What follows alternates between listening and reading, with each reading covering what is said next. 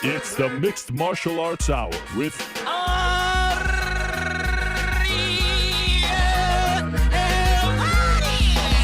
The Mixed Martial Arts Hour is back in your life on this Monday, November 28th, 2022. Hello again, everyone. I sure hope you're doing well. Hope you had a lovely Thanksgiving weekend if you celebrate such a holiday here in the United States. Hope you had a lovely weekend. If you don't, a lot has happened, my friends, since we last spoke. Oh my gosh, so much has happened. I mean, seconds after we said goodbye on Wednesday, things started to happen. And when I walked out of this studio Wednesday evening, things were happening. And a lot has happened in the days afterwards. So we've got a lot to talk about on today's show. We've got a super stacked show. I mean, it's CSO Monday here on the MMA Hour. CSO, champ shit only. You familiar with that term? Courtesy of the great Tony Ferguson. We've got 5 very esteemed guests, big names, 4 of them current champions, 1 potential future champion in just a couple of weeks' time. What a story that is. So we got a lot to talk about with a lot of interesting people, a lot of big-time names, one of our best lineups to date. And I know we say that often, but I think this is actually accurate. And we've got 3 in-studio guests today. So there's a lot going on this Monday, this final Monday in November for us here in the year 2022. As always, we are brought to you by our good friends over at DraftKings Sportsbook. Yes, they are the official sports betting partner of not only the UFC, but most importantly, this program. So do us a favor and download the DraftKings Sportsbook app today. Please use code THEMMAHour. Very important, because that's how they know we sent you. The MMA Hour.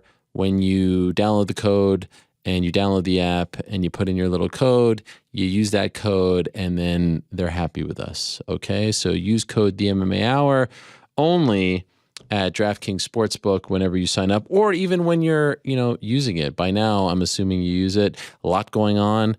Big UFC event in Orlando, Florida this Saturday. We've got the World Cup, of course. We've got the NFL in full swing, NBA, and a lot going on. Now, speaking of which, a lot of people have been asking me if my good friend GC has apologized yet for the Jersey incident of 2022. I'm happy to announce to the world that he has yet to apologize. So, in case you were wondering if I got an apology, what happened in that game? Here's the question: what happened in that game? Is the Jersey curse alive and well? Because Belgium won. Yeah, but the guy you were wearing didn't play. And then they lost their next game. And then we could go one step further, because you were hanging your hat on the fact that the Jersey curse wasn't a real thing. It was just a T-shirt curse, right? Correct. Which Bills player do you own a jersey of? Wow. I mean, it's going just that low. I mean, there's low. I mean, here's what I'll say. Belgium won that game. I didn't wear my Belgium jersey for the next game. They lose. The Bills jersey is back, where 2 wins in a row, wearing the jersey for both wins. But what about the player? The jersey's what, 3-0? Okay, so I bless the team, curse the player. It's just a lot. A lot of math going on here. There's a lot of people just asking me, like, hey, behind the scenes, did he say sorry? No, he didn't say sorry. And of course, by now, Canada no longer a factor. Although we're going to get our 3 points on Thursday, so we'll finish strong. A lot of emotion. A lot of people, reaching out. Appreciate all of you. We got our goal, so that was nice. But alas, not meant to be. Very proud, though. 2026, here we come.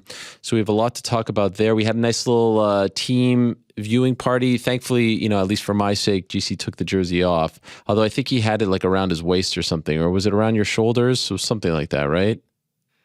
It was completely off. It was very bourgeois. And, we were all... The Helwani parlay hit. The Helwani parlay hit in dramatic fashion with the Bills covering the -2.5 by a half point. Oh my, yes, Thursday. Thursday was stressful. When I told you on Thursday that the parlay hit, and you're like, yeah, but Canada lost. Why do I care? Well, it's really nice. I mean, it's not all about bets. It's about pride. It's about patriotism. Nevertheless, we will talk a little bit about all of that. I have to tell you who's going to be on today's program. And we have to talk to the guys about their massive weekend out on the town. Friday night, PFL Championship. They were there at the Hulu Theater in the heart of Manhattan, New York City. And what an event it was. I'm not sure how many people actually saw it or bought it legally. But if you did, dare I say you got your money's worth.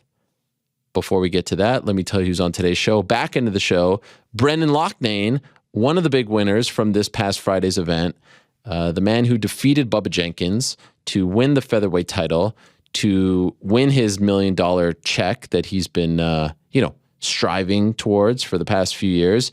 He's going to be joining us in studio. He's still in New York City. How about that? Prior to that, we're going to be joined by Larissa Pacheco, who defeated, wait for it, Kayla Harrison, the previously undefeated 15-0 two-time Olympic gold medalist who rolled right through Larissa twice before. She pulled off the upset to end all upsets. Totally fine with the judges' scorecards. I had it 48-47. Larissa went back to the drawing board, trained in Atlanta for this fight with the great team over there, the American top team in Atlanta, Jucao and the Lima brothers, and she pulled it off. Wow. What a huge upset. Well, anyway, she'll be joining us in studio as well. Larissa Pacheco in studio, the brand new millionaire, sort of. There's taxes, there's this and that, but, it's a nice little story. Prior to that, we'll be joined by Jan Blachowicz, who we found out as we were exiting this studio on Wednesday. He's now fighting for the light heavyweight title at UFC 282 against Magomed Ankalaev. Yes, it's not going to be Glover Teixeira versus Yuri Prochazka 2 or Yuri Prochazka versus Glover Teixeira 2 if you go with the champion first, A side. That fight is off. Yuri Prochazka severely injured his shoulder. He can't fight. He needs surgery. He's actually in LA today seeing a specialist, I'm told. They offered Glover Magomed Ankalaev, said not enough time. Let me do it in Rio. They said no. Let me get Jan. They said no. So they're going with Jan versus Magomed Ankalaev for the belt, headlining a pay-per-view in less than 2 weeks' time. Anyway, we'll talk to Jan about this, who found out upon landing in Las Vegas. He was in the air on Wednesday, and I texted him probably at around 4 Eastern. He wrote me back at around 10 p.m. Eastern saying, I just landed from Poland to Las Vegas. He went from Poland to Las Vegas. He was in the air, didn't have the Wi-Fi on the plane. Imagine that. Imagine what his phone looked like when he landed on Wednesday evening. Oh, by the way, you're getting a title shot. Now, does this bring up questions about, negotiations and just plopping a title fight in someone's lap and they don't get to, yeah, sure. Maybe he has a deal. He fights for the belt. You get crazy stuff. Anyway, we'll talk to Jan about all this. And I have some thoughts about this as well that I'll share in this first hour. Prior to that, we'll be joined by Alex Pereira. You may have heard of Alex Pereira. He is the brand new UFC middleweight champion, Poatan. He's going to be joining us in studio. 3 in studio gets, 2 from Brazil. Did Brazil just win, by the way? 1-0? Yep, it's final. Wow. Big win for Brazil. So it's a big day for Los Brasileiros, maybe? Something like that. Parabéns. We've got Poatan, Alex Pereira, at around 2:30. We've got Larissa Pacheco at around 3:45, and then we've got Brendan Loughnane in studio, all in studio. And then prior to Alex Pereira, some guy named Tyson Fury, the Gypsy King, who is returning to action this Saturday, December 3rd, at Tottenham Hotspur Stadium, going up against Derek Chisora for the 3rd time, a much maligned fight, a fight that no one really saw coming. We thought it was going to be Usyk, maybe AJ. Well, we're getting Chisora 3. Anyway, it's always exciting when you get to talk to the lineal heavyweight champion of the world. He'll be joining us at around 2 o'clock. So stay tuned for that. Lots to get to, lots to discuss, a lot of big names, and it's always very exciting when we have in-studio guests, and this time we have 3. So how about that? Now, I need to talk to the guys about a whole host of things. They were at the PFL. I wasn't.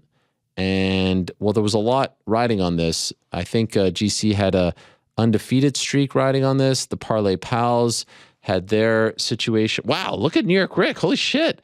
You look fantastic. You look very groomed. Thank you. Wow, this is something else. Would you get a little cleanup job?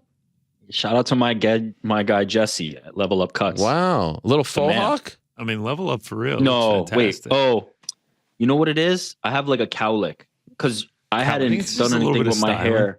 By the way, you don't have to So- make up some excuse for it. It's just It looks nice. It's nice. It's a look. No, it but looks that's not great. intentional. Believe me. That's You not look like one of intentional. those soccer It players looks that very I'm watching. intentional. I was going to say, he does look like a soccer player. I can't believe you've been sitting on this entire time I've It's a known. great look, by the way. That Jesse, guy. the man, I feel MMA like fan, big MMA fan. He fixed. Oh, did he know who you were? He knows the show. He wasn't quite. Close enough. But listen, he was going to PFL that night. Like this man, this Wow. man's a big MMA fan. Man, this is in the suburbs? Massapequa.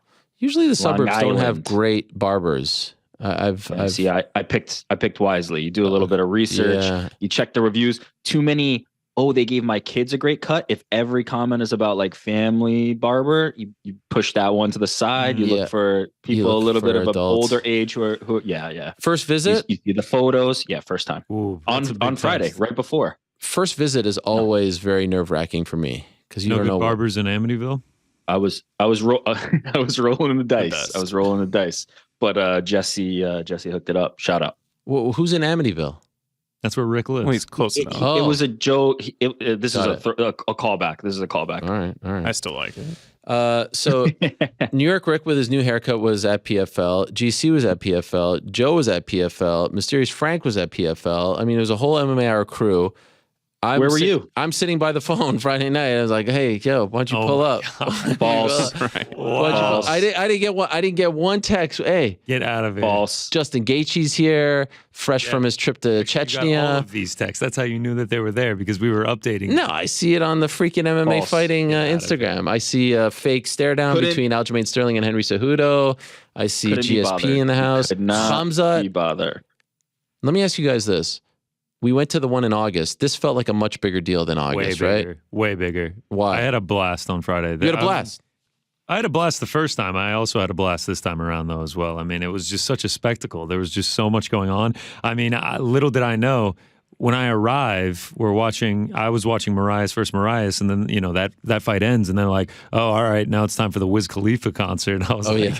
Wiz Khalifa's doing a concert? It was like a halftime show before the main card, and I mean, there was just celebrities everywhere. There were TikTok influencers doing their TikTok dances. I mean, it was just like, it feels like you're in like a Miami club. Like it was crazy. So good show, good time. Oh, it was a great time. The fights were pretty good too. I feel like the only, celebrity that we had in attendance when we went in August was Liver King. Yeah. And Hawani, right? Well, I mean, the GSP was running around. Hamzat walked right behind us. I was just like, yo. say what's up? Yeah, I was like, you're the man. And he like gave me a head nod. All right. Couldn't be bothered. He had the bucket hat very low. that's right, that's right. He was darting to the And end. where were you guys sitting? Like second row? Oh. One level off the floor. If you've ever been to Hulu Theater, there's Were you those all together? 2 rows of seats. Yeah, all of us together. The whole crew Fantastic together? Tickets, yeah. Wow. Fantastic tickets. And Yeah, what'd you shout out to think? the PFL for making that happen. What'd you think, New York Rick? Oh, awesome show. I was gonna say Hulu Theater, just it's a perfect venue. It really is for an event like that. It really is a perfect venue. Great experience. The fights delivered. The celebrities were out. There were lots of fans rooting for individual fighters. You could see the individual camps, right? Right. Like Ante Dalia comes out, the Croatian flags pop out. Larissa comes out. All of a sudden, the Brazilian flags come out. OAM, the Canadian contingent, Saw some Quebec Brendan. flags, yeah. from people from Manchester getting rowdy. So it was a perfect mixture. They had some sort of like strategy too, where they would either bring family or like close friends to like the very front row for when they were fighting. Like That's smart. when Delia fought, like all these Croatian people came down. Like Sadi Busai's family was chanting his name, and they were like in the front row. Do you think there were plans? They're just like, okay, now you guys lift up No, the Swedish no, flag. I think it was like No. his family. Okay. I'll say it felt big on TV. It felt like there was a buzz. It felt important. It felt special. And, we have this constant debate about who's number two. Just with all due respect, like Bellator hasn't had an event that felt like that, where it felt like there were stakes. Here's the thing. The guys who are fighting and the women who are fighting you could tell with the emotion on their face when they win, when they get the check, when they get the belt, and they all put over the belt as being more important than the check, which is total hogwash. Of course, the check is why they're so emotional. It's like the biggest thing, but I appreciate them saying it. That in itself puts over, like, you'll never see someone have that kind of emotion on any other card than a UFC card, right? And so the whole thing when you're watching it is like, I will be the first to say, I remember doing Ariel and the Bad Guy with Chael when PFL was like really coming into its own and had the deal with ESPN. And I was so against the format. I was so against everything. I was against the $1 million because I thought that they'd run out of money very quickly. I didn't like the fact that, the format was the big sell as opposed to the fighters or the matchups. I couldn't have been more negative. And I'm here to say that I was wrong. I was wrong. This is their hook. This is what separates them. They can make it even bigger, and we'll get into that in a moment. But I thought that this was an A+ home run night. Now, I don't know about the business decision to go pay-per-view. I did the poll Friday. It was a complete disaster. I think it was 92% no. Now, someone explained to me, like, well, look, if we would have put it on free TV, we don't get anything off of that. So it's all gravy. If that's the case, then great. I still don't think they're at a position where they could do pay-per-view. But watching it from home, and the way they did the broadcast, and 6 title fights could be a disaster. It wasn't. I thought everything. I think their broadcast team is on point. I think adding Hardy is tremendous. It flowed pretty smoothly. Like, I thought that was a great night for the PFL and gives them a lot of momentum going into 2023. And it sounds like it translated in person. The production value of the production value of the show is very high. Like, I love how everything was specialized to the championships. Everything was like golded out, and it really did just kind of like feel bigger. It was kind of cool. Like all the champions, I guess, hung around for like the picture after the show and everything. And like Rob Wilkinson, like he was one of the first to go, and then he watched the rest of the fights up in like some Bud Light corner. So he was like up on a balcony with his belt and everything, and you could just see how elated he was. I mean, it was cool. It was a really fun time being there. Now, wouldn't this have been the perfect event to be the business card for the PFL? Wouldn't this have been the perfect event to be on ESPN or ESPN Plus or both, and been the one that fans get to watch, take a chance on the PFL, right? You don't have to commit the $50 on pay-per-view to be your first experience. And then you get to see all these fighters that you may not know the names for, and see the genuine emotion, and see the fan support, and see how huge it felt, and see all the top MMA stars in the audience, and then go, you know what, I'm going to give this a shot next time.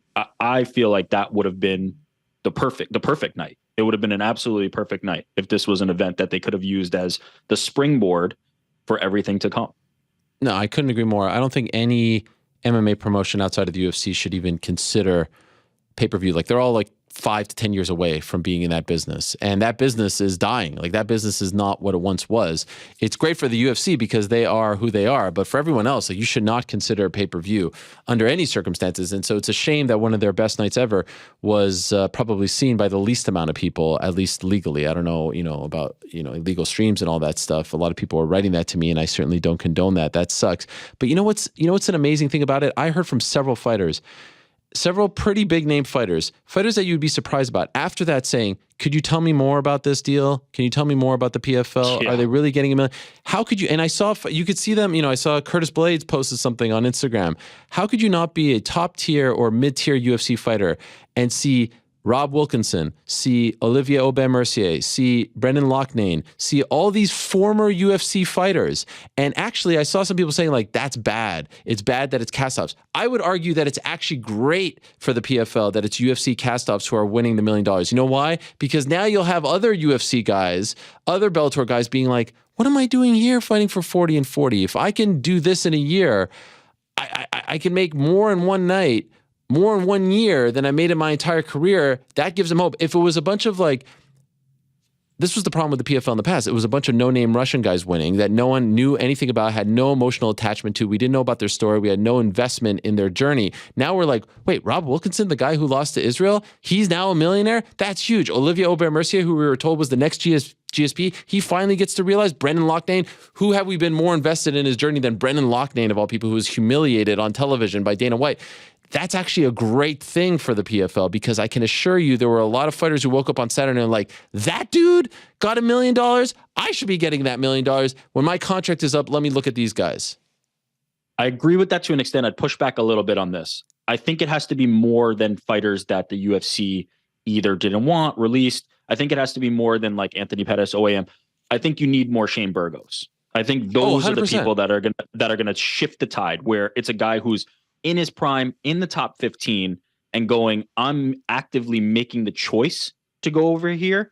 And then I think you will see a lot more fighters who are in that, like, let's call it 7 to 15 range. Maybe they've been there for a bit and aren't really making that progress that they need toward a UFC title. Why not go to the PFL? Those are the fighters that should be taking every opportunity to look at other options. And this option is a great one for a fighter like that. Come into this tournament, take your shot, and potentially earn $1 million. And now we're seeing, as you said, fighters with names that are slightly more recognizable do it. And I think it also buoys kind of the other fighters whose names you might not know, who are also going to win titles. Like Ante D'Elia, right? He's not like a household name. He's not somebody who only watches UFC or Bellator or whatever promotion previously would know necessarily. But now, because you're tuning in for Anthony Pettis or Marlon Moraes or Kayla Harrison or all these other fighters, now you're seeing somebody's story come to life, somebody that you might not have been able to see previously. And now you can be a fan and follow them too. So I think it's that mix, but I also think most important is going to be fighters like Shane Burgos and people in that range in UFC rankings coming over and potentially shifting the momentum for PFL.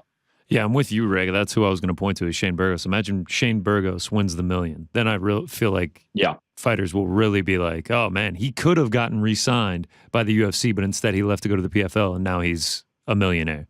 Especially like if he wins the $1 million and it's not a huge path of resistance on the way there, I mean, I imagine a lot of UFC fighters would look at that with interest. But it will be, right? Because every single one of them afterwards is like, this is the toughest thing. They're not only putting over the money, they're putting over the format as well. And so they're making the climb to the top feel important.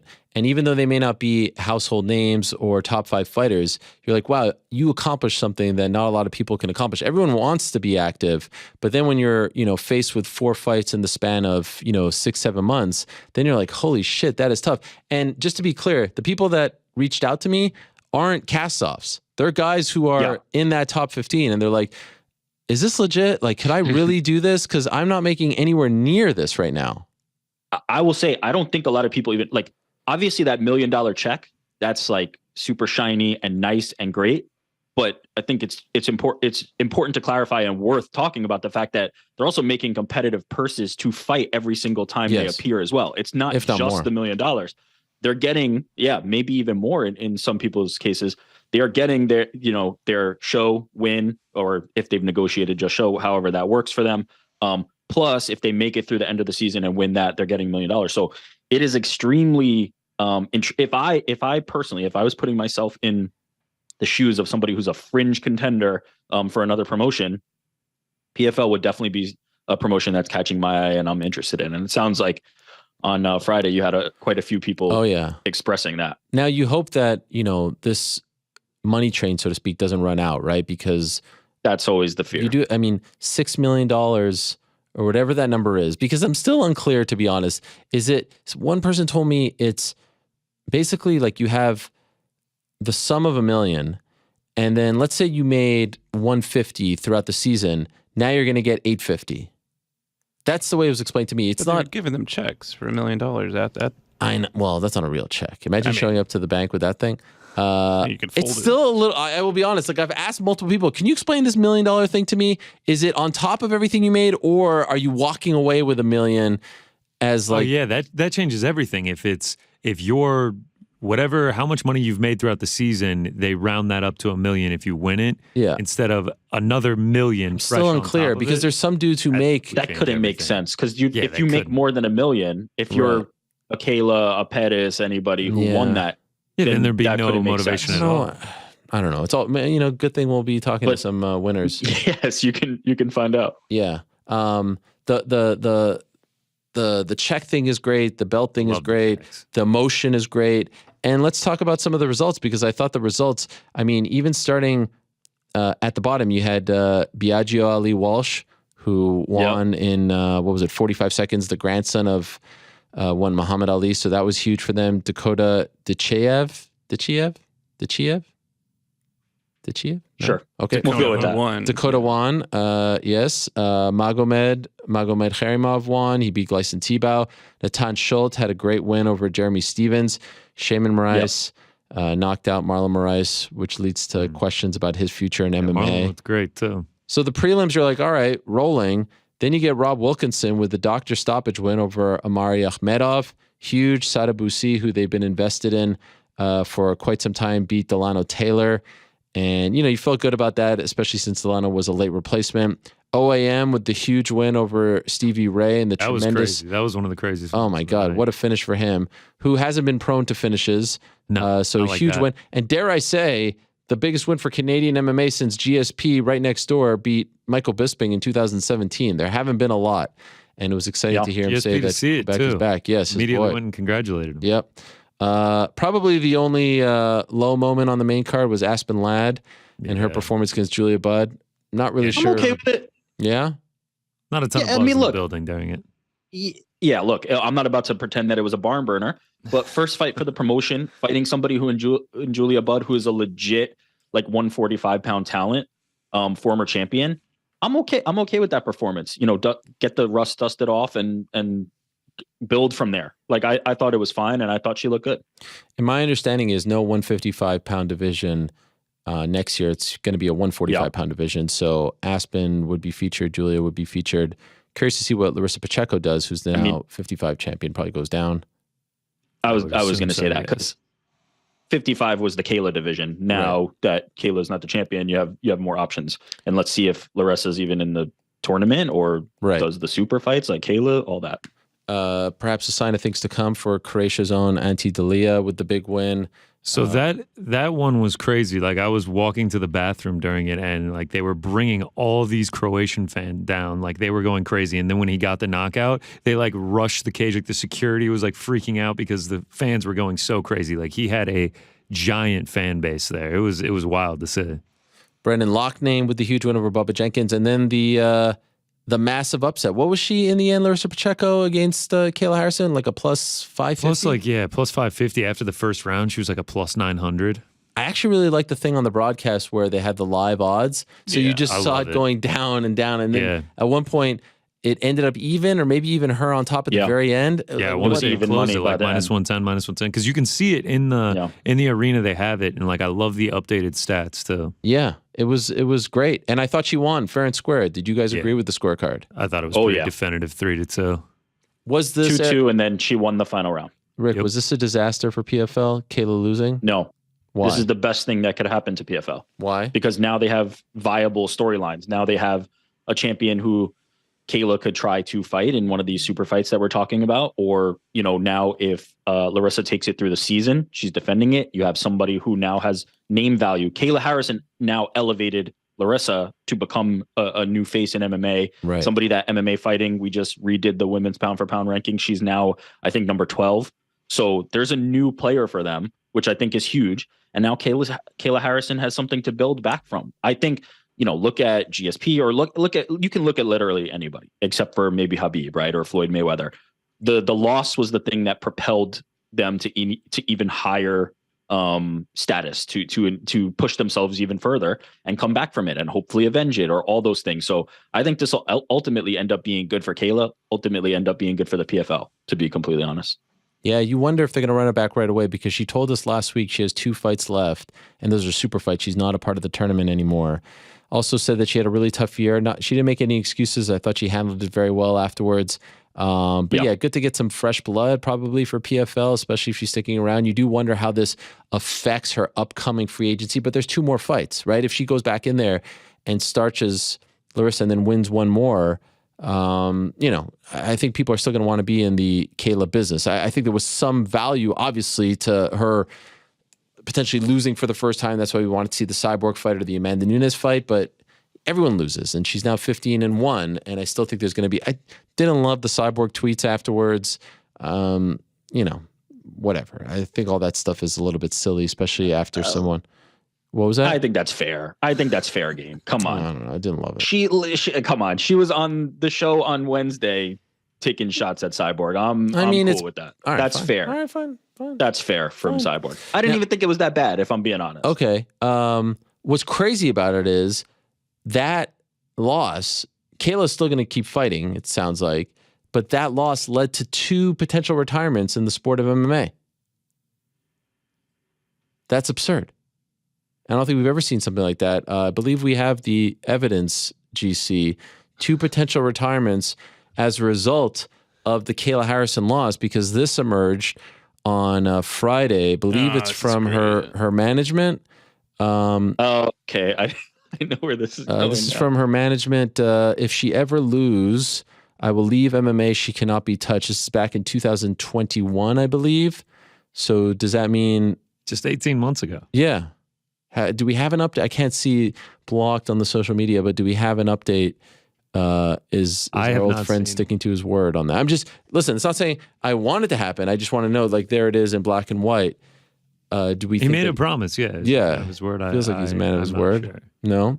All right, so that's TBD. Someone getting on that. I'm sure one of his many video interviews over the next week or so on the YouTube accounts will pop up, and we'll have an update on that. I'm sure everyone will be asking him about that. And then I think we have another potential retirement as a result. Tell us about this, GC. I don't think it's a potential. I mean, the statement was made. Obviously, the Parlay Pals, we did a parlay for the PFL, and one of the pals did choose Kayla Harrison, and they were really shook up.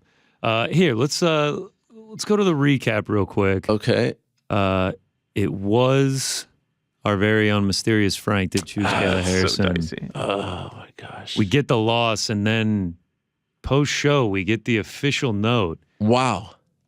Just in plain English. I don't know. There's no way to take PP could this. stand for anything. I retired from PP. This happened just moments after the Kayla Harrison. Wow. Did you get this text, Rick? Were you on this? Everyone received it. Okay, I just was wanted to make sure this wasn't doctored. Frank, did you write this text? Group? I don't remember writing that. Okay.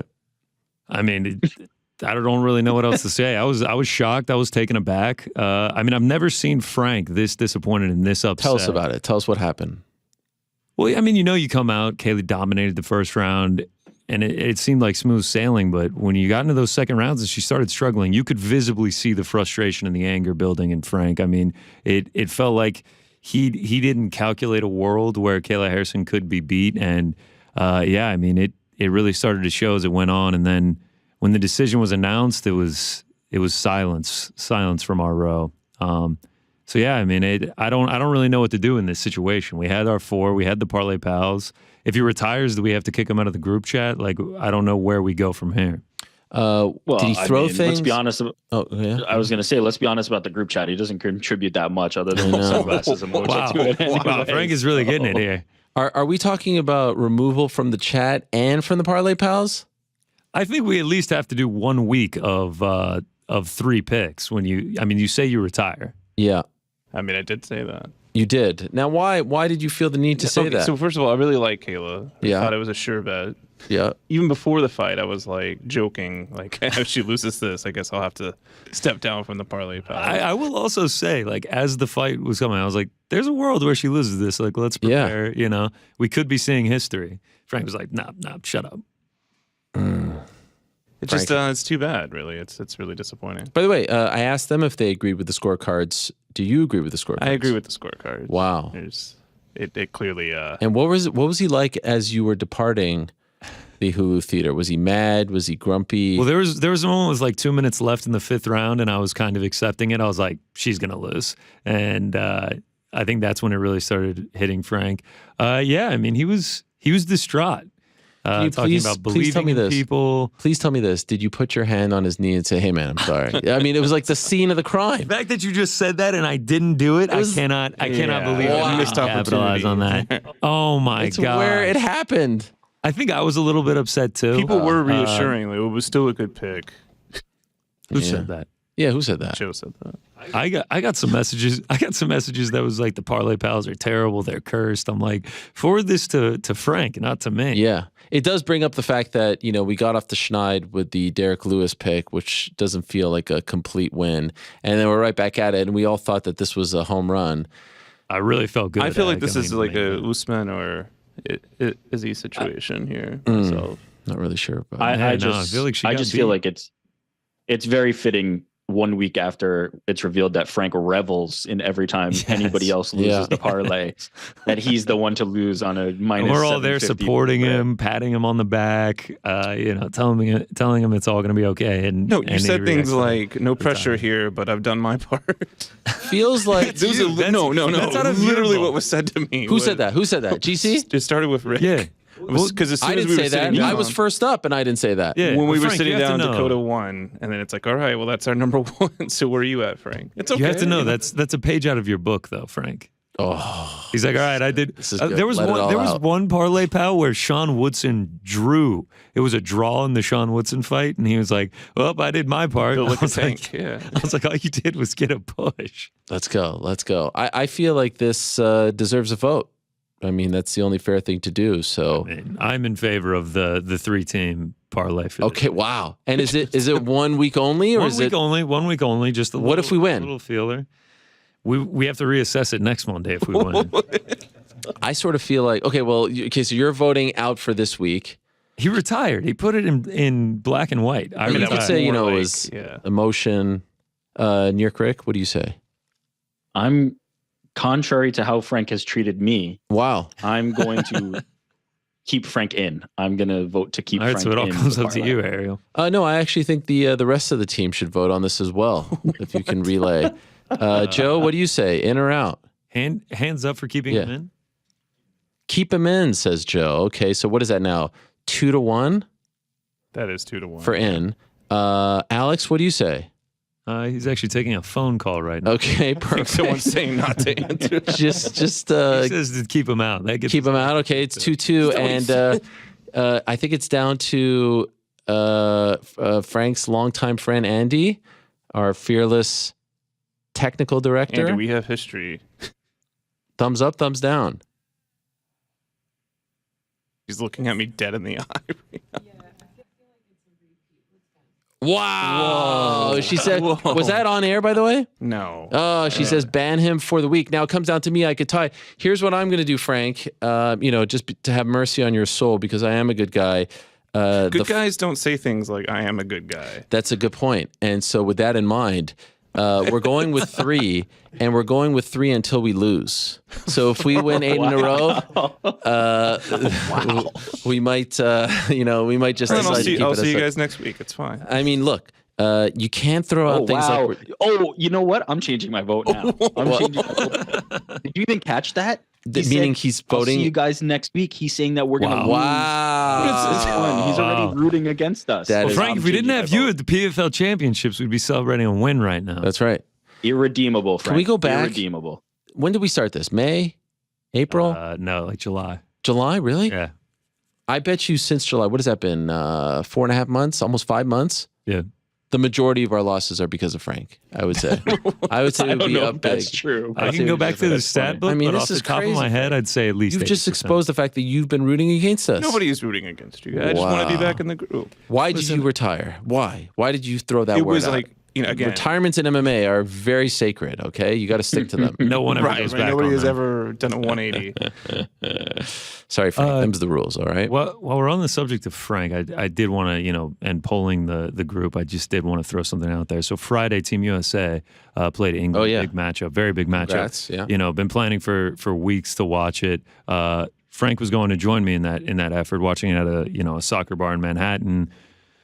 We had plans all week. I hosted Smithfield's? it was actually Wait, capacity. no, he changed the venue Okay. on me. All right. Yeah, quite a few bars were at capacity. Host him, very kindly host him at my house for Thanksgiving. Last words he says out the door, I'll see you tomorrow for USA England. I'm like, cool. Friday morning, I check in. I give him are you 100% in for USA England? He responds, yes. I set off on my merry way up into Manhattan. About halfway there, I get a text, and Frank has bailed. Wow. On me. Yeah, really no explanation other than he won't be there, which is okay. I get plans change. I called him Frankie Flakes because, lately he has been flaking a little bit. Today he tells me that's not flaking because he gave me like an hour's notice. I was blown away by have an this hour. theory. First of all, what was your excuse? You didn't even give an excuse? An hour out it was deserves to play an excuse. Metroid Prime. What? Yeah, he wanted to play a video game. You're kidding. I mean, it was partially. By the way, if you would have started the show with this, I would have had no issues whatsoever with the ban. This you should be didn't a even lifetime pause ban. for a second. You were like waiting for this moment. The flaking thing, that saying that isn't flaking, I was almost offended. Why did you bail? Flaking is when you just don't show up. No, that is the definition of flaking. Giving 100% yes, you'll be there, and then just a mere 90 minutes later, you're out. I mean, How could you do this? Things changed. Was it really to play a video game? Yeah. Partially, yeah. Wow. Did you feel bad? I mean, no. I think. he had- Wow. I think it's totally fine. Wait, and you hosted him for I Thanksgiving? apologized. I yeah, apologized yeah. in the text. Did you cook for him? Yes. You legit cooked? He cooked. He was Yes. sweating Turkey? and everything. Oh, yes. Holy Turkey, shit, mac Frank. and cheese Wait, stuffing. didn't you guys go to the To Macy's be honest, I was a little parade? sick Yeah. to my stomach. Yeah. Did you go with him? But he's maybe related. Oh, yeah. Wait, so Yeah. you were together Thursday morning, then you went your separate ways, and then you were going to reconvene? No. We were together Thursday morning, and then he was at my house the entire day. Oh, Friday was the game, right? Yeah, and that's then right. Friday, the game. Wow. Stuck in the bathroom. Oh. Feeling sick. These are lies. He's blaming your I'm cuisine. not. I'm just saying. These are just the biggest lies I've ever heard. Wow. Were you pissed off? On Friday? Yeah. That he bailed. No, not really. Was it just you two going?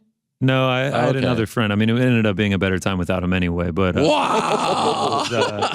it was the saying that he didn't flake that got me. That borderline triggered me. I was just like, you didn't flake. Like you did the definition of flanking. I actually So, looked up what the a weekend. definition, and the internet agrees. That with is you. 1,000% a flake. Oh, yeah. I feel like by the end of this, Frank is going to be voted off the show. Like, I mean, honestly, No, we need yeah. to bring in some sort of survivorship here. Holy Frankie smokes, Flakes Frank. living up to his name. Wow. What a weekend for you. How was the parade? That was fantastic. Better than I expected, honestly. What can you see, though? Because there's always like that middle part where they have the dancing, but like you They actually don't do that in front of you. They just keep going. keep it rolling. Yeah. It was floats it. worth standing outside for all that time. I don't know if I'd do it again, but I'm glad that I did it. Frank? Easy in, easy out. Yeah, I had a lot more fun than I thought I would. Did you drink? No. Good. It was like 7 a.m. I thought maybe you'd do it to keep I warm. mean, I had a Red Bull. Nah, that's okay. I was trying to look for you guys, but I couldn't see you guys. Tried to look for Yeah, you we're on right by the balloons. Thursday, right? Looked for you on Friday. Because I mean, I felt like I was like looking at you guys through a window, just being like, hey, Killishaw saw us on Friday. who's that? Oh, yeah, that's right. Right. It's someone else who was voted off. Yeah, well, these things happen. We did get in the back of the broadcast a couple times Which? of the PFL one. You did? Oh, yeah. Oh, wow. I posted on my Twitter, we were like behind Celebrity Row. And it gave me, kind of PTSD from the Bellator show because it was a big, bright light. I was Oh, just no. like, what is this again? But they, Are you guys going to Sabatello's Thoughts? I don't know. Tough ask. Why? TBD. Rick's going, right? Connecticut. I plan to. I would like to, yes. Wow, that's a big one. Well, I feel like the pressure's on Bellator. Honestly, I feel like PFL has momentum. When you have other fighters posting on their social media, I want that. That's a big thing. Now, what does it all translate into? Are they making the right moves? Are they signing the right people? Are they paying the right amounts? But they've got some momentum. And I don't think a lot of people saw this coming, right? Like World Series of Fighting was just kind of a thing floating in the air. They had a lot of baggage. There's still some questions surrounding PFL and what's going on behind the scenes. But from the outside looking in, I would say that was a really big night for them. And Tyson Chartier, who's the head coach for the New England Cartel, posted this on his Twitter, which I thought was great. I enjoyed this year's PFL season a lot. For next season, I'd love it even more if they added the following. Add more weight classes / divisions. Stagger each division's start date so that you can have tournaments going year round. Not bad, because it is important to know, like, they're not going to have another event until April, so they will lose. Well, they'll have their challenger things, but those are a little bit different. They'll lose a little bit of momentum. This way, he says, each division will get an off season, but the fans will get content year round. Allow elbows. A lot of people were saying that, at least in the playoffs. Hard to argue with that. Have more showcase fights. Hard to argue with that. The prelims were all showcase fights, and they were good. Number 5 is the one I love the most. Have some sort of lottery or draft to determine regular season matchups. This adds transparency and excitement to the process. You can have it on ESPN Plus. You can totally rip off Champions League, World Cup, all that stuff. You have the little cup thingies and they open them up and there's the little piece of paper and you're like, all right, we're going to do the lightweight division now. And it's completely, and so it's like, oh my God, featherweights, week 1, Shane Burgos versus Brendan Loughnane. That's going to be sick. Because they love to tout the fact that no matchmakers, but you are matchmaking the initial matchups and the regular season, how, they flow. Here, you leave it completely up to, a draft lottery. You can make that into a show, into content. I love that idea. I like that too. Literally Love get rid everything. of the matchmakers. Yeah. Love everything but number one. Just don't need more divisions. That's a good Not point. necessary. No, Like we've got flyweight. enough $1 million belts. Like it's going to be too tough to make those divisions. Like don't need that. My favorite is number 2, spreading the seasons out or each individual weight class out over the course of a year. Right. It's brilliant. Just year-round content. Now, Yeah. they might not be able to do that. It might be a logistics thing, right? It might be that they need everybody to be on kind of a similar timeline so that they can, like, it might be a scheduling issue more so than a not wanting to do it issue. But if they can pull that off, if they can make the logistics work, that is brilliant. I love that. I guess you would technically lose like the big night of 6 championships, though. No, I like this. I like this better. I like You're the big saying night. like one oh you're saying you like the big night better. Yeah, than I agree like, with Eric. I don't think you need to stagger. Maybe you just spread it out a little bit, but I do like that it culminates in one big night. But you know what? Maybe I you love spread the it out. culmination, especially that it was in New York. Yeah. No, it's a great thing that they have going, and I'm curious to see if they add.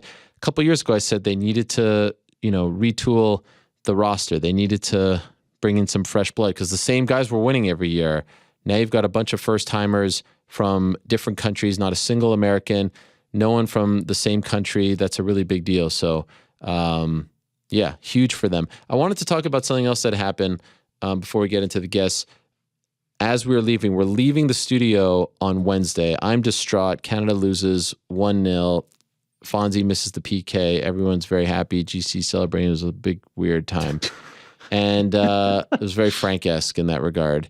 And we get word in a very sort of vague tweet from Kevin Aioli that the 282 main event is off. We're not getting Yuri versus Glover 2. We're now getting Magomed Ankalaev versus Jan Blachowicz. We're like, what the fuck? What is going on here? Well, do a little digging. And what happened was Yuri got injured, tried to fight through it, was told, absolutely not. You can ruin your career forever. You're going to need surgery. He's going to be out for quite some time, more than a year, vacates the title. UFC calls Glover Teixeira on Wednesday and says, all right, it's you versus Magomed. He said he needed a little more time because it's a completely different opponent. How about Jan? They say no to Jan. They say, you got to fight Magomed on December 10th or you're out. He said, what about in Brazil in January? They said no. He said, all right, I guess I'm out. And then they go with Magomed versus Jan, which was supposed to happen on the card as a sort of number one contender fight. And now it's for the vacant title. And I got to say, like, I spoke to Glover on the way home. He was upset. And you saw the comments, you saw the posts. Guilherme Cruz, our own Brazilian beast, spoke to him. Like, this has been the company guy of all company guys, right? And he, I think it's very fair to say, felt disrespected by this. Now, I can understand why the UFC felt like they needed a title fight on that card. They had nothing else, right? There's no other title fight on that card. So I get that their backs were against the wall. Crappy situation. I totally understand why they needed a title fight. Don't get me wrong. And I totally understand why Glover was like, I don't like this matchup. Here's the part that I don't understand about this whole scenario that I can't quite wrap my head around. Why didn't they just do Jan versus Glover 2 as the main event on December 10th? It's a bigger fight than Jan versus Magomed. With all due respect to Magomed, not the name that Glover is, doesn't have the fanfare, doesn't have the resume, doesn't have the history, doesn't have all that stuff. It's a rematch, sellable fight. The first one was interesting. You could talk about how Jan was off and all that stuff, lost, shocking fashion, all that stuff. Great. And the winner fights Yuri, and Yuri has a history with both of them now. I just don't understand why they were so adamant to have Magomed Ankalaev in this main event when Glover's the bigger name and has the history with Jan, and it's right there for you, and he was willing to do it. Does anyone have any good reason as to why they went in this direction? Because not only did you disrespect the guy, he feels disrespected, and he's never felt this way. You seemingly picked the lesser big fight. The only thing that I can think of is like what you said, is that they were like desperate to have a title fight on this one, and Glover wouldn't agree to the terms of December 10th. But he said yes to Jan. He did. Oh, my fault then. Yes, he said, I'll take Jan on December 10th. December 10th. Okay. And they said no. It had to be Magomed. It had to be Magomed. What he then told me was they said Jan was too old to be put in that spot. And his response was, I'm older than him. Yeah. Yeah, I have nothing then. I'm sorry. I guess what, if you read the tea leaves, there could be something to the fact that they're saying at least one of the participants, right, has to be a young potential champion that we can build off, right? That, I guess that would be what they're essentially trying to say, or what he's saying they're trying to say, to be very clear. But I do not get it. I do not understand it. I do not get it. It's an assumption to a certain degree that he will win, right? If that's the intention, to keep him in the fight. And I don't understand it. And I'll be honest, though, I'm more confused about Yuri dropping the belt. That doesn't make sense to me. And Why? is Glover just going to get the winner of this fight? I mean, who the hell knows? TBD. What if it's an incredible fight and they're going to run that one back? Or what if it ends in a Or draw? Yuri. Like, there's no guarantees in this game. Plus, he's getting up there. Give the guy his final crack at the belt. You gave it to him. 100%. By the way, don't forget, Jan beat Alexander Rakic as sort of, I don't know, unfulfilling, unceremonious as it was. He did beat him, and that was being billed at the time as a somewhat number one contender fight, if you recall. Yep. Then it ends the way in which it ends. Then Glover loses the belt, right? But it's an incredible fight. Then there was some talk, are they going to give it to Jan, right? They had that moment. Then there was the Magomed fight, and I was like, all right, fine. And it seemed like it went down to Jan and Glover. They go with Glover, but Jan already had that win, which everyone thought could have been enough. Why not just do those two guys together? I don't get it. It seems like an endorsement for Magomed. Unsure why. Again, to your point, I don't think it makes much sense. But yeah. You just I said don't something. You said and I asked you why. Now I don't remember what you said. Yuri, I said that's the most baffling why? thing to me. Why? Well, what is the Why not do would an you interim? vacate the title? Yeah, hold your belt the same way Francis has been out and hold his belt. There's no weird. incentive to do that. The whole thing is weird. The UFC claims it's like the most serious shoulder injury they've ever seen. Sure, I get he's it. gonna be out for Francis however long. Ngannou's knee was completely blown out, and he's sitting on the sidelines with the real gold. Like, Also, he's about to become a free agent. You could have stripped him a long time ago. Yeah. And Makes like, what no if sense to me. If he were to fight in March, that'd be 14 months off. So that'd be Now, to be giving clear- you until next January. Yeah, it's Yuri made a statement about it, saying, out of respect and these things, but like financially, that doesn't really track. It could never be me. How about I'll say it that way? Could never be me. I'm holding that belt for as long as I possibly can. Doesn't make sense. The whole thing is very bizarre to me. Whole thing is very bizarre. Yeah. Why did you want to do Magomed versus Jan so badly? Why didn't you just do Glover versus Jan? And then, are you going to give Glover the shot? By the way, I guess Yuri's going to be out for a while, so Glover gets it first. But what if Yuri? I don't know. Maybe. You know what maybe I not. mean? That means Is this the way Glover's career ends? That doesn't seem very fair. That would I be hope incredibly sad. And then I think what's going to happen is that the winner of this gets Glover in Maybe. who knows when. in the fall. Oh, sorry, in the spring or something. Yeah. I just don't understand. There's a lot of time for things to happen before then, right? That is very true. There's some big time other fights that are happening that there's a lot of time where I can see a scenario where Glover gets shoved out of this, Yeah. not rightfully. So yeah, there's a lot to be played out. You here, bring but up a good yeah, point about Yuri, because Yuri last fought mid-June, so that's 5.5 months ago. Why the rush? Unless they know for sure he's going to be out for a year.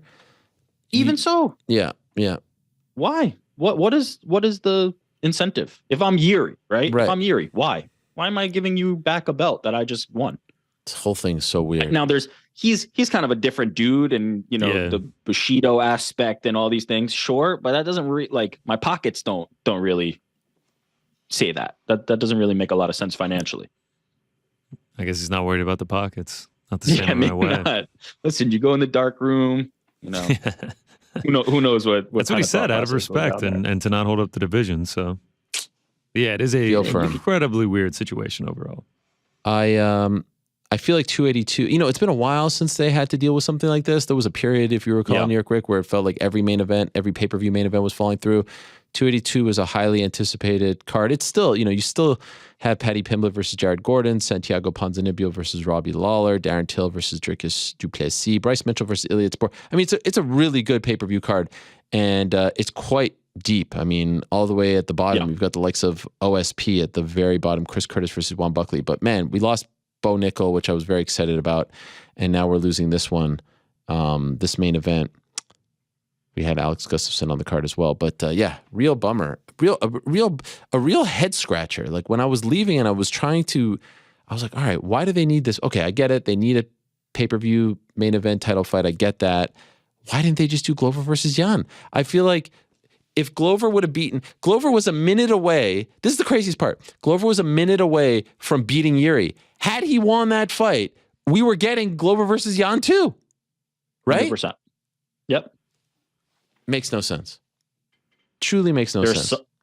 The only justification could be something to do with Magomed and wanting him to be in that fight. Right. Specifically him and specifically that fight for some reason. And that is what it is. GC was celebrating. Yeah, his future is alive. I mean, yeah, like I wouldn't call it celebrating, but No, you know, I know. it was a What did you have? You had a consolation Magomed. prize. I had a Yuri ticket that I was sitting on. Now I have a Magomed that could end up getting backdoored here. That you had from the beginning of the year. Yeah. That's I took Yuri and Magomed. Yeah. The fact, like that was beyond gone. Beyond dead. Like rip up the ticket type of shit. What a terrible beat. What a terrible beat on that Yuri ticket. That sucks, dude. I'm sorry. It's really gonna be bad if Jan ends up winning. It's just like man. We had so much potential for whose odds were greater? Probably Magomed, right? Magomed is plus 1,000. I put less. Yuri was like plus 275. Oof. But I put more. Yeah. It is what it is. It is what it is. I mean, that's why, like, every time I talk about these futures, like with the Islam and stuff, it's like, unless something crazy happens, now we can see something crazy has happened. The good news is you did very well this past weekend. Yeah. Should we run through it? Yeah. Why not? Wait, can I just ask a question? Yeah. I just want to ask GC, maybe you know the answer to this. Sure. If Yuri holds on to his belt, and this was for the interim. Oh my God. Yeah, it would have cashed. Does your ticket cash? Oh, it would have cashed. Yo. Yeah. Wait, do both cash? That's why. What if Magomed? Okay. It only would have been the Yuri one because it has to be the actual belt. Yeah, when I only put that tweet out, that's why I was like, it was so vague. Other than like the actual storyline, I was like, what is going on here? Like, is this real? Who's fighting for the belt now? Is it interim? Is it vacant? Yeah, it was a crazy like hour and a half there on Wednesday afternoon. Yeah, bad beat. The Bushido code of Yuri. Yeah, you talk about why is he vacating? I was screaming that at the top of my lungs on Wednesday. But yeah, sorry. All right. Anyway, no, all good. On Friday, yeah, we found a lot of success. I mean, start out 5-0. I mean, to be honest, we start out 9-0. We were looking like we could potentially have a perfect night. At one point, Rick turned and asked me, he was like, "How are we doing tonight?" And I kind of like a pitcher going for a no-hitter or a perfect game. I like didn't really respond. I was like, yeah, we're doing pretty good. Like didn't mention it to anyone around us. Like, I'm very superstitious and everything. I was hoping no one would hit me up on socials about it, but they did. So yeah, going into the main event, we were 9-0, had already cashed 2 parlays, everything riding on Kayla Harrison. 3 parlays finished with her. Kayla Harrison inside the distance for 10-0 on singles. Obviously, it doesn't go our way. I mean, the nerves going into that, just having it, like I was just so excited. I think at one point in the 3rd round, she took her back for a brief moment. You should have seen me stand up. Like my voice was cracking. I was going so crazy. But alas, she doesn't get it done. We lose that single. We lose the 3 parlays, as you can see. The red in each of them is Kayla Harrison. Very unfortunate. Still an unbelievable night. 9-1 on singles, 2 and 3 on parlays. We finish up 7.73 units on the night. We are now up 65 units on the year, 77 all time. So yeah, we had a few bad weeks, but we have had a fantastic November, which leads me to this. The November recap. We go 4 for 4 on winning weeks in November. We just got better every week as the month went on. Gives us our biggest month ever and a perfect time to do it. Almost 18 units up in November, which gives us a massive donation. I said I would donate all the winnings. Promises made. Promises delivered. $899.50. There's the receipt to Movember. Shout out to them. Happy to do it. Happy to support. Proud that with the biggest month that we've had in the show happened to be this one. So fantastic. If you'd like to donate, link is in my bio on Twitter and Instagram. You can find it there. That's huge. What were you last year? I was down, so I had to match my losses. Oh, I was only down. right. Yeah, it was only like a $200 donation. This was. I mean, this was. What did I do? I matched it, right? Yeah, I don't know if you want to match it this year. So that's cool. $8.99. Yeah, $8.99.50. Yeah, quite a bit of coin. Well done. I appreciate it, Rick. And then some big hitters, real quick, before we get to our guests. Got to shout out the people that got it done this week.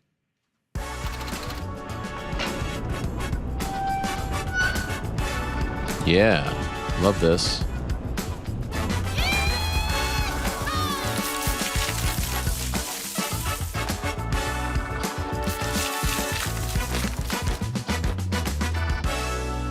All right, I will keep it quick running through these. I mean, I thought I had a good night at PFL. Shout out to Magic M MMA. First, he hits a plus 11,000 parlay, €200 to win 22,234. Then he wins a plus 3,367, another €200 to win 10,000 euro, and then finishes it off with another one plus 8,952. That's another €100 to win 9,052. Over 50,000 euros in winnings from these three parlays. I mean, just going back to this first one, he goes Dakota Decheva, Aspen Ladd, Natan Schultz, Ante Dalia, Brendan Loughnane, Sadi Busai, Larissa Pacheco, Rob Wilkinson, OAM. I mean, just unbelievable stuff from him. When you have a night where you win almost, half 100,000 euros, is unbelievable. Keep it rolling. Swazkis. He goes plus 14,460, $5 Canadian into 728. OAM by inside the distance. Must have been crazy watching that. Aspen Ladd to win by split decision plus 700. Just insane call there. And then Larissa Pacheco to finish it off. That's just an unreal ticket. 3 legs at plus 14,460. Just absolutely insane stuff. Ben the Bane Davis with his dollar parlays. He cashed a big one. Plus 4,100. Potential future producer. Yeah. I heard he's in the running for when I get the boot. Dakota Decheva. KO TKO round 1. Shaman Marias by KO TKO. Robert Wilkinson. OAM to win by KO or decision.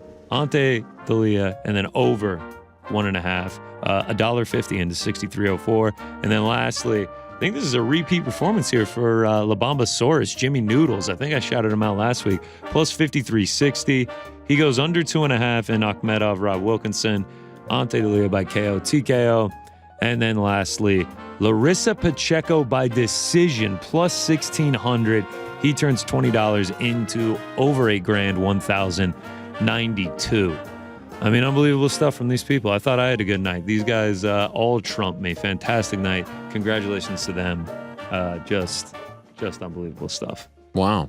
So a lot of big winners on Friday. A lot of big winners. I mean, in the cage, out of the cage. 50,000 euro. That's just crazy. And then obviously all the $1 million winners. The gold check is just grade A stuff. Grade A stuff. Yeah. I was thinking they should make the logo in the middle of the cage gold as well. Yeah. Give it a little extra. That's where you really, Because, I mean, like the lights around, like they have like the lights leading up to the cage. Those were gold. They had like Bud Light ads, Geico ads. Everything was gold trimmed. What was that song that Wiz Khalifa was singing? I felt like he was just repeating the same line over and over again. It was like 1 in a million. I feel like that was... How does that go? Frank would have to tell you. He loved the concert. You loved the concert?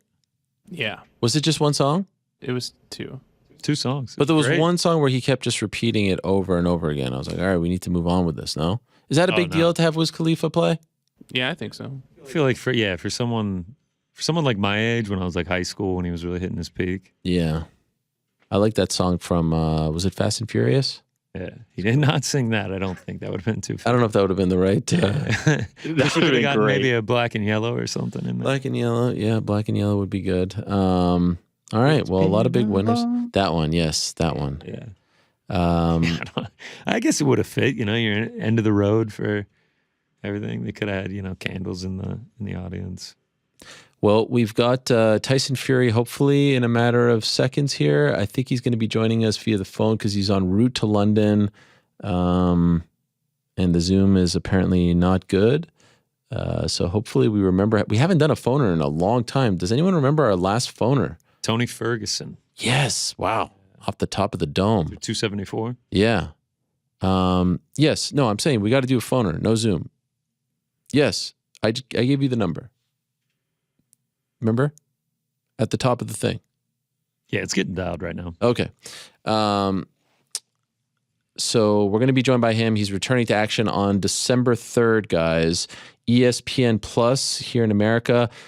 BT Sport Box Office over in the UK. Shout out to my friends over at BT Sport. He's going up against Derek Chisora. Capacity crowd of more than 60,000 fans expected at the somewhat brand spanking new Tottenham Hotspur Stadium, which is incredible from what I've seen on television. It looks insane. some people have talked about that fight, the Leon Edwards-Kamaru Usman fight happening at that stadium, but maybe they're going to go to Cardiff, which is a little bit bigger. So it's on ESPN Plus, not ESPN Plus pay-per-view like his last fight. It's just on ESPN Plus, I believe. So that's huge. And a huge day of fighting on Saturday, because not only do we get that in the afternoon, but ESPN is the home of all things combat on Saturday, because then you get that great Orlando card, which is a sneaky good card, headlined by Kevin Holland and Stephen Wonderboy Thompson. And look at the card. And if you're asking yourself, why is this card so good? Well, the answer is they have to sell tickets. Can't afford. It's a great card. I'm looking forward to it. Taito Ivasa, Kevin Holland, Wonder Boy, RDA. I mean, it's just it's one of the better fight nights of the year, and I feel like we say that every time there's a good fight night. By the way, Jack Hermanson, I forgot's on the card. Matt Schnell, Mateus Nicolau. Yeah, you got Nico Price going. Kyle Dawkins. Look at you, Michael Johnson. Scott Holtzman, retirement fight against Clay Guida. Yeah, Tracy Cortez, Amanda Ribas. Be a pretty good fight. Something for everyone. I mean, it is. And then you got one championship this weekend too. Rainer de Ritter. It's your boy. That's right. Yeah, good weekend in combat sports, man. I'm looking forward to it. Parlay Pals will be all over it. Oh, all over it. All things at play. I'd love to get a Rainer de Ritter pick in there if old DraftKings would post. That would be great. Oh yeah, that's right. I wonder who Frank's gonna pick. Frank, who are you picking? Yeah, he's left the room. What is Tyson, by the way, going into this fight? Huge. Like gigantic. I mean, he has the 2 wins. Let's see. Like What did you say it was? Like minus 2,500. I'm looking right now. Yeah, I see a minus 3,000.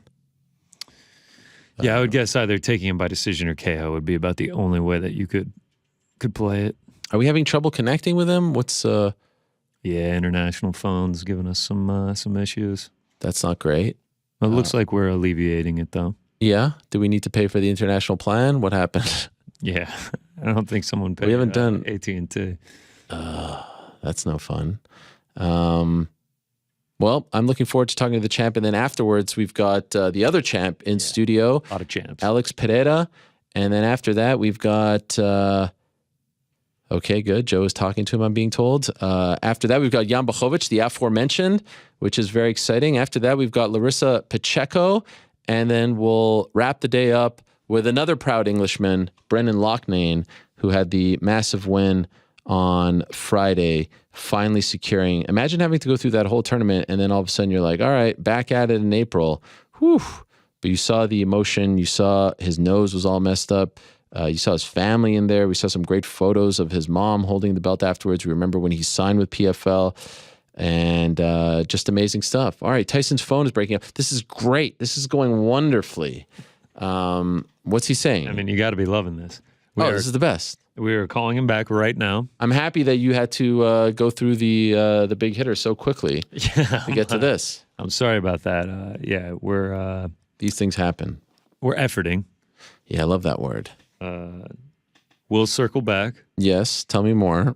Looks like we've got him. Yes, and we're locking. Tell me more. Nice of him to join us during the World Cup. I saw that he said that he's going to attend if England pull through. Of course, they're not 100% through. I think they're 99% through. Yeah. Very radio-esque here. What? Locking him in. Oh, these words? These are the words you used to use in game night? It's the exact same phone system. I'm not kidding. Is it? Yeah. You had to do a couple of these with us, right? Oh, yeah. All right. Looks like we're ready. Yep. Being joined now by the man who'll be headlining the massive event at Tottenham Hotspur on Saturday, December 3rd, going up against Derek Chisora for the third time. He's the lineal heavyweight champion of the world. He's the one and only the Gypsy King, Mr. Tyson Fury. Tyson, are you there? Yes, I'm here. Happy New Year! Get up! Get in, Tyson. Now, I'm hoping that it really is you. This isn't Al Ferran pretending to be you, yes? Because usually we do it via Zoom. Yeah, I can't do it via Zoom because I'm on my way to London. Okay. And I wasn't notified about these interviews until about 20 minutes ago. For fuck's sake, Tyson. Who's to blame here? Who do I have to beat up? I I say blame Bob Arum. He's 91 years old. Beat the fuck out of him. I don't know about that. I don't think it would be well received, but I appreciate you doing this nonetheless, Tyson. And what's going on? Why are you driving to London? I'm on my way down. I've got a media week for the fight coming up. I've got a public workout tomorrow, and I'm looking forward to getting down there and kicking ass. I look forward to it as well. Can I ask you this to start, Tyson? And I appreciate you joining us as always. Yep. Why are you fighting again? The last time we saw you in the ring, you said you were done. Ultimately, why did you decide, you know what, I want to keep going? I need this. I need this more than I ever thought I'd ever need something. And I still have a lot to give, so here we are, giving again. Giving more blood. When you say you need this, what do you mean by that? Why do you need it? I need it mentally, physically, emotionally. I'm not ready to let it go right now. Hopefully there's going to be, in a short, distant future, there's going to be a time where I'm ready to let it go, but I ain't ready to let it go right now. I was watching Larry Holmes last night, and he was 43 years old, still kicking ass. So, you know, I'm only 34. I was going to say 33 then. I'm only 34. So there's still plenty left in the tank, and for now, I'm not ready to let it go, and we'll see what the future holds, you know. I'm curious how soon after you said in the ring back in April at Wembley that you were done, how soon after you came to the realization, you know what, I'm not ready to let this go. How quickly did that hit you? It was around about 4 months later. I was at home. I did everything I wanted to do. I wanted to spend some time with my family. I wanted to be that father, the kids, the school runs and all that, the dog. I wanted to do all that sort of stuff. And then I realized, like, that's for normal people, and I'm anything but a normal person. I'm like an abnormal alien. So I only thrive when I'm in training camp for a fight. And I really don't know what's going to happen in the future when that is not an option anymore. I'm pretty fucked up, I think. Are you worried about that? I'm very worried about it. I'm very worried. Because I can't let go, just like most of the great champions throughout history. Look at Floyd Mayweather, the guy 45 girls doing fucking fights against YouTubers and stuff. Right. Because he can't let it go. You know, it's a very difficult thing to let it go. Very difficult. When that music stops, right? I don't know what to do. Yeah, when that music stops and them doors are closed and there's nothing else and the realization hits you that you're retired and you're finished, it's like, oh my God, I need to swim. I need to get up. I need to get back to the air. It was like someone had put me in a room and sucked all the oxygen out of it, and I was fighting for survival. And I found my way back to the top and I was breathing air again. So for now, I'm just going to be very happy and comfortable doing what I do best, that's boxing and training. And we'll see what the future holds for Tyson Fury, because I know that it can't last forever. But, you know, while its sun is shining, I must take advantage and get a tan. And considering how young you were, why were you so adamant about, like, I'll be honest, when you said it, I was like, nah, he's going to come back. There's so many big fights. And also, you've looked so good as of late. Why would you walk away? So why were you so eager to walk away, considering how good you've looked and considering your age? Yeah, you know, I was happy. I wanted to retire. You know, I thought that I could be happy with what I've done and how many fights I've won and belts I've won and what I've done in my career. I was happy with that. I didn't want to box. But I sort of need to box now. I know I need to box. For the short distant future, I need to box. You could say I'm young at 34, but let's face it, I've been a professional since I've been 20, and I've been boxing since I've been knee high. I've got a lot of wear and tear on the joints, and I haven't lived the most cleanest life ever. I've ballooned up in between fights. I've been on drugs. I've been on alcohol. I've ate shit food. I've done all the things that athletes shouldn't do. And I'm still 34, so, you know, it's pretty old for the way I've lived my life. And so was there a point where you started to get depressed again because you weren't working out, you weren't training, and you've told you were feeling that? Yeah, I started to get depressed again. I was working out, though. I was working out every day. I was helping Joseph Parker out in his camp. I was filming a Netflix documentary. I was writing a third book. I was releasing a single. I had a lot of stuff going on, but it wasn't fulfilling for me. I didn't feel like I was what I was supposed to be doing. and I'm always supposed to be fighting. And when I'm not, I believe God will take it out of my life completely, because obviously there's a plan for me, and I don't know what it is, but I'm just following the God's path. And as soon as it's over, I'll know. And it clearly wasn't over. I wanted it to be over. I really did want it to be over. I vacated my Ring Magazine title. I even phoned up Mauricio Suleiman and said, thank you very much. I'm happily retired. I don't want to fight no more. And then here we are again. I'm a few days out from a massive fight. So I don't know what's going on. I really don't. But what I know is that I've really enjoyed my training camp. It'll be 9 weeks by the time Saturday comes.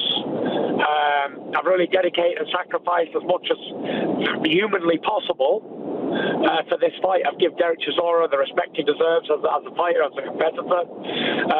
And I've not shortchanged myself. I've not left any stones unturned. I know everybody says there's bullshit in training camps, but really I couldn't have done any more. I'm at maximum fitness, peak fitness Tyson Fury. So hopefully I'll still be on form on Saturday night, and we'll see a great performance. Don't want to harp on this, but want to ask you, how close did we get to the Usyk fight? In your mind, how close was it? It wasn't really close. Wasn't close. I offered him to fight. He called me out after he beat AJ. He said he wanted me to get back in the ring and all this sort of shit. So that was in August. So then I said, okay, I'm going to come back. Let's do the fight. Give them a couple of dates, November, December, and they said they wouldn't be ready. So that's as far as we got. How close were we to the Joshua fight? Because I feel like that was the one that got everyone excited. If we can't get Usyk, let's get finally the Joshua fight. And I felt like we were pretty damn close. Was I wrong? I felt like we were pretty damn close, but it wasn't close enough because I had a £10,000 bet with Frank Warren that they wouldn't sign the contract, and they didn't. So I don't think it was ever that. For the first week of negotiation, I was very, very, very optimistic. I thought, this is the time it's going to happen because he's got nothing to lose and everything to gain. I've been more than fair with the splits and all that. I haven't made any demands at all, and it didn't happen. They said, we don't want to box in November. The original date was November the 26th. So I said, okay, let's do December.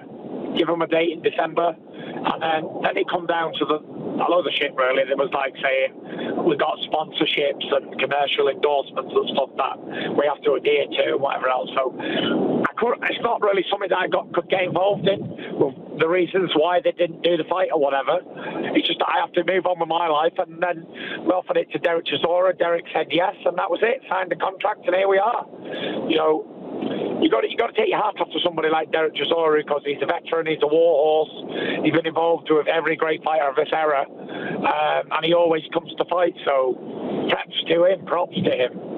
And I want to ask you about Derek in a moment, but just a quick follow-up on Anthony. Anthony spoke to IFL TV this past weekend after the Dillian White fight, and he said that he doesn't think your father, John Fury, will allow you to not fight him, meaning he believes that your father wants this to happen, and at some point he will almost like will this to happen. Do you agree with what he is saying? Is your father behind the scenes telling you at some point you need to make this fight happen? I've tried to make it happen, but it still didn't happen. It's not down to me why this fight's never happened. Who's it down to? I offered him great splits. It's down to the other idiot. He doesn't want to take a fight for whatever reason. So you can take a horse to the water, but you can't make it drink it. And that's it. You couldn't drag him to a ring to fight the Gypsy King. If he was going to do it, he'd have done it for $30-40 million in England in the biggest British fight in history. The date was set, Wembley Stadium, Cardiff, we had it all. But no-go area. Now they're saying they're looking to fight Dillian White instead. So I'm not sure what's going on, but I'm not really interested. Have you ever heard this phrase before? Anthony Joshua can go suck a dick. I'm not sure. I'm not sure if you're familiar with that one. I'm not sure if you're familiar with that phrase in the United States. But in England here we say, go suck a dick. That's what we say. And just curious, the idiot that you spoke of, is that Anthony or Eddie? That was Anthony. Okay. Yeah. Do you blame Eddie? So you can't blame the promoter. Okay. You can't blame Frank Warren for a fight that doesn't happen because of me. if I say to Frank Warren or Bob Arum, right, Bob, I want to fight Deontay Wilder, guess what? Bob Arum's got to make that fight. He can't say, oh, no, I don't want you to fight Wilder, I want you to fight somebody else. Because I say, no, I'm the one who's boxing, make the fight. Mm-hmm. And that's it. It's literally not down to the promoter to make the fights. The fighter will tell his team what fight he wants to make. And that's it. But we're not here to talk about some idiot who don't want to fight. We're here to talk about men who do fight, who will fight, and who have been fighting. And that's me. And have been winning. And that's me. So let me ask you about Derek. Where do you find the motivation? You've beaten him twice before. I don't know if you follow MMA, but there's a great champion named Kayla Harrison who had a fight on Friday. She was a huge favorite. She was facing an opponent who she had beaten twice before, and she lost. The first loss of her career, she was 15-0. And people wondered if she can find the motivation to beat this person again for the third time. You're faced with a similar predicament. You have to beat someone convincingly for a third time. Where do you find the motivation to do this all over again? Take it back to the days of Sugar Ray Robinson, Jake LaMotta. You know, the first time Jake LaMotta beat Ray Robinson, but I think they fought about 7 or 8 times, and Sugar Ray beat him every other time. And it was just good fights, you know, so I find the motivation because he's a challenger, he's a dangerous man in front of me trying to take my titles, and I'm the man trying to defend them. So no matter who they beat, I don't really care because I know what I've got to do. I've got to win. It's not about finding motivation because of a name. All these people are just names to me. Whether the name is Usyk, Chisora, Joshua, White, Wilder, they're just surnames. They're just bodies for me to say about. That's all they'll ever be. And so, as you know, the choice to fight Derek was criticized. Do you think that that's been unfair? Say that again. I didn't hear you. Sorry, no problem. As you know, when this announcement was made, partially because of the excitement surrounding AJ or Usyk, the decision to go with Chisora was criticized. And I'm wondering if you feel like the criticism has been fair or unfair. Do you understand why some people are saying we've seen this twice before? Why are we going to see it again? Why do we need to pay to see it again? Do you understand that? Yeah, you keep picking up a little bit. Okay, do you hear me now? Yeah, I hear you now. Did you say why I said that then? What did you say? Sorry. So I said. What did you say? Criticism. There was criticism, yes, of this decision. The choice to fight Chisora for a third time was criticized. Do you feel like that's been fair or unfair? The criticism that you received. I think they can go suck a dick too. Yeah, I think all those people who criticize, they can suck a big fat dick. Because what I'd like to say to them is, how many awards have they won? How many times have they fought for a world title? How many times have they even been punched in the face? So that's my question to them. So anyone who can, a professional athlete doing their job, like I say, could go suck a big fat dick. And I'm wondering from the fan standpoint, do you understand why some people say, hey, I've seen a movie twice, I don't want to see it for a third time? Not the media, not those critics, but the fans, the ticket buyers, the pay-per-view buyers.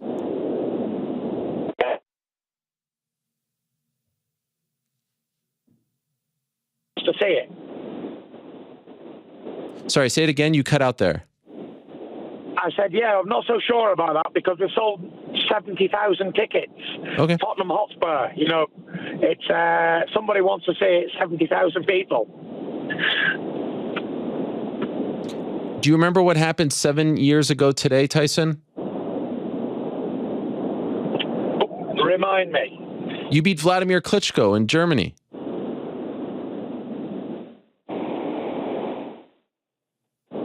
Seven years ago today, you made you shocked the world. Your life changed forever.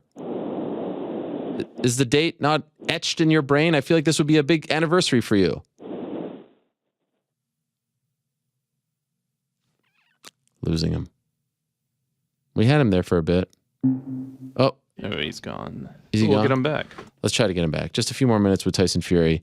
Had a couple of lines there. Not nonplussed, as the great Tony McGregor once said about the criticism.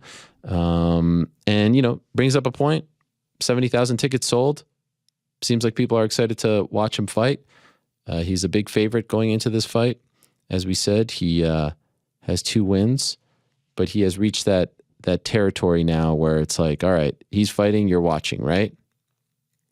I'm looking at a comment on the YouTube chat right now. I'm watching anytime the Gypsy King is fighting.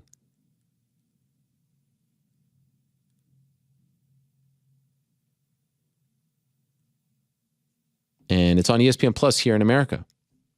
BT Sport box office in the UK. Tyson, are you there? Yeah, I'm back. Okay, just a few more minutes with you, and then we'll let you go. Thank you again. I just wanted to know. What was you saying? 7-year anniversary today of me flattening Klitschko. Get up, Slink. Isn't that incredible? Can I ask you this? What is your most sort of clear memory from that night? Like when you think of that night, what pops to your mind right away? That night that changed your life forever. I think it was a shit night, to be honest. I think it was like a curse. It's been a pretty shitty 7 years since. It was a fantastic 27 years leading to it, but a shitty 7 years since. It's almost been a curse beating Vladimir Klitschko. It was obviously an Everest climbed and a heavyweight champion taken out, but it has its pros and cons for sure. Wait a second. How could it be a shitty 7 years since? Your life, I mean, you've gotten everything you wanted. You became infinitely more popular, on top of the world, selling out stadiums. How could it be shittier since then? You say I got everything I ever wanted. I never really wanted all the fame and all the shite that comes with being a champion. Wasn't what I was about. I got everything I ever wanted by beating Klitschko. Just getting that victory over him would have been a lot. It takes over your life. You don't own your own life anymore. You can't go anywhere. You can't live a normal life. So it's not what I wanted, and it's not a great life. It sucks dick. It's not good because you don't have your own life anymore. I'm stuck where I have to be tortured by people wherever I go. I can't go out with my family. I can't just be a normal guy no more. I've got to be this heavyweight champion, heavyweight boxer who gets hassled wherever it is. So yeah, it's not all what I wanted. I didn't really know what I was getting myself in for, to be fair. I wanted the victory over Klitschko, but I didn't want what came with it. I just wanted to fight, win. That's what I wanted. So yeah, there was a lot of turmoil and struggle within that 7 years. 3 of those 7 years were shitty, dark and horrible, suicidal. And then 2 of them were out to COVID. And then the other 2 were activity and good. Is there a part of you that wishes you didn't beat him? No, I always would love to beat him, even if I have to go to hell and back. I would never like to reverse that decision, because it'll haunt Vladimir Klitschko until the day he draws his last breath that he got beat by the Gypsy King. But if it brought such shittiness afterwards... And that's worth more to me than all that shit that comes with it. Why? Because he's just a piece of shit. Really? You feel this strongly towards him? Why is that? What did he do that makes you feel this way all these years later? All these years later, he don't like me and I don't like him. And that's a fact. I didn't do fuck all to him ever. Nothing. I just tried to build a fight with him, and all the time since he's just been bitter towards me. All the time. Do you think he still harbors that bitterness? 100%. He could never give me credit for beating him. Never. It wasn't how good I was or anything, or what I did right. It was what he didn't do. That's what will haunt Klitschko forever. And speaking of which, what do you think would have happened to you if you lost that fight? I don't know. I can't really think about losing fights ever. I've never thought about losing a fight. Even when I'm on my back in the middle of the ring looking up at the stars, I still don't think about losing. I think about fucking people up while I'm down there. And that's the crazy thing. Because even when I got put down twice in round 4 against Wilder, the biggest puncher in history, I was thinking, right, you're fucked now, motherfucker. You're getting it. and that's what I do. And my faith never leads me to defeat, ever. What has a better chance of happening next year, 2023? You versus Usyk or you versus AJ? I don't know. You just said you can never count your chickens. You said that MMA girl, Yeah. He got beat by somebody she beaten twice already, and she was probably looking at bigger fights, and that's why she lost.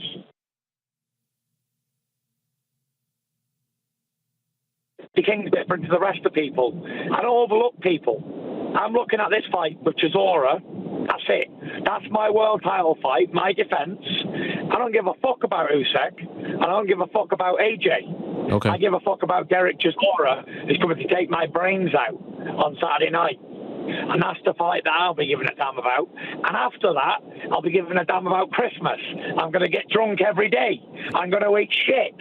I'm going to be with my family. I'm going to party. I'm going to do what human beings do. I'm going to enjoy the spoils of war.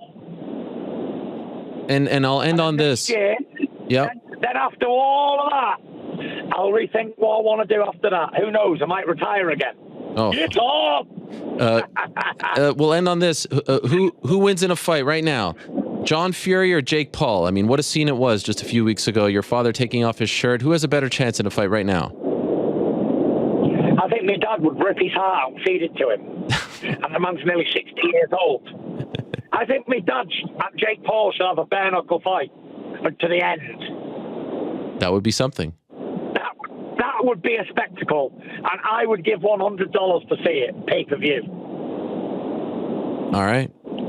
Maybe your brother first, and then your dad gets him afterwards. We'll see. Okay, guys. Tyson, God bless you. Thank you. good luck on Saturday. There he is, Tyson Fury, the Gypsy King. He is on his way to London right now, Tottenham Hotspur. What a chat that was. It's never dull with him, and that certainly wasn't dull, and I'm looking forward to seeing him back in action on Saturday, December 3rd, Tottenham Hotspur. Derek Chisora, number 3, and hopefully that leads to some big-time fights in 2023. Hopefully he's not retired anymore, and we'll get either the Usyk fight or the AJ fight in 2023, but I can understand why he says for now, the next 5 days, even though he's probably going to be asked about it 1,000 times, people want to see that fight happen, and people are very much hoping, I think, that he beats Derek Chisora, so we see either one of those fights happen, probably Usyk first, and then we could worry about AJ. Maybe AJ fights Dillian White. Who the hell knows? AJ versus Wilder would be sick. Anyway, that's this Saturday on ESPN Plus and BT Sport Box Office in the UK. All right, let me take these bad boys off. In a matter of seconds, we're going to be joined by the brand new UFC middleweight champion of the damn world. His name is Poatan Alex Pereira. What a scene it was at Madison Square Garden just a couple of weeks ago. He defeated Israel Adesanya for the 3rd time. This time, of course, in MMA. Previous 2 times, kickboxing. He is a imposing figure. He is one of the hardest hitters in the sport. Of course, 2-division champion in Glory Kickboxing. Came over to the UFC just last year, made his debut at Madison Square Garden, won 3 fights, and then was put in the main event slot against his old foe. And now he's the champ at 185 pounds, and one suspects that the 4th fight, the second in MMA, will be gigantic. Absolutely insane if they run it back at some point in 2023. And what a time for Brazil, right? You've got the return of the UFC in January. You've got Davis Figueiredo, Amanda Nunes. It feels like Brazilian MMA is back. They were saying that it was done, and now all of a sudden it's back. Of course, the Brazilian football team doing very well in the World Cup. 2 wins, no defeats. Just had a big win earlier today against Switzerland. And so they're rolling right now. Viva Brazil. Joga bonita. Joga bonito? Joga bonita.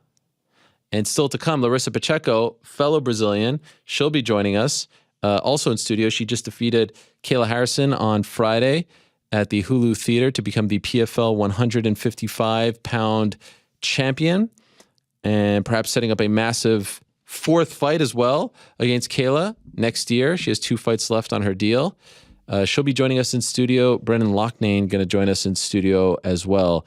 That's still to come. And also we'll be joined by Jan Blachowicz, who's getting a title shot against one Magomed Ankalaev on December 10th. Do we have Alex Pereira? Is he here? Let's bring him in. He's being joined by his coach, Plinio Cruz, who also just awarded him his brown belt. There he is, the champion. Hello, guys. How are you? Bom dia. Bom dia. Obrigado. You're Please. welcome. Thank you for coming. Thank you. How are you, my friend? Good to see you. I love the new hair, by the way. Thank you. You look fantastic with the Versace sweater. Appreciate that. Thank you so much, guys, for coming in. I hope it wasn't too hard to come into the city. Good. All good, all right. Alex, why don't you come a little bit more so... mais para cá. Yeah. There we go. And then, please... Okay, so my guy's going to Okay. set us up. Yes. Thank you so much for coming. Muito obrigado por ter vindo. Thank you. Okay, so a lot to talk to you about. You're a champion. I have a belt, too. Ele falou, você é campeão, mas eu tenho cinturão também.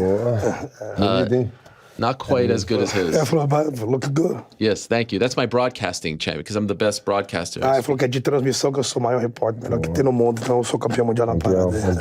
Campeão. Thank you. And congrats to Brazil. Did you guys watch Brazil? We watched the first half before here. Falou, parabéns para o Brasil, perguntou se a gente assistiu, eu falei que a gente viu de primeiro tempo, né? Não, eu não assisti. Eu não assisti. He didn't watch, I just watched the first half. Are you a fan of football? Você é fã de futebol? Pô, nunca acompanhei o futebol. Never really follow soccer. Wow. Fighter. I thought that it's like against the code, like it's against the religion over there. You have to. Ele falou assim, pô, eu pensei que era meio tipo quase contra a religião, contra o código, não seguir o futebol. Eu fiz uma postagem agora fazendo ali, tipo, juntando arte marcial com futebol, fazendo a manobra ali, ficou bacana. But he did a post right now with him kicking the soccer ball now on Instagram. So Okay. Yeah. By the way, speaking of that, who does your social media? Your social media is great, very funny, very original, unique stuff. Is that all you, or do you have someone doing it for you? Ele falou assim, pô, a sua mídia social é muito bem feita, muito engraçada, muito legal. É você mesmo que faz? 100%. 100%. All you? 100%. Yeah. Really? Yeah. Is he telling the truth? Yeah. All him? Yeah. You come up with the memes and the pictures and all that stuff? Você que faz as mesmas fotos, tudo que você faz ali que tá ali. Então, às vezes, tipo assim, eu pego um vídeo, igual o vídeo que eu postei, tem que fazer uma edição. Juntar, tipo, 3 partes ali, fazer uma edição, eu peço pra alguém fazer. Mas é amigos, nada de pessoas profissionais, assim. Sometimes you get 2, 3 things that you gotta put together. He asks a friend to do it, but it's all him. Wow. Very impressive. Well done. Muito legal. Okay, so I'm going to ask you about a few of your social media posts in a moment, but let me ask you, life as champion, you've been champion now for about 2 weeks. What has it been like? Can you describe how your life has changed since you won the belt at MSG a couple of weeks ago? Depois eu vou te perguntar de alguns posts da mídia social, mas a vida como campeão, 2 semanas como campeão já, o quanto que sua vida mudou desde aquele dia? Mudou muito. É uma conquista gigantesca e com certeza as oportunidades estão vindo mais, né? A gente sabe que quando a gente se torna campeão, as coisas começam a ficar mais fácil. Changed a lot. Was a gigantic achievement. So obviously, after you become a champion, things get to him easier. Is it what you expected, or is this even? I know it's only been a couple of weeks, but the things that are happening to you now, is it beyond your wildest dreams? É o que você esperava. Tudo bem que só fazem 2 semanas, mas tá além dos seus sonhos?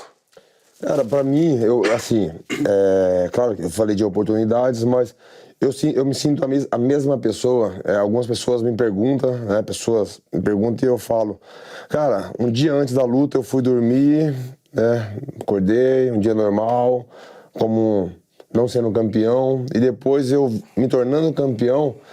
Para mim era a mesma coisa, como pessoa, né? A mesma coisa, as mesmas amizades. Eu sou um cara que sempre filtro as minhas amizades, então nessa questão é a mesma coisa. To certain things stay the same because I'm still the same guy, still the same friendships. I woke up the same man, you know what I mean? So for certain things, yes, but to the bottom, I'm still the same guy. What has, I know again, it's only been a couple of weeks, but can you compare winning a UFC title to a Glory kickboxing title? Did you feel like the reaction, the aftermath greater when you win the UFC belt as opposed to the 2 kickboxing belts? Bom, de novo, né? Fazer só 2 semanas. Mas em termos de proporção, você achou bem maior ganhar o cinturão do UFC comparado com ter ganho os 2 cinturões do Glory? Das reações do povo e de tudo? Não, com certeza. O Glory teve muita importância na minha carreira. Graças a essa vitrine, né, que fez com que eu aparecesse e tivesse feito todo esse trabalho da maneira que eu fiz para chegar no UFC. Então, claro que o Glory tem a importância, né, mas o UFC hoje está tendo mais visibilidade para mim. Well, winning the UFC was substantially bigger. Even though Glory is very important to me, winning those 2 titles was something really important, really big for my career, but UFC belt was a bigger proportion. I remember talking to Glover Teixeira before your debut last November, and he said in a year we're going to be talking about you fighting for the belt, and obviously he believed that you were going to win the belt. Did you think that this would happen so soon? Like, now that it's done, now that you did it, did you really think that a year into your UFC career you'd already be champion? Ele lembra ano passado, pouco antes de você estrear no UFC, ele tá falando com o Glover fala, daqui 1 ano ele vai estar lutando pelo cinturão e vai ser campeão. Você também já via desse jeito em 1 ano, dentro do UFC você já tá com o cinturão? Não, a gente já tinha esses planos, a gente sabia como caminhar dentro da organização, a gente fez tudo certo e a gente já esperava. Eu imaginava ali, depois de umas 4 lutas, tá disputando o cinturão, mas foi depois de 3 lutas. Então foi assim, um pouco perto do que eu já imaginava. Was within our expectations to be fighting for the belt that soon. He said that for him was more like he was thinking about 4 fights, but it happened after 3. Yeah. But was somehow in that frame that we expected. Okay. Now, before the fight, I saw that you said recently you were injured before the fight. Was it something with your hand? What happened and how serious was it? Like, did you ever consider not fighting, pulling out of the fight beforehand? Bom, antes da luta você falou que você tinha machucado a mão, alguma coisa assim. E quão sério que era? Chegou a pensar em pular fora da luta? Mostra pra ele. Esse meu dedo aqui, ó, é nítido, né? Oh, wow. Isso não foi agora, né? Depois da luta. Isso foi, acho que quase 2 meses, né, antes da minha luta. Então, assim, isso dificultou muito pra mim. Eu não conseguia fazer o grappling, eu conseguia bater, porque essa lesão foi aqui, então a maioria, o golpe, a força ficava aqui em cima, então eu deixava um pouco mais alto para não chegar a encostar nessa parte da lesão. Então, assim, dificultou muito, rompi os ligamentos, tô no tratamento ainda, e foi isso que aconteceu. Was actually hard. That people think it happened now, but happened 2 months before the fight. I went to the doctors for that. I actually tore all the ligaments on my finger. Wow. And I couldn't grapple, I couldn't do grappling at all. I had to focus on hitting more the upper part of my knuckles. It was a process, but, I couldn't lose the opportunity. Do you need surgery? Precisa de cirurgia? Talvez, o certo seria, mas eu tinha uma luta e eu tava conseguindo treinar ali, 50% pelo menos, e eu falei, não vou deixar essa luta não. Eu tava afim de fazer essa luta, eu fiquei imaginando o que poderiam pensar ou falar, e eu achei que tinha que fazer a luta e fiz, e o que eu achei estava certo. Supposedly yes, but I was training about 50% of my potential. But I was just thinking people were going to talk a lot of crap and I couldn't miss the opportunity. Did he consider pulling out of the fight? Você chegou a considerar não lutar por causa do dedo? Sim, eu pensei, né, ainda mais na hora que aconteceu a lesão, né, que eu fui fazer um sprawl e bateu de ponta no tatame, esse meu dedo aqui, ele ficou assim e para baixo. Então ele quebrou aqui o ligamento. E aí na hora eu falei, pô, acabou. Foi 2 meses antes. Foram 2 meses, né? Acabou a minha luta aqui. Mas aí eu fiz uma ressonância, deu como que os ligamentos estavam rompidos e o fisioterapeuta... Amarrando o dedo. Tava amarrando o dedo no outro. O fisioterapeuta falou que poderia ser feita cirurgia, mas eu poderia conseguir lutar assim também. Teria que ver como que eu tava me comportando nos meus treinos e eu tava treinando. So, it happened when I sprawled during one of the practices. I put my finger straight on the mat, and my finger actually went totally sideways. Oof. Tore all the ligaments. So when that happened, I went to the doctor, especially was 2 months before the fight. I thought my fight is over. But the doctor told me, look, you do need surgery, you don't need to do this, but you can try to push. So he taped the fingers together and just went for it. Wow. Se você pegar a minha penúltima luta contra o Shane Strickland, eu batendo manopla, que é onde dá pra ver bem, é nítido a minha força. E nos últimos treinos da preparação com essa última luta de cinturão, como que eu estava me comportando ali, é claro, agora eu falando para as pessoas vão ver que tem uma diferença ali, mas eu acho que se eu não falar, as pessoas não iriam perceber. Não, até na hora do treino normal tinha que segurar pra não bater pra não machucar. Well, if you see the fight before the Strickland fight, the way that he's hitting the pads, much harder. But now he had to concern on every hit to not make it worse. So he just didn't say nothing because people are going to start making excuses and talk crap. Now, in the fight itself, did it bother you a lot? Lá a luta te incomodou? Não me incomodou, só que naquela pressão ali depois do nocaute, acho que pegou de mau jeito ali, que dá pra você ver que quando acaba ali o árbitro entra e interrompe a luta, eu olho assim pra minha mão, ver se o dedo não tava torto, né, mas eu vi que tava tranquilo, mas eu senti um pouco depois da luta. During the fight, no. When I pushed through for the knockout, you can see, if you watch the tape, you see me look at my finger after, because I thought I was even going to be the same way again. It's bothered after the fight, but not during. Okay. All right. So now about the fight itself, obviously we knew that you had a history with him and you beat him twice. One thing I was wondering about was, all right, this is a main event, Madison Square Garden. You're relatively new to MMA. And I was wondering if there'd be any nerves before the fight. Now, you are unflappable, right? He has no emotion.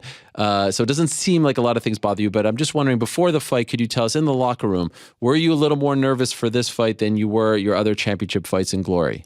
Pô, tinha ganhado dele 2 vezes já, né? Falando sobre a luta. Mas, pô, a sua expressão você não demonstra nada. Mas pelo fato de ser no Madison Square Garden, ser no vestiário e tal, a pressão dessa luta, pela proporção dela, te deixou um pouco mais nervoso, assim, mais, sabe, daquela ansiedade comparado com as outras lutas de cinturão no Glória? Não, pra ser sincero, já falei isso em outras entrevistas, eu acho que o que me deixa apreensivo ou com um certo receio ali, ou um pouco de medo, é a questão da luta, diretamente da luta, dos bastidores ali, ou o lugar que seja, ou se tem público ou se não tem público. É óbvio que, com o público ali fica muito mais gostoso, mas em questão de responsabilidade, não. A minha responsabilidade é com a luta. O que acontece por fora, isso não me influencia. No, my responsibility, my concern is inside the fight. You know, with crowd, no crowd, with title, no title, doesn't matter to me. Obviously, with that crowd makes nicer, but I'm just nervous during the fight, to be concerned with what I'm doing there. Ontem a gente tava assistindo a luta, né, de novo, eu e o Glover, aí, aquele show, né, anunciando, aí apagam as luzes e tal, eu falei, Glover, cara, eu nem vi esse show, eu só tava focado, eu só olhava ali pro Adesanya e, tava focado nessa luta, então eu não via as luzes apagando, anunciando o nome, não vejo essas paradas, tava focado e era aquilo que eu queria. Yesterday, he was rewatching the fight with Glover and seeing all that show, the lights, the crowd and everything. He goes, bro, I'm just seeing this now. I could just see during the fight Adesanya in front of me. No lights, no crowd, no Bruce Buffer, nothing. Wow. Just locked in. On that zone. Wow. First round was looking great for you until like the final 5 seconds or so. And a lot of people believe that maybe 30 more seconds and it's deep trouble for you. Could you tell us how hurt were you at the very end of the first round where it seemed like he rocked you? Pô, o primeiro round tava indo legal. No final, deu uma assustada, né? O pessoal fala que mais 10, 20, 30 segundos ali já tinha ido pra você já. Quão machucado, assim, quanto que te afetou o final do primeiro round? Então, antes, no round todo ali, uma luta normal, uma luta, um querendo machucar o outro. O que aconteceu mesmo foi aquela, não sei, ele conseguiu, é mérito dele, entendeu? É um querendo acertar o outro e ele conseguiu nos últimos segundos, né? É óbvio que eu senti, se eu falar que eu não senti, eu vou estar mentindo. Senti ali, quando eu fui pro corner assim, eu sabia que eu tinha tomado uma porrada, mas pra mim foi uma porrada e foi 2 porradas que eu tomei, então deu pra ver o quanto que eu senti a porrada. Se tivesse alguns segundos a mais, ok, talvez ele tinha me nocauteado. Essa é a realidade. Ou talvez não, mas da forma que foi ali, assim, da forma que foi, eu poderia ter. Se tivesse mais, sei lá, 30 segundos ou menos do que isso, não sei. Well, the beginning of the round up to what happened was a normal fight for me. Did feel that punch. I actually went to my corner, think that I got hit once, so you see how much I felt. I not even saw the second one, but it could have been over 30 more seconds. Could not have been over. Yeah, maybe he could have finished the fight.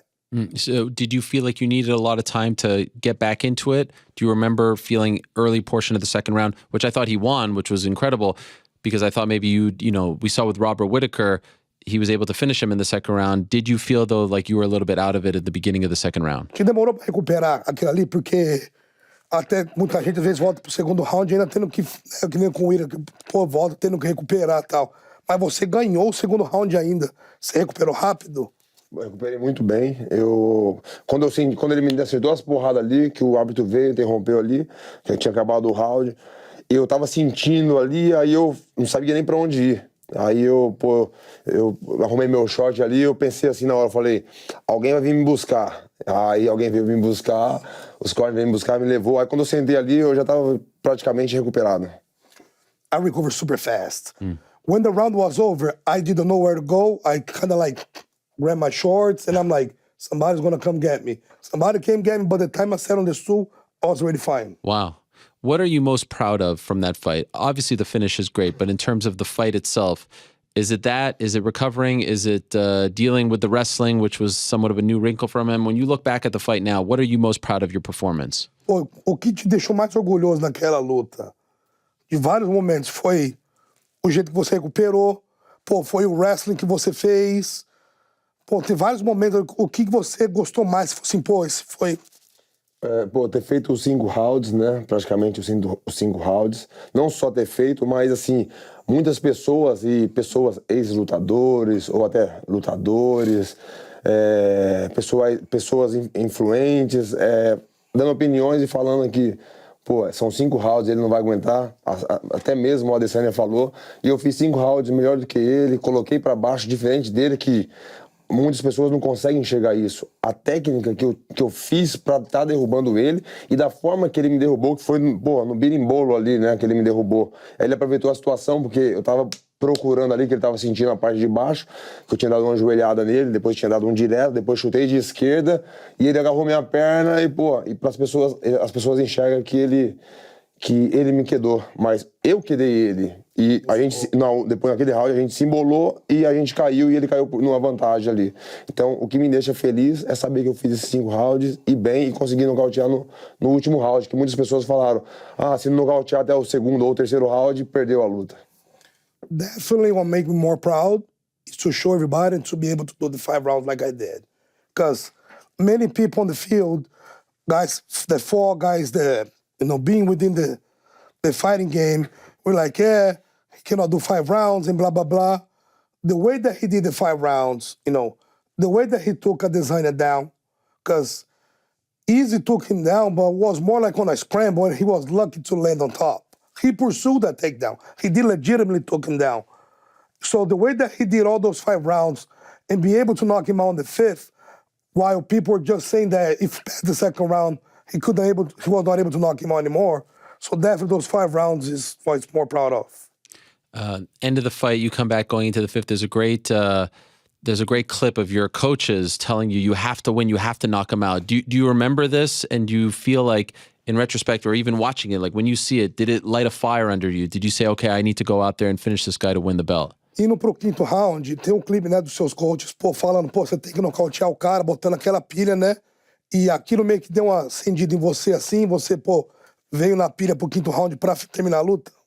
Não, com certeza, né? Eu sabia que eu tava perdendo a luta, e o Glover, o Fernelli, que tava mais próximo, eles estavam ali, o Primo tava um pouquinho mais distante, mas sempre falando também, mas que ficou nítido ali o Fernelli e o Glover falando, e falou, você tem que...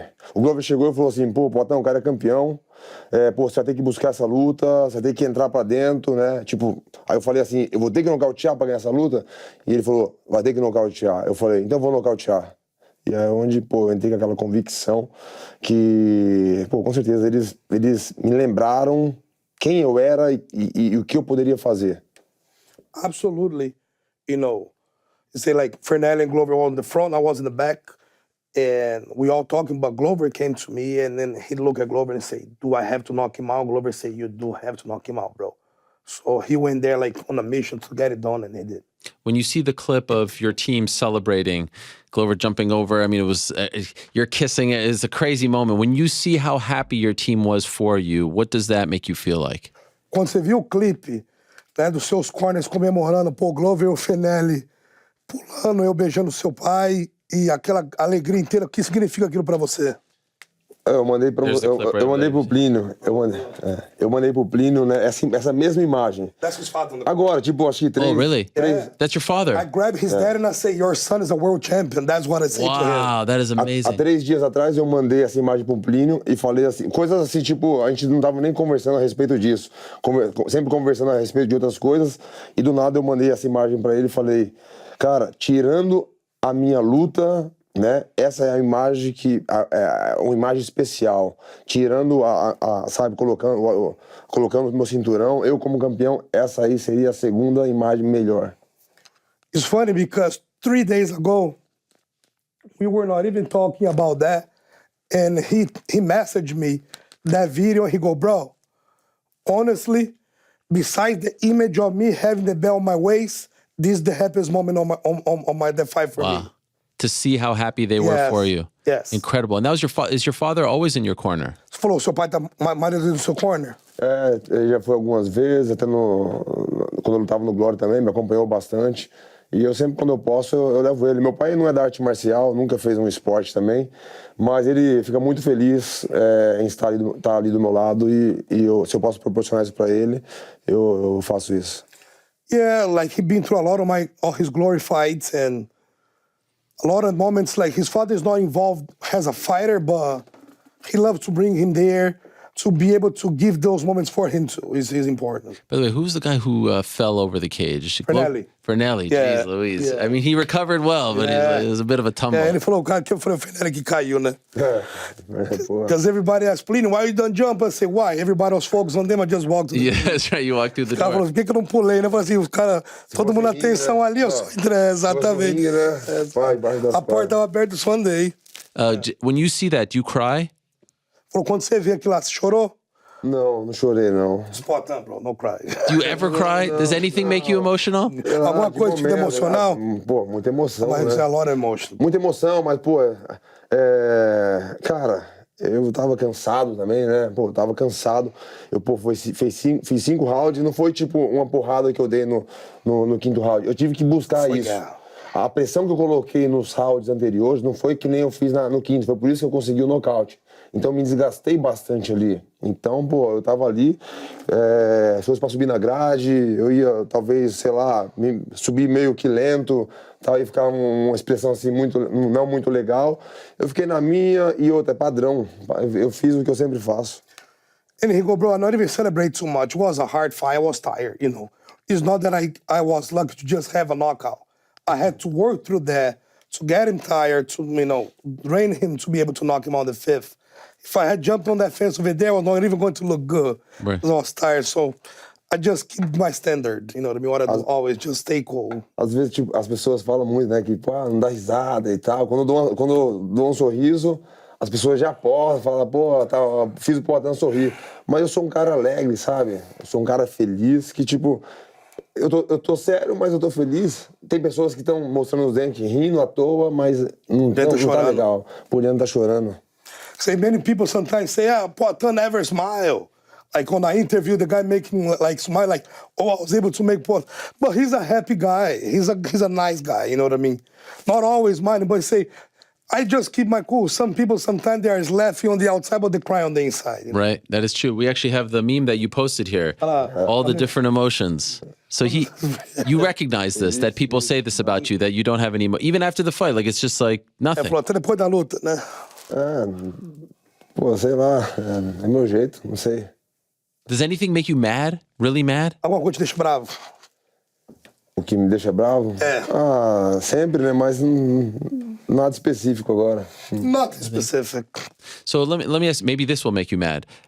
Some people, and you know, I wouldn't be me if I didn't say it. I said after the fight that I thought it was a premature stoppage. What do you say in response to someone like me who said that the referee, Mark Goddard, who I think is one of the best, maybe the best in MMA, that it needed a little more time? You say that? I said that, yeah. So here we go. Talvez isso vai te deixar bravo. Mas depois da luta, ele foi um dos que falou que talvez podia ter deixado rolar mais um pouquinho. Você acha que parou cedo ou não? Ele falou que... Ele falou também, ele falou assim... não quando ele falou assim, talvez podia ter deixado rolar um pouquinho mais. É o que eu venho falando. Eu, no lugar dele também, talvez eu falaria isso. Olhando de fora? Não, olhando de fora, eu falaria isso. Mas, cara, a gente tem que ver muito bem. Quem que é esse cara que tá batendo? Tem que ver o histórico dele, entendeu? Não é um atleta padrão. Isso não é padrão. Um tem mais força, outros não. Talvez se fosse um outro cara, poderia ter deixado ali. Mas, cara... Vendo ele baixar ali, ele tentou clinchar, legal, tava mostrando pro árbitro que tava tentando, mas já baixou a mão, olhou pra baixo. Ele falou que tava lá, olhando por aqui. Cara, tudo bem. Tá de lado. Se ele bem, sem tomar as porradas, eu conseguir acertar ele, imagina ele naquela situação. Ele tem que ser um cara que nem eu. Eu falei pra ele, sentir no primeiro round as porradas dele, ok. Eu vou falar que não, as pessoas que vão estar me assistindo vão olhar pra mim, parecendo aquele bonequinho de posto, entendeu? Eu vou falar assim, não, eu não senti as porradas. Vou falar assim, pô, tá ridículo. Todo mundo tá vendo que o cara sentiu as porradas. Então ele tem que fazer o mesmo. E então, voltando ao assunto, eu acho que ele falou, mas na minha opinião, ele está errado, dando essa opinião. Talvez se fosse alguém da família dele, um irmão, e sabendo do histórico do adversário do irmão dele, ou um filho dele, talvez ele pensaria diferente. Pô, vai machucar o cara. Okay, he understands you saying that because from outside perspective, we gotta understand the referee, gotta understand the situation, gotta understand that he's an above standard guy. He's not a regular guy. They have a history of knocking and hurting people out, right? So, easy to say that too, but at first, okay, he was defending, he was grabbing, but at the end, he was really like leaning sideways. He could have got really hurt from that. The referee was smart enough to understand the situation and see that because if we easy defending him and grabbing, he was already taking those shots. Imagine what was going to happen with him leaning down like that. So, say maybe if you were part of his family or his close circle, we'll say that maybe no, to not hurt my guy. But say, yeah, I'm sorry, you're wrong, bro. Okay, all good. I had to say, because people will give me shit if I didn't say it to him, but that takes nothing away from the performance. Eu tinha que falar, porque senão o pessoal ia falar pra mim. Nem sei se eu posso fazer pergunta, quem entrevista é ele, né? Mas muitas pessoas eu percebi que mudaram essa opinião depois que o treinador do Adesanya falou, entendeu? Então, não sei se ele foi influenciado a isso e o que ele pensa hoje, entendeu? O treinador dele falou que tá mais cedo. Falou que, que realmente tá legal. Não, tá. He said, I cannot even be asking you because you're the one interviewing, but maybe a lot of people change their opinion later after Eugene, Israel's coach, say that was actually a good stoppage. Okay. Maybe that changed people's minds. Yeah, sure. I mean, if he says it, then and I have a lot of respect for him as well. So now we want to know about what's next. And I think it's going to be a fourth fight, a second in MMA for you. But if it's up to you, versus him, if it's up to you, if the UFC called you and said, what do you want to do next? What are you saying to them? Bom, vamos falar agora do que é o próximo, certo? A gente acha que vai ser uma revanche, né? Mas se depender de você, o UFC ligar e falar assim, o que você quer? O que o Poatan quer? Adesanya é um cara novo, tem todo, trajetória potencial aí, né, pela frente. Eu, por essa questão, eu não lutaria com ele, por essa questão, certo? Mas se ele falar assim, ei, Alex, eu quero isso, eu quero me arriscar. Mesmo eu me dando mal, eu quero... Então eu vou falar assim, ei, vamos fazer a revanche por você. Mas não lutaria no caso de não estragar a carreira dele. De não estragar a carreira dele, né? E eu faria isso. Well, see through both sides. He's a young guy, a lot of potential, have a lot of career going ahead. If I'm looking through that point, I'll say no because I don't want to ruin his career. But if he go and say, I want to fight you, we're fighting next. Se o UFC me dá duas opções, você tem o Israel e você tem essa outra pessoa aqui. Qualquer um dos dois que você escolher vai ser o próximo. Aí, nessa questão, eu escolhi o outro, não o Adesanya. Mas aí... Eu ia ferrar a carreira do cara. Eu, se fosse possível, eu mandaria até uma mensagem pra ele. Nunca mandei, né? Mas eu mandaria até uma mensagem e falar, ei, com todo respeito, é isso mesmo que você quer? Eu tenho outra opção. Ruim, né? Eu tenho outra opção. Você quer realmente isso? Eu não vou estragar o seu sonho. Você quer uma revanche mesmo? É isso, Alex. Eu quero isso aí. Se você falar que não quer, os caras vão colocar outro. Fala que quer, porque eu quero. Eu falo, então beleza, vai ser você. If the UFC give me two options, somebody else or Israel, and I have the option to text Israel, text him, thing that I never did say, are you sure that is this what you want? Because they're gonna put me somebody else. You say, you want to fight me again? I'll fight you again. Interesting. Have they approached you yet about what they want to do with you next? Já falaram com você o que eles querem fazer ou não? Não. Not yet. If it's up to you, when would you like to fight again? Quando? Se você dependesse de você. Cara, antes de maio, eu não queria. Antes de maio, não. E no máximo também julho. Então, entre maio e julho, para mim, seria perfeito. Nem antes e nem depois. Nowhere before May, nowhere before after July. So, somewhere between May and July will be good. Okay. A lot of people are obviously interested in fighting you now. I want to ask you about one guy in particular. Khamzat Chimaev said, hey, let's fight in Rio in January. Did you see this? And if so, what did you make of it? Muita gente tá querendo lutar com você agora, né? E o Chimaev lutou... Não, he didn't say Rio, he said Las Vegas, December 10th. Oh, it's something even crazier. Okay. Got something for you. Okay, all right. O Chimaev é um dos que tá desafiando e falou, né? Pô, vamos lutar lá em Las Vegas dia 10, né? O que você tem pra falar disso aí? Falar de novo, né? A pessoa que conhece, o mínimo, a pessoa que conhece, sabe que é uma luta, né? Ainda mais 5 rounds ali, pô, foi uma guerra que eu fiz com a Adesanya, né? É óbvio que eu me machuquei, tava nítido ali, saí pras entrevistas, saiu vários vídeos, eu mancando, ele mancando. Então, pô, em tão pouco tempo, isso é impossível. E quando é impossível, é o que ele propõe, entendeu? Ele propõe o impossível, porque ele sabe que não vai acontecer. Well, everybody that watched my fight saw that was a hard fight, right? Know that he got hurt, he got to recover, so it's impossible. He just goes after what is impossible, when is impossible. Logo quando eu ganhei do Sean Strickland, ele sabia que eu era o próximo, já estava certo já. E aí ele também fez o mesmo desafio. Né? Não faz sentido. Ele fala, vou desafiar o Alex porque ele é o próximo e ele não vai querer lutar comigo porque ele já vai disputar o cinturão. Então ele sabe que quando não tem possibilidade, ele começa a falar para se promover. Né? When I fought Strickland, when he fought Strickland, was a done deal that he would be fighting for the title next. So Chimaev go and jump on the hype train again and like, I want to fight you and this and that. Again, he knew it was not going to happen because he was booked for a title fight. So he just basically doing that to promote himself. So you feel like that's what he was doing with December 10th. Now you said you had something for me. Did you? Fala do Rio. Eu vou falar. Tá. Ele falou assim, então você acha que é isso que ele tá fazendo para de dezembro? Aí pode falar. Com certeza é isso, quer se promover, mas não quer lutar. Eu fiz uma postagem também, ideia minha, né? Do Kung Fusão, né? Aquele cara que fica escolhendo a galera e tal.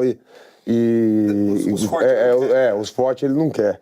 Isso é comprovado porque depois dessa chamada que ele deu aí, conversei com o meu empresário, falei o que eu queria, né? Como ele é um cara pesado também, um cara grande, não tem condições de eu perder peso agora, né? Acabei de fazer uma perca de peso e eu falei, então, dá pra mim lutar no Brasil, na categoria de cima, que seria no meio pesado.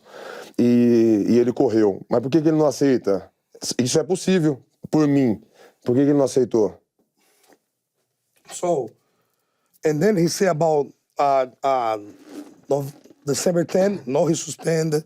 But he's like, Alex did a post this week of, I think, a Chinese movie that this guy just go and challenge people to fight, but not the strong one, the one that he cannot fight.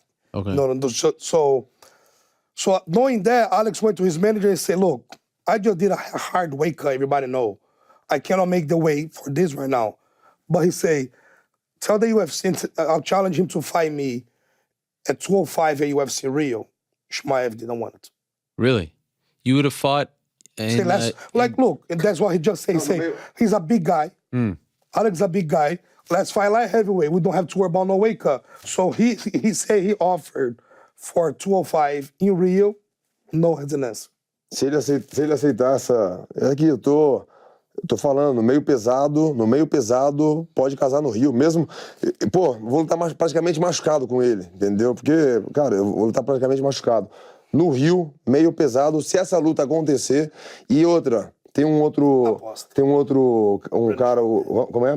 Brendan Schaub. Brendan Schaub?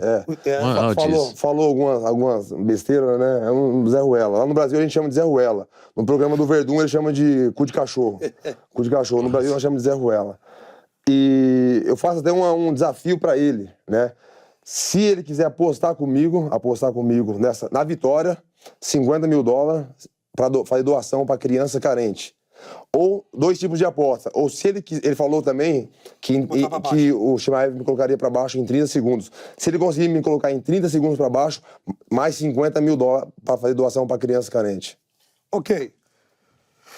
Number 1, even injured, he said he'll fight Chimaev in Rio at light heavyweight. Wow. Right? Not a problem for him. Number 2, Brendan Schaub, I think he was running his mouth. Uh-oh. You know, they're not even going to translate. What'd he say? I gotta hear kind this. Of the a-hole shit. This is incredible. He was talking shit? Yeah, but basically, Brendan, I think he said that, talk a lot of crap that Chimaev will run him over and blah, blah, blah. And also he say that he'll be able to take Alex down in 30 seconds. Chimaev will take him down? Yes. Why is he watching Brendan Schaub videos, by the way? No, he don't, but people just... send it to him, okay. What have we done here? So this the deal. He'll fight Chimaev in Rio, regardless being injured or not, at 205. And he proposed to do a bet with Schaub. He said, he ran out his mouth, $50,000 if he beat Chimaev. We both go, and those $50K from both sides, we donate to kids in need. Also, 50 more that do not take him down in 30 seconds. And we double those 50 to donate for the charity. Oh my gosh. E outra, é pra ele, pro podcast, pro cara do podcast, lá que eu não sei o nome dele, e pro Chimaev também. Qualquer um dos dois que quiser aceitar a aposta, eu tô disposto. Doação pra criança carente. Not only to Schaub, but Chimaev too. If you want to jump on the bet train, let's bet. We donate to the charity. A lot of kids are hungry today's days. Let's make somebody happy. E não adianta falar depois, ficar sem graça e falar assim, eu aceitei. Não. Eu coloco meu empresário com o empresário dele para fazer um contrato e assinar, fazer um negócio tudo certinho, para as crianças não ficar, né, de mão abanando. Natal tá chegando, entendeu? And not only to run their mouth, their manager, call our manager, we make an agreement, Christmas is coming, let's feed the kids. So you would agree to this right now? 100%. Has he said this to the UFC? Você agora aceita. Sim. No meio pesado, para mim, outra... Não tô com condições, mas, pô, eu luto com esse cara. Even with condition, not condition, like heavyweight, I'll fight this guy. O mais difícil vai ser o peso. The hardest thing is to make weight. Right. And by the way, like, how much does he, like, on the Saturday of the fight, in the cage, how much does he weigh? Mais ou menos quanto você tava pesando no cage aquele dia? Aonde? Eu 95, no máximo, entre 95 e 96. About 210. 210. I was going to do the math. He said 95. Yeah, Gucci's 95 is about 210, 2.2. Do you think at 212. At some point, do you think you'll be done with 85 and you'll have to go fight at light heavyweight? Você acha que no futuro você vai ter que subir de peso? Cara, não sei. Não tenho isso em mente. Dou peso bem, entendeu? Muitas pessoas falaram do meu peso. Mas, pô... Bateu abaixo. Bati abaixo. Só porque eu cheguei meio que no limite ali do horário, eu planejei tudo isso, cara. No, my plans for now, I'm happy he's happy where he's at.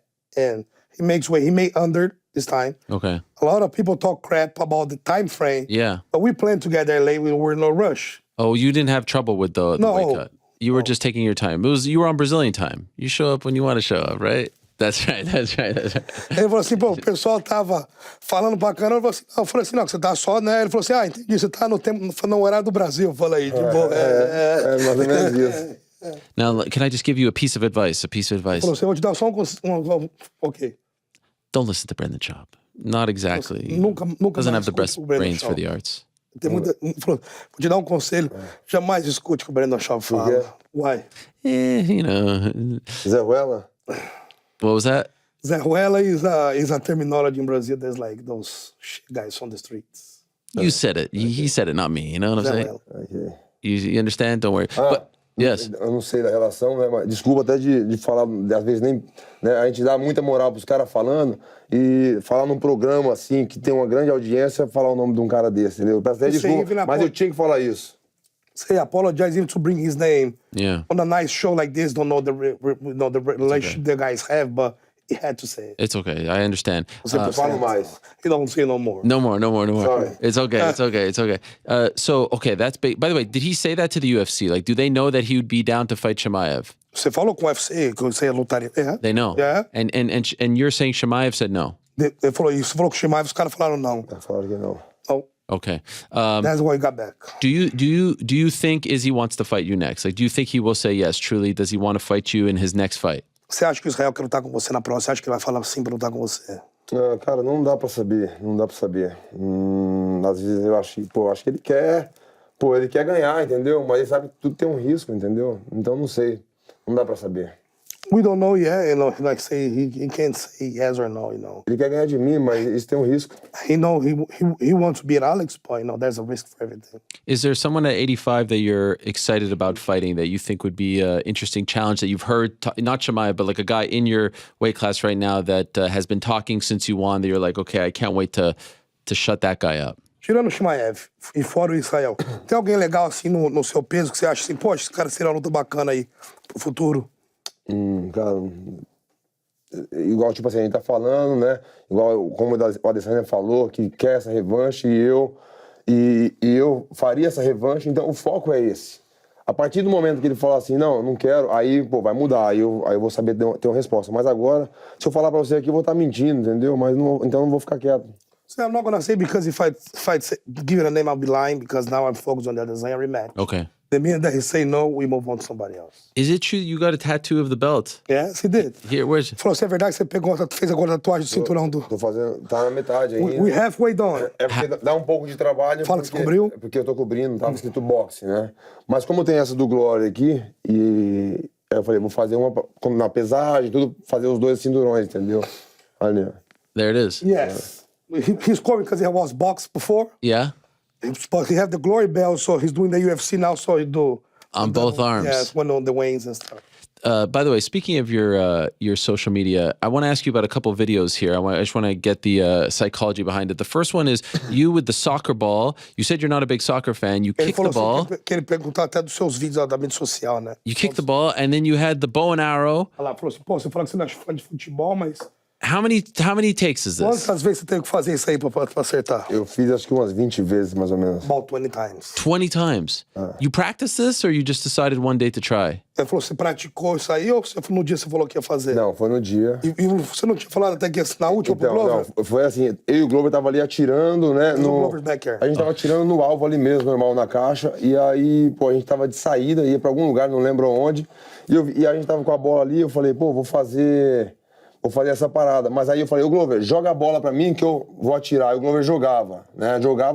Eu consegui acertar algumas vezes ali, foi difícil. Mas eu falei, agora eu quero fazer chutando e fazendo a parada que é muito mais difícil. E eu comecei a fazer, eu fiz umas 20 vezes e não dava. E o Glover já, vamos, Botão, vamos mais, chega atrasado. Aí eu falei assim, a última. Aí dá pra ver, dá pra escutar eu falando. Eu falei, é a última, hein, Glover? É que nem na luta aqui. Quando... De repente tá perdendo, igual quando foi a minha luta lá contra a Alessandra, que ele me deu knockdown, né? Na minha segunda luta, eu falei, que nem na luta. Tá perdendo, tem que nocautear agora. E, é a sua última chance. É essa aqui, Glover. Fui lá com toda convicção, chutei, atirei, aí eu falei, convicção, é isso mesmo. Aí depois peguei a parada, vim perto do Glover, o Glover tava filmando. E eu falei, é isso aí, cara. Tá perdendo ali na luta. E falou, tem que nocautear agora. E foi o que eu fiz. E isso foi 2 meses antes, sei lá, da minha luta. E consegui fazer a mesma coisa na luta. So we started with him and Glover were going to go somewhere. And they're like, let's play a little bit before. They were shooting the boxes and stuff, the targets. And then he started like, let me try the ball. Glover was throwing the ball for him to do it, which was fine, but like, nah, I want to try to kick the ball and shoot it. Jeez. But he did about 20 times. Then Glover like, let's go, man, we gotta go lunch. This and that, like, buzzing his balls. Like, okay, one last try, I'm gonna do it. Then he kicked and did. That's why he celebrates so hard. And then if you see the full video, show him saying he can never give up. He got to go to the end. 2 months later, he goes and do the same on the fight. I love it. Now, what about the sparring on the hoverboard? I saw you on the hoverboard. That can't be real. Like, you don't really do it. This seems like the hardest thing in the world. We have this video as well. You're on the hoverboard and you're come on. Is this a real thing that you do, or is it just for the camera? Ele falou assim, isso aí foi só para zoar, vocês faz para assim mesmo. Não, just... No. This is incredible that you're doing this, even for 30 seconds. Moving bags. It's unbelievable. How hard was this? Foi difícil. Pô, Primeira vez. O que acontece? Eu ganhei esse carrinho aí, e aí eu tava ali, aí eu tava no carro, né? Aí eu falei, pô, vou fazer uma brincadeira aqui, só pra filmar. Então eu nunca tinha feito aquilo. Foi nem do futebol, da bola. Eu fiz, aí joguei. Aí a mesma coisa. So there actually, somebody gave us a gift. He was on the trunk of his car. He like, you know what, let me try this shit. And then he put on, step in, did for some fun. Did you fall? Você caiu? Não. No, not like Mike Tyson. Is he telling the truth? No, yeah. Not like Mike Tyson. Mike Tyson. Mike Tyson caiu. That's right. Are you going to go back to Brazil at some point to celebrate with your family? Vai voltar ao Brasil pra comemorar isso aí? Vou. Final de dezembro eu tô indo, ver a família, ver os amigos. End of December. End of December. Yeah, with the friends and family. And where's home for you? São Paulo. São Paulo. Do you think it's going to be like a big party? Você acha que vai ser festão lá, chegando lá agora em São Paulo? Não, com certeza, né? Eu recebo muitas mensagens, a galera, perguntando quando que eu chego, porque todo mundo quer me receber e, vai ser só festa. Well, I've been getting a lot of messages. You know, people are dying to celebrate, so I think it's going to be a big party. I have to say, though, very happy for you. You deserve it, but I'm very upset on this Monday. What has happened to Glover, to me, is a travesty, a crime, what has happened to him. Your friend Glover Teixeira, I was just wondering what you think about this situation. He's supposed to fight Yuri. He says, I'll fight Jan. They say, no, Jan. And now he doesn't get a title shot. What do you think of this? Ele tava feliz, mas ficou muito triste o que aconteceu com o Glover. Falou que foi quase um crime que fizeram com ele. Né? Falou que lutaria com o Jan e não quiseram e tal. O que você tem a dizer sobre tudo isso? Cara, do que tá acontecendo mesmo, assim, entre a organização e o Glover, pra falar a verdade, ainda nem tive uma conversa com ele. Como eu tava focado, né, nessa preparação dele, me perguntaram, e agora, como vai ser? Eu falei, não, agora a gente vai dar atenção pro Glover, aí eu fui campeão, mas agora eu quero retribuir, né, o que ele vem fazendo por mim, o mínimo que eu deveria fazer é estar dentro da academia com ele. Então, depois que isso acabou, né? Não teve mais esse camp dele, então praticamente eu não vi ele, não tive uma conversa com ele. Eu tô envolvido nas lutas, mas o que tá acontecendo dentro da organização, não sei te responder. Well, when the fight was over, I just tried to give back what he gave to me, to be everything in the room with him, but I'm not involved between him and the organization. To be honest, I didn't have time to sit down with him and know what's going on, to be able to give you a solid opinion. Okay, fair enough. That's a good PC answer. You don't want to piss anyone off. I will say I'm mad. I'm upset. What happened? Ele falou assim, uma malandragem. Você não quer deixar ninguém bravo? Eu falei assim, eu posso falar que eu tô bravo. Boa. Não, He deserves more respect than that, is what I want to say. Ele falou que ele merece mais respeito que isso, mas tá de boa. Okay. All right, I understand. I don't want to make it uncomfortable. For you, you go back, you celebrate, you come back in May, June, July, maybe July, International Fight Week. That would be a huge back where you fought in Las Vegas this past year. Could I ask, in your mind, how do you think another fight against Izzy goes? If you fight him again now, fourth time, second time in MMA, what do you think happens? Bom, você vai pra casa agora, vai comemorar com o pessoal no Brasil, vai começar a treinar, vai viajar. Pô, ele falou, o ideal seria, legal na Semana Internacional da Luta em julho, igual você lutou com o Strickland, que ele bate o UFC. Como é que você vê a sua próxima luta com o Adesanya ainda? Bom, eu tenho tudo mapeado já, eu sei que é recente, mas eu mudaria algumas coisas, né? Eu já vi essa luta minha da Adesanya pelo menos 30 vezes. Então, eu já sei ali o que mudar e o que fazer para fazer diferente. Né? Então, lógico, é óbvio que eu não vou falar aqui, mas eu vou voltar diferente. Só o fato de eu já voltar com esse dedo bem, isso já é uma coisa que... Eu falando aqui, as pessoas, talvez eu falando da lesão, algumas pessoas não vão entender a proporção do que, sabe, do que é essa lesão aqui. Né? Isso dificultou muito pra mim, não só na luta, eu diria não na luta, mas nos treinos. Né? Na luta ali eu não senti, né? Mas nos meus treinos dificultou muito. Eu fiz essa luta aí porque, era o meu sonho, eu tinha que fazer essa luta e deu certo. E como é que você vê essa luta indo? Bom, da mesma forma que eu venho sempre falando, quando aconteceu essa. Pô, eu sei que tudo pode acontecer, é um revanche, eu posso perder, mas eu quero ganhar. Esse é meu foco, querer ganhar. Eu sei que isso acontece. Eu perco, ou você ganha, ou você perde, ou você ganha. Mas eu vou fazer de tudo, vou fazer o máximo para me sair vitorioso e fazer essa defesa. Well, he watched at least 30 times the last fight. He have a lot of different ideas and to come different in certain ways, to correct things that he saw. He's not going to give it here, right? But just the fact that he's going to be able to fight with a full hero hand, because if you see he's bruised, you can see that he's damaged there. It's going to make a big difference on that fight. But in general, man, like, he just see himself winning. He know he can lose, he can win, he can draw, but he see himself winning the fight. Well, thank you so much for coming in. I appreciate it. Obrigado. Obrigado por ter vindo aqui, velho. Obrigado. Parabéns. Obrigado. On the big win, not only on the belt, but the brown belt too. You got from Pô, parabéns em tudo, parabéns no cinturão, parabéns na faixa que você ganhou, parabéns por tudo. Yes, for everything that you've accomplished. A very inspirational story to see you. Falou, sua história é muito inspiradora para todo mundo. So I wish you the best. Hopefully you recover quickly. Eu espero que você recupere rápido. And I would love to see another fight between you guys. I think it could be one of the biggest fights of 2023. So. Falou que ele tá louco para ver a luta sua, você com a Adesanya de novo. Acho que vai ser a maior luta de 2023. And if you fight Khamzat as well, I'm going to put 50 as well, that he's not going to take you down in 30. Ele falou, se você lutar com o Khamzat, ele bota 50 que ele não te derruba. Let's go. Thank you. Thank you, Poatan. Appreciate it. Joe's going to walk you out here. Thank you so much. Obrigado. Thank you for coming in, guys. I really appreciate it. All the best. Viva Brazil. Yes. Take care. There he is, the middleweight champion, Alex Pereira. He looks like a heavyweight champion. He's a massive, massive man, and he is on his way out with his coach, Plinio Cruz. Legend. Plinio's the man. Let me put my headphones on here. What a lovely chat with the middleweight champion of the world. Perhaps one day the light heavyweight champion of the world. Even got a BS reference in there. How about that? I'm sure the boys in the back were popping for that one. It was enjoyable. Yes, I'm sure you guys loved everything about that. Very enjoyable chat with Alex, and really appreciate him coming in. And I would love to see that fourth fight between him and Izzy. I guess you could say the second fight in MMA, fourth fight overall. That would be quite the scene. And I think it's a fight that could do very well, over 1 million buys, I think, for the UFC. So still to come, Larissa Pacheco, the new PFL lightweight champion. She's going to join us. Brendan Loughnane is going to join us. But we are now being joined, am I good? Yeah. By the man who will be headlining UFC 282, the pride of Poland. Who would have thought? Jan Blachowicz, Magomed Ankalaev. There he is. Hello, Jan. How are you, my friend? Good, thank you. All good, thank you. I'm in Vegas a couple of days.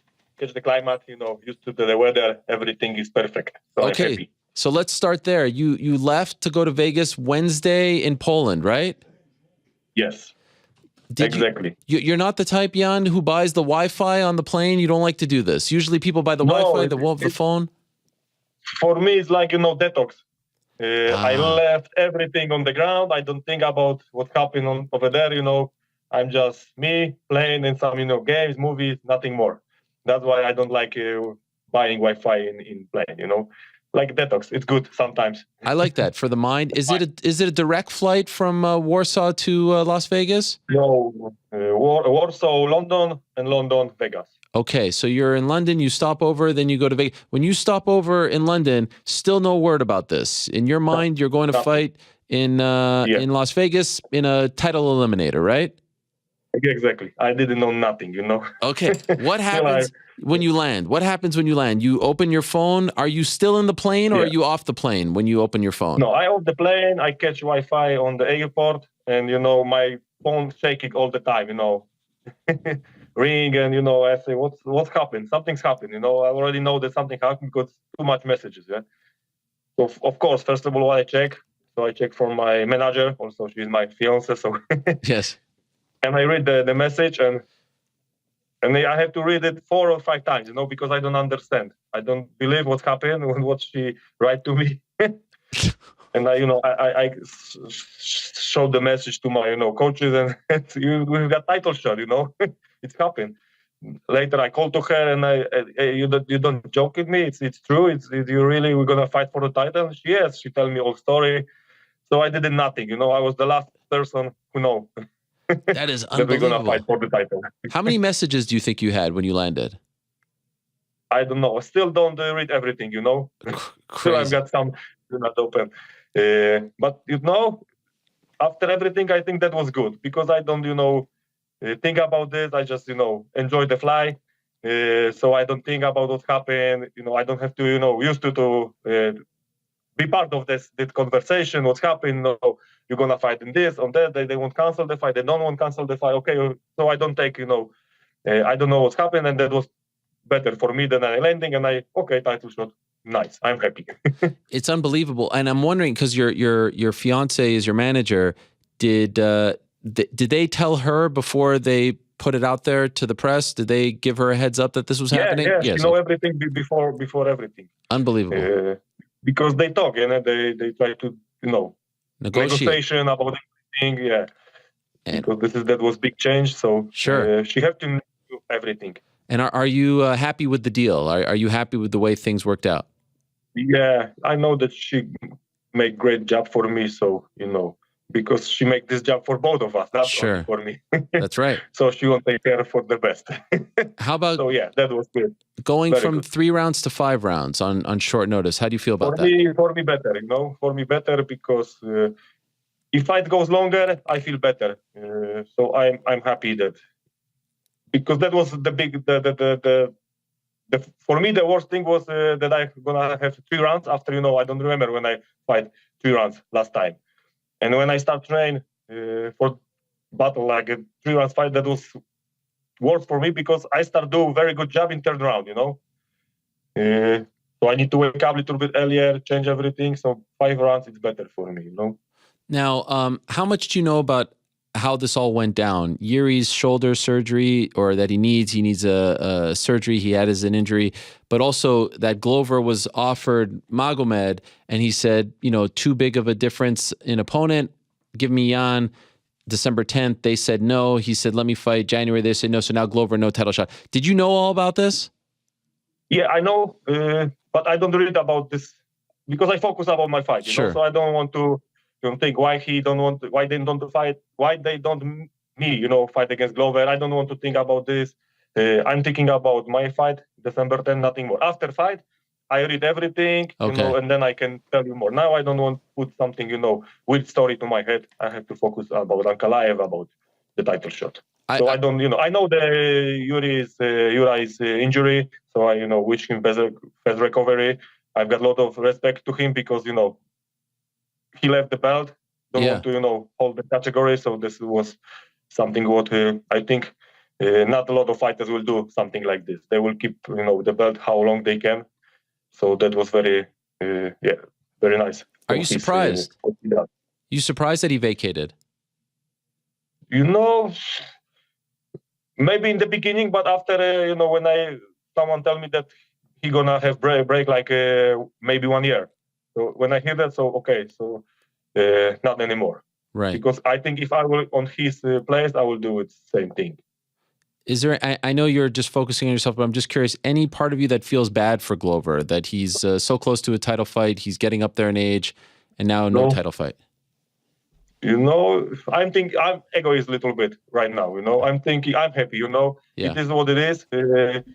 So the stars connection by the stars work for me very good. So sure, I'm happy, and like I told you, I will talk with about this everything what's happened with Glover, with Yuri after the fight. Now I'm thinking I'm happy. It is what it is. I'm bad. I feel bad because Yuri have injury. I don't want to anybody have injury, but it's just lucky for me, and I need to use it. Sure. Is there any part of you everybody on my place will use this situation? Of course. Actually, he said he wanted to fight you. Were you surprised that they just weren't okay with that? I think you versus Glover, with all due respect to Magomed, is a bigger fight because he's a former champion. So I'm surprised that they said no. They want Magomed instead. Like I think you versus Glover too is a really big fight. Maybe I also would like to do this rematch. Yeah. This is one rematch what I would like to do. every different fight what I lost. This Yeah. is something what I what hurts me. Because I believe that I can fight much better in our first fight, and even I can beat Glover. But it is what it is. Maybe you see. Okay, this fight was so. Maybe they just want to do something new. Also Ankalaev, he's got I don't know how many wins in a row. Right. So also he deserves for title Sure. shot. Okay. And I know after the Rakic fight, you thought that you should be next. So is there a part of you that feels like, okay, the stars aligned for me here? I'm getting what I should have gotten. I deserve this to begin with. I think this is the reason, because I deserve. So the multi-universe, create this this special fight for me. It's right now. Very unique too, because when you're preparing for a title fight, there's a lot of buzz, hype, media attention. Here, you kind of avoided all of that, right? And you just get to you don't have to deal with anything. That was perfect for me because I can focus only about the fight. No media, no interviews. Of course, some interviews a lot, but if that will be title shot after how many messages they want from Poland interview every day. Someone called to my manager. You want interview? I say not now, maybe later. Still is 5 weeks, so for sure I'm gonna have a lot of job in the 5 weeks. Right.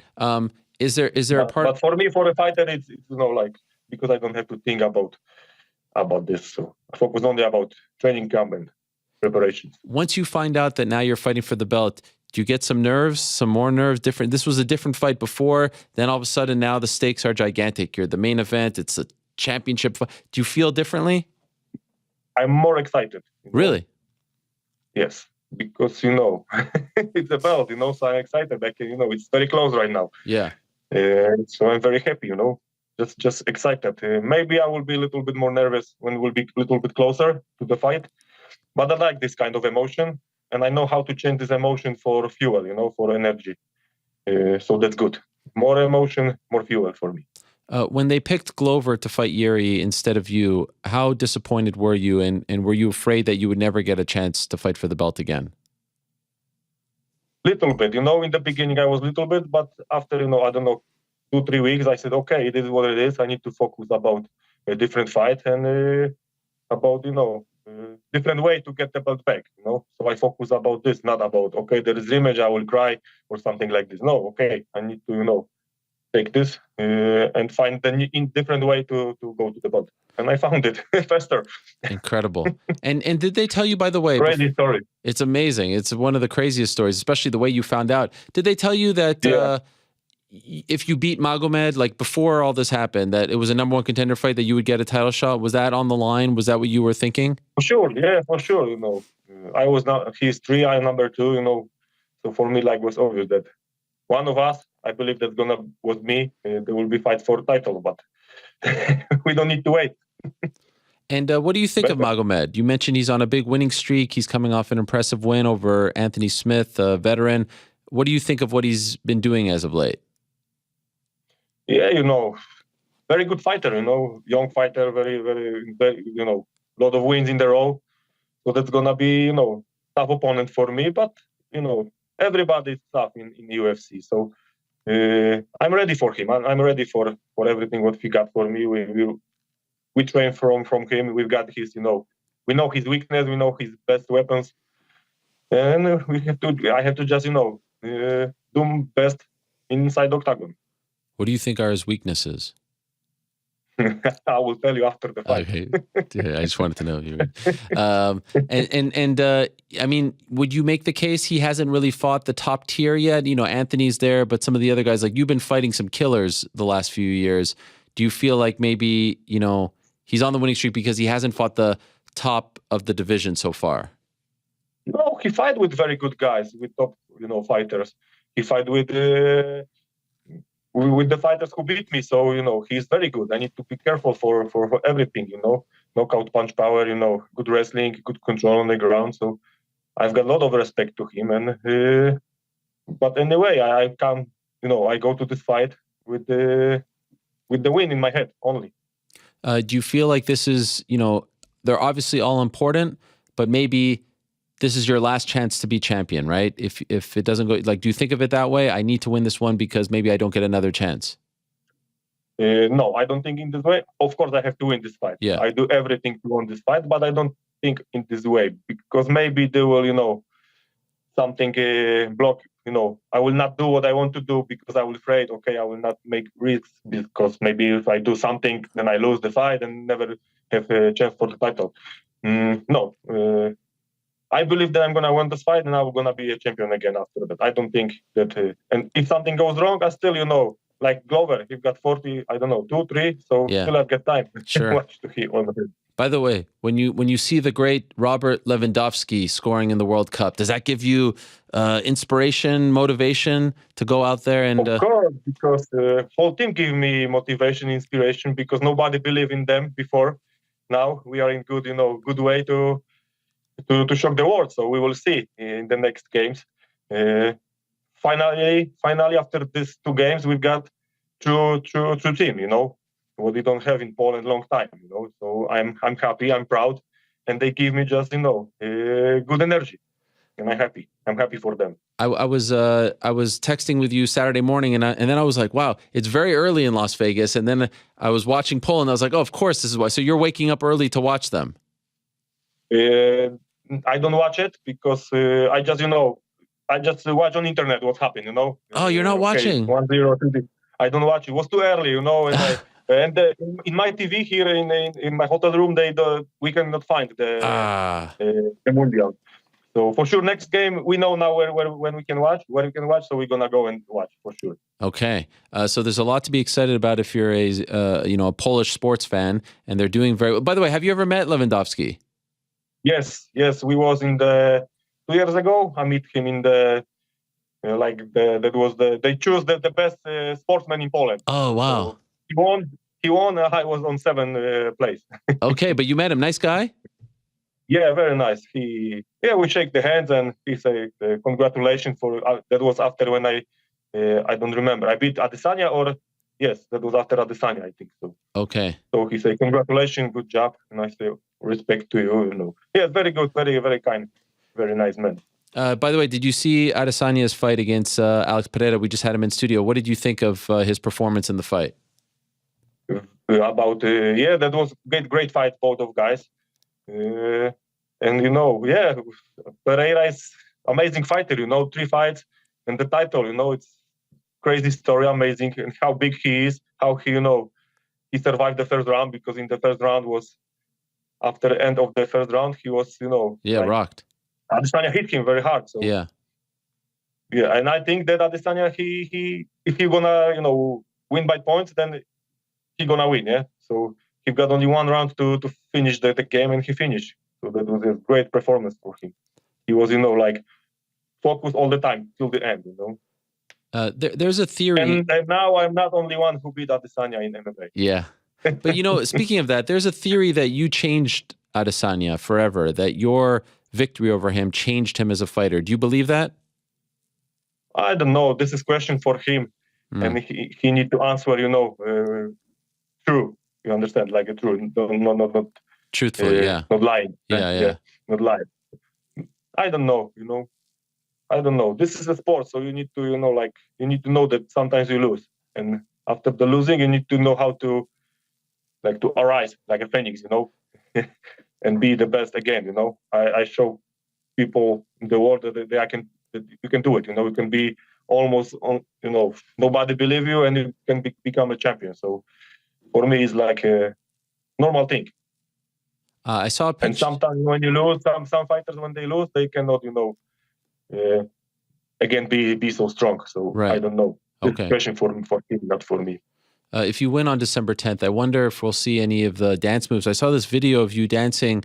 Do you know this video that I'm talking about? You're at a club and you're going like this. Hakkasan. Yeah. Where is this? Is this in Las Vegas? Where is this? Yeah, that was Vegas. That was the biggest fight week what UFC make in this year. That was in July? Fight. Yeah. Oh, so you were just a guest fighter? Yeah. Yeah, I was guest fighter. So after we go with Joanna and friends to Hakkasan. You were dancing? A little bit, I like the dance moves. Yeah. It's nice. This is what I can do my best, You go to the clubs in Poland? Not long time ago I was, I go. Now, small kid, no time. No time. You do have time. So, when we was in this fight week, so our kid left. We left him with his nanny in Poland because it was just 4 days, busy day. So we used it one night for us. Of course, you have to do that. It was crazy night. Yeah. And I saw another picture of you rock climbing. Where was this rock climbing? This was on, I think, your Instagram. This looks very scary. You have a lot to fight for. You're still in the prime of your career. What are you doing over here, Jan? I mean, this is not something that a person with so much to lose that should be partaking in something like this. This is something what I like to do. For sure, when I finish my, UFC career, I will start doing this little bit more. Gosh. But, I'm too heavy to be like, the crazy guys who climb, So I choose only easy way, what I know that I can do it, And of course, I'm not doing alone. I do this with pro guys. They secure me. So even if something happens, so, I will not die. But it's amazing feeling, when you, hold the rocks and you've got 400, 1,500 meters, Oh my God. down. So it's crazy and it's amazing. And when you are on the top, the view, everything, and also it's very good for the cardio. Amazing, job. Where is that? But you talk about the photo from now or from? No, I think that's now. Months ago. Now this. Oh no, from a few months ago. This is in. I think this is Zakopane Tatry in Poland. Oh, if wow. we're talking about this photo, I think so. Yeah, wow, that is amazing. Very scary. The name of the mountain is Monk. Okay, your wife does this too? Your fiance? No. She's scared when I'm going there.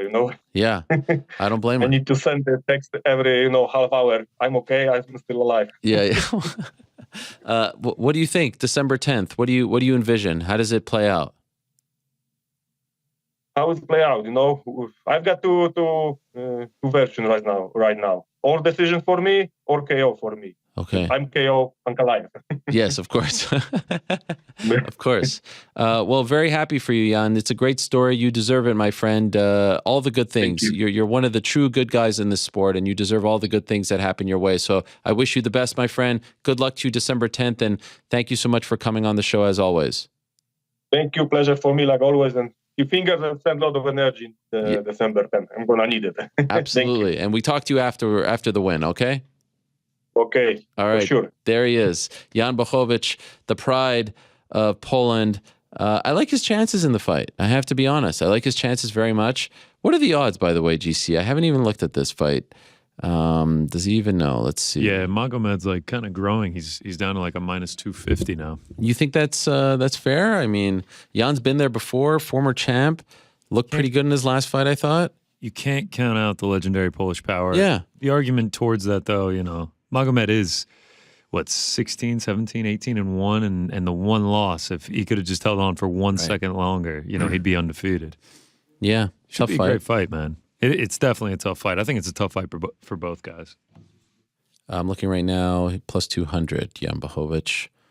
DraftKings minus 240, yeah. Speaking of which, let me run through these very quickly here. Frank is telling me that I should do this, and then we'll get to our next guest. As always, and coming up next, by the way, Larissa Pacheco, the brand new PFL lightweight champion, and still to come, Brendan Loughnane, the new 145-pound champion. As always, we are brought to you by our good friends over at DraftKings Sportsbook, an official sports betting partner of the NFL. They are the place to go when betting on the NFL this holiday season. Of course, big Bills-Patriots game this Thursday. It's me versus Joe at Foxborough. We need to get back on track. A couple of scary injuries. We don't need to talk about those. New customers can bet just $5 on any NFL team to win their game and get $150 in free bets if they do. Plus, everyone can earn up to 100% boost with DraftKings stepped up same game parlays. I like this. A little, what is this? A little 70s? Yes. Nice. Download the DraftKings Sportsbook app now. Use code THEMMAHOUR. Place a $5 bet on any NFL team to win their game and get $150 in free bets if they do. Again, that's code THEMMAHOUR only at DraftKings Sportsbook. Please use that code. It's very important. A little Soul Train music there. I like it, Frank. Hey, man, you got some lint on your forehead. You want to just... Oh, thanks. Yeah. Where is it? Right there. This whole time? Well, no, it's been moving around the head. Why didn't anyone tell me? We weren't sure if it was a scratch or... Is it lint. still there? Still, it's getting worse. What? There's I'm not gonna lie. Yeah, it's actually there. I thought it was like a cut or something. Maybe you nicked the whole show. No, Yeah. We're it's been 2 moving. hours. We're almost 3 hours in. Well, we were making a diagnosis. This is where we've landed. I thought you cut your head shaving. I'm not gonna lie, and you just didn't want. No, it's because I was It's wearing all my gone now. awesome Bills sweater. Yeah, sick sweater. Have you washed the sweater yet? I never wear anything without washing Okay, you it. just the put lint. it right back in the middle of your Where is it? There you go. You got Oh it. my Got it, God, got it. what a mess of a situation. Yeah, there was one on the back of the head too. Yeah, that if you looked want to like an just brush IFB. that off real quick. Frank, yeah. you're back in the Parlay Pals after this. Yeah. You're the only one that looked out for me.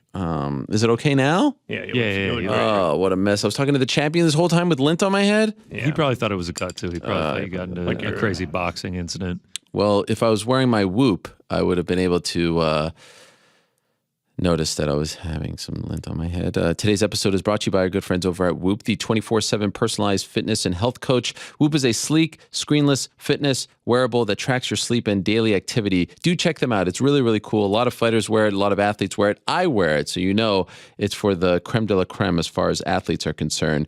They create a detailed breakdown of what's going on with your fitness and health. Lots of pro fighters, like I said, are using it to track their workouts. I've been using one too. You get extra data about your health, your fitness, your sleep, your recovery, all that and more. Try Whoop for yourself today by going to whoop.com. That's whoop.com.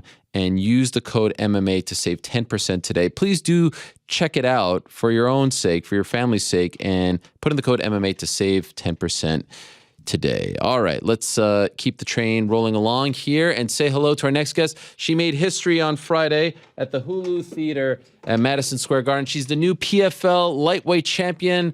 She's being joined by her manager, the legendary Alex Davis, and she brought the belt. Wow. Hello, Larissa. How are you? Good. Obrigado. Thank you so much for coming. Alex. What's up, Ariel? How let me long hug since Alex. we've It's been a long been- time. Yeah, Wow, this guy. Wow. Don't say Legend. legendary. Give some more Legendary. work. Every time Absolute they say legend. that, I have more work. Another champion for Alex Davis. Thank you so much. Thank you for Ariel, coming. Wow, for you have a better belt than me. I'm going to take my belt away, and you put your belt right there. You can put it right over here. Wow, this is nice. This is the real belt, huh? Yeah. Wow. Can I see it? Of course. My gosh, this is heavy. Yeah. How many pounds do you think this is? I don't know. You don't Too know? many. Wow, this is really heavy, but it's beautiful. Parabéns. Obrigado. Frank, I think she needs help with her microphone. The microphone's falling down there, you see? All right, I'll be right there. What am I doing here? Oh, Alex is going to do your job for you, Frank. How about that? Oh, I try to do everything, you know. Yeah, you're a jack of all trades. Yeah. Is this okay here, Joe? Like this? Is that good? Yeah. It has to be hidden, right? No, it doesn't have to be hidden. Okay. Just don't want it to be sticking into her neck there. Is that comfortable? Is she comfortable? Yeah? Yeah. Okay. Congratulations. Parabéns. Can you tell me, what are we, 3 days later, has it sunk in that you have done this, that you beat Kayla Harrison, that you're the champion, that you shocked everyone, that you won the $1 million? Has it all sunk in, or do you still feel like you're on a high? Já caiu a ficha que você é campeã, que você ganhou isso, você ganhou $1 milhão ou ainda você ainda tá boiando aí? Boiando eu nunca fiquei, né? Mas a ficha ela tá caindo com o tempo, na verdade. Acho que agora é um grande momento vindo aqui no teu programa, que acho que é um dos maiores aí de luta, então é um grande impacto, mas eu tô me acostumando ainda. Yeah, I'm still absorbing it. Like this moment, for example, I get to be on your show, which is the biggest MMA show in the world, so it's sinking in slowly. What has been the best thing to happen as a result of the win? A phone call, a message, something that you've experienced? The best part about being champion right now, 3 days later, what's been the best thing to happen to you? O que foi a melhor coisa que aconteceu a você como ser campeão? Foi uma ligação? Foi um e-mail? O que foi a melhor coisa que passou nesses 3 dias? A melhor coisa, a vitória, né? O processo, a trajetória, tudo que me trouxe até aqui, o sentimento de gratidão, a minha equipe, meus técnicos, né? O Jucão, o Juan Jucão, o JB, o Sam, o Alex, a equipe do PFL que deu um suporte pra gente, o Ray, o Peter. Então, assim, primeiro um sentimento de gratidão e depois um de realização pessoal. Yeah, it's about the process, the trajectory. I'm very thankful for the moment, thankful to my coaches, Juan Carneiro, to João Basto, to Alex, to Sam, to PFL, to Peter, to Ray, everything that came together to be able to give me this moment. You seemed obviously very confident. Every fighter is usually confident to a degree going into a fight, but you had the history with her in the 2 fights, and I don't think anyone would have questioned you if you weren't so confident given how good she looked. Why were you so confident going into this fight that you would be the first one to beat Kayla Harrison? Você estava muito confiante, apesar de ter perdido 2 lutas, né? Se você não tivesse tão confiante assim, ninguém te culparia. Mas por que você estava tão confiante entrando nessa luta? Porque eu já tinha lutado com ela 2 vezes, eu já conhecia o jogo dela e eu sabia onde que eu precisava melhorar para poder vencê-la. Apesar de ter sido uma luta muito difícil, em todos os rounds eu sempre levantava do banco e pensava assim, agora esse round vai ser meu, onde foi que eu errei? Vamos corrigir. E tentar evoluir a cada round para poder vencê-la. Então, assim, eu estava confiante de que eu ia ganhar, eu entrei para ganhar, independente do que tava parecendo, mas eu entrei para ganhar. You know, I fought her twice, and I knew what I needed to do to beat her. And every time between rounds when I came back to the bench, I knew that I had to get better. I knew I had to improve. And I knew I had to come back and beat her. And I was confident I was going to do it. Every round I sat down and I thought, I'm going to win. I'm going to win this round. I'm going to come back and win. And I knew, and I was trying to see where I could find places where I could win the fight. Was there a point in the fight where you started to believe like, oh, I'm better than her tonight. I could beat her tonight. You know, early on, I thought she looked good, but then clearly I thought you won 3 rounds to 2, by the way, 48-47. But I'm just wondering for you and your confidence mentally, do you remember a moment where you're like, I am going to win. I am better than her tonight? Teve algum momento na luta, ela começou melhor que você, depois você foi crescendo. Ele te deu 3 rounds para você, 2 para ela. Teve algum momento que você pensou, eu vou ganhar essa luta, agora eu vou ganhar essa luta? Sim, teve vários momentos, mas o início da luta, ele foi totalmente pensado pela gente. A gente sabia que ela viria com muita gana e que ela imaginaria que devido as minhas 5 vitórias anteriores no primeiro round, eu chegaria para trocar com ela e ela poder ter facilidade de entrar, me derrubar, finalizar, enfim, ou me nocautear.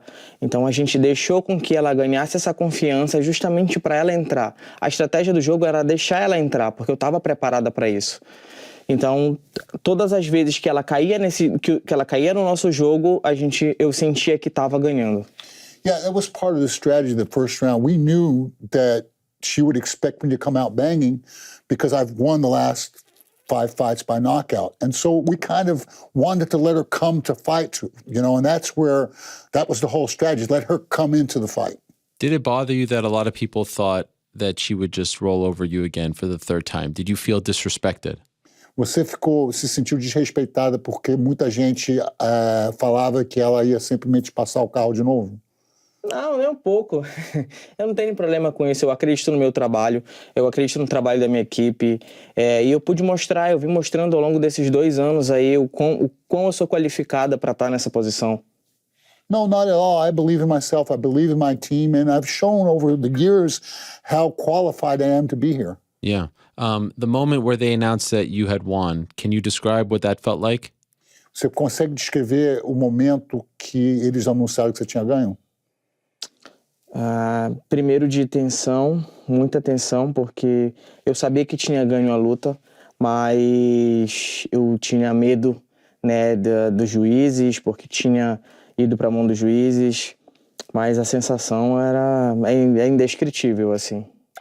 It was a moment of tension. I felt I'd won, but I knew that it was up to the judges. So when the decision came, it's undescribable, the feeling that I had. Probably nothing. I mean, you've never felt anything like that in your life, right? Maybe career, but definitely life. Yeah, would that be fair? Você provavelmente não sentiu nada assim, nem na sua carreira, nem na sua vida, né? Não, claro que não. É como eu falei, foi a realização de um sonho, foi uma realização pessoal. Eu precisava disso na minha carreira, eu precisava disso na minha vida. Porque eu comecei muito nova, eu comecei com 15 anos de idade e desde então venho tentando ganhar esse espaço, mas nunca, sempre chego na porta e tendo que dar 2, 3 passos atrás, bato na porta de novo e não consigo chegar. Então, conseguir chegar e concluir isso não tem explicação. It was a very big accomplishment for me. I'd been at many times in my career, I'd been on the cusp of doing something big and I never done it. So finally, I managed to finally accomplish that. That's very, very important to me. I'm wondering, did she say anything? Did Kayla say anything to you after the fight? A Kayla falou uma coisa com você depois da luta? Eu falei pra ela, tentei falar inglês, né, que respeitava muito ela, agradeci pelo combate. Após a gente se encontrou lá na parte da comissão médica, e ela falou, me deu os parabéns, falou que eu era a nova era, me pegou e me mediu como assim, tipo assim, você tá muito forte, e saiu, mas a gente sempre se respeitou e foi isso. Yeah, during the fight, I came up to her and I told her how much I respected her. Then back at the medical exam, she came up to me and she hugged me and she said, "You're the new generation." And she kind of felt me and said, "You're really strong," you know. So we've always respected each other very much. I'm just wondering, do you feel like she was looking past you at all? There was all this talk of super fights next year and that she was done with the tournament. Did you feel that way at all? Você achou que ela estava olhando além de você, falando super fight, falando ano que vem? Tava, né? Na verdade, eu acho que isso faz parte do jogo, faz parte do business e ela tava fazendo o business dela. Então, agora... Mas eu sempre falei sobre isso. Eu tô no jogo, eu tava no jogo e ela precisava passar por mim para poder começar a falar sobre esse tipo de coisa. Mas ela quis falar antes, para mim isso não é problema, para mim é ótimo, porque eu acabei embaçando os planos dela e aí a bola da vez sou eu. Yeah, I think so. I mean, it's just part of the game. She was looking at other fights as her business, but I always said, I'm here. I'm part of the game too. And I thought she looked a little bit beyond me, but that's fine. It's normal, you know, and it is what it is. So one of the big things, obviously, about winning this isn't just about this, but you're winning a lot of money. It's $1 million. How big of a deal is this for you? Like, could you even possibly explain how much your life will now change as a result of this victory? Não só o cinturão, como agora você ganha bastante dinheiro, $1 milhão. Você pode possivelmente explicar o que isso vai mudar na sua vida? Sim, muda tudo, né? Até chegar nesse cinturão eu não tinha nada. Eu ainda não tinha comprado uma casa, não tinha conseguido comprar uma casa, ainda tinha uma vida financeira muito instável, então era complicado investir na carreira, né? Então esse ano todo, com o dinheiro das bolsas que eu consegui, eu vim para cá e comecei a investir na minha carreira, então isso muda tudo, me dá estabilidade, me dá segurança, faz com que a minha carreira se consolide cada vez mais.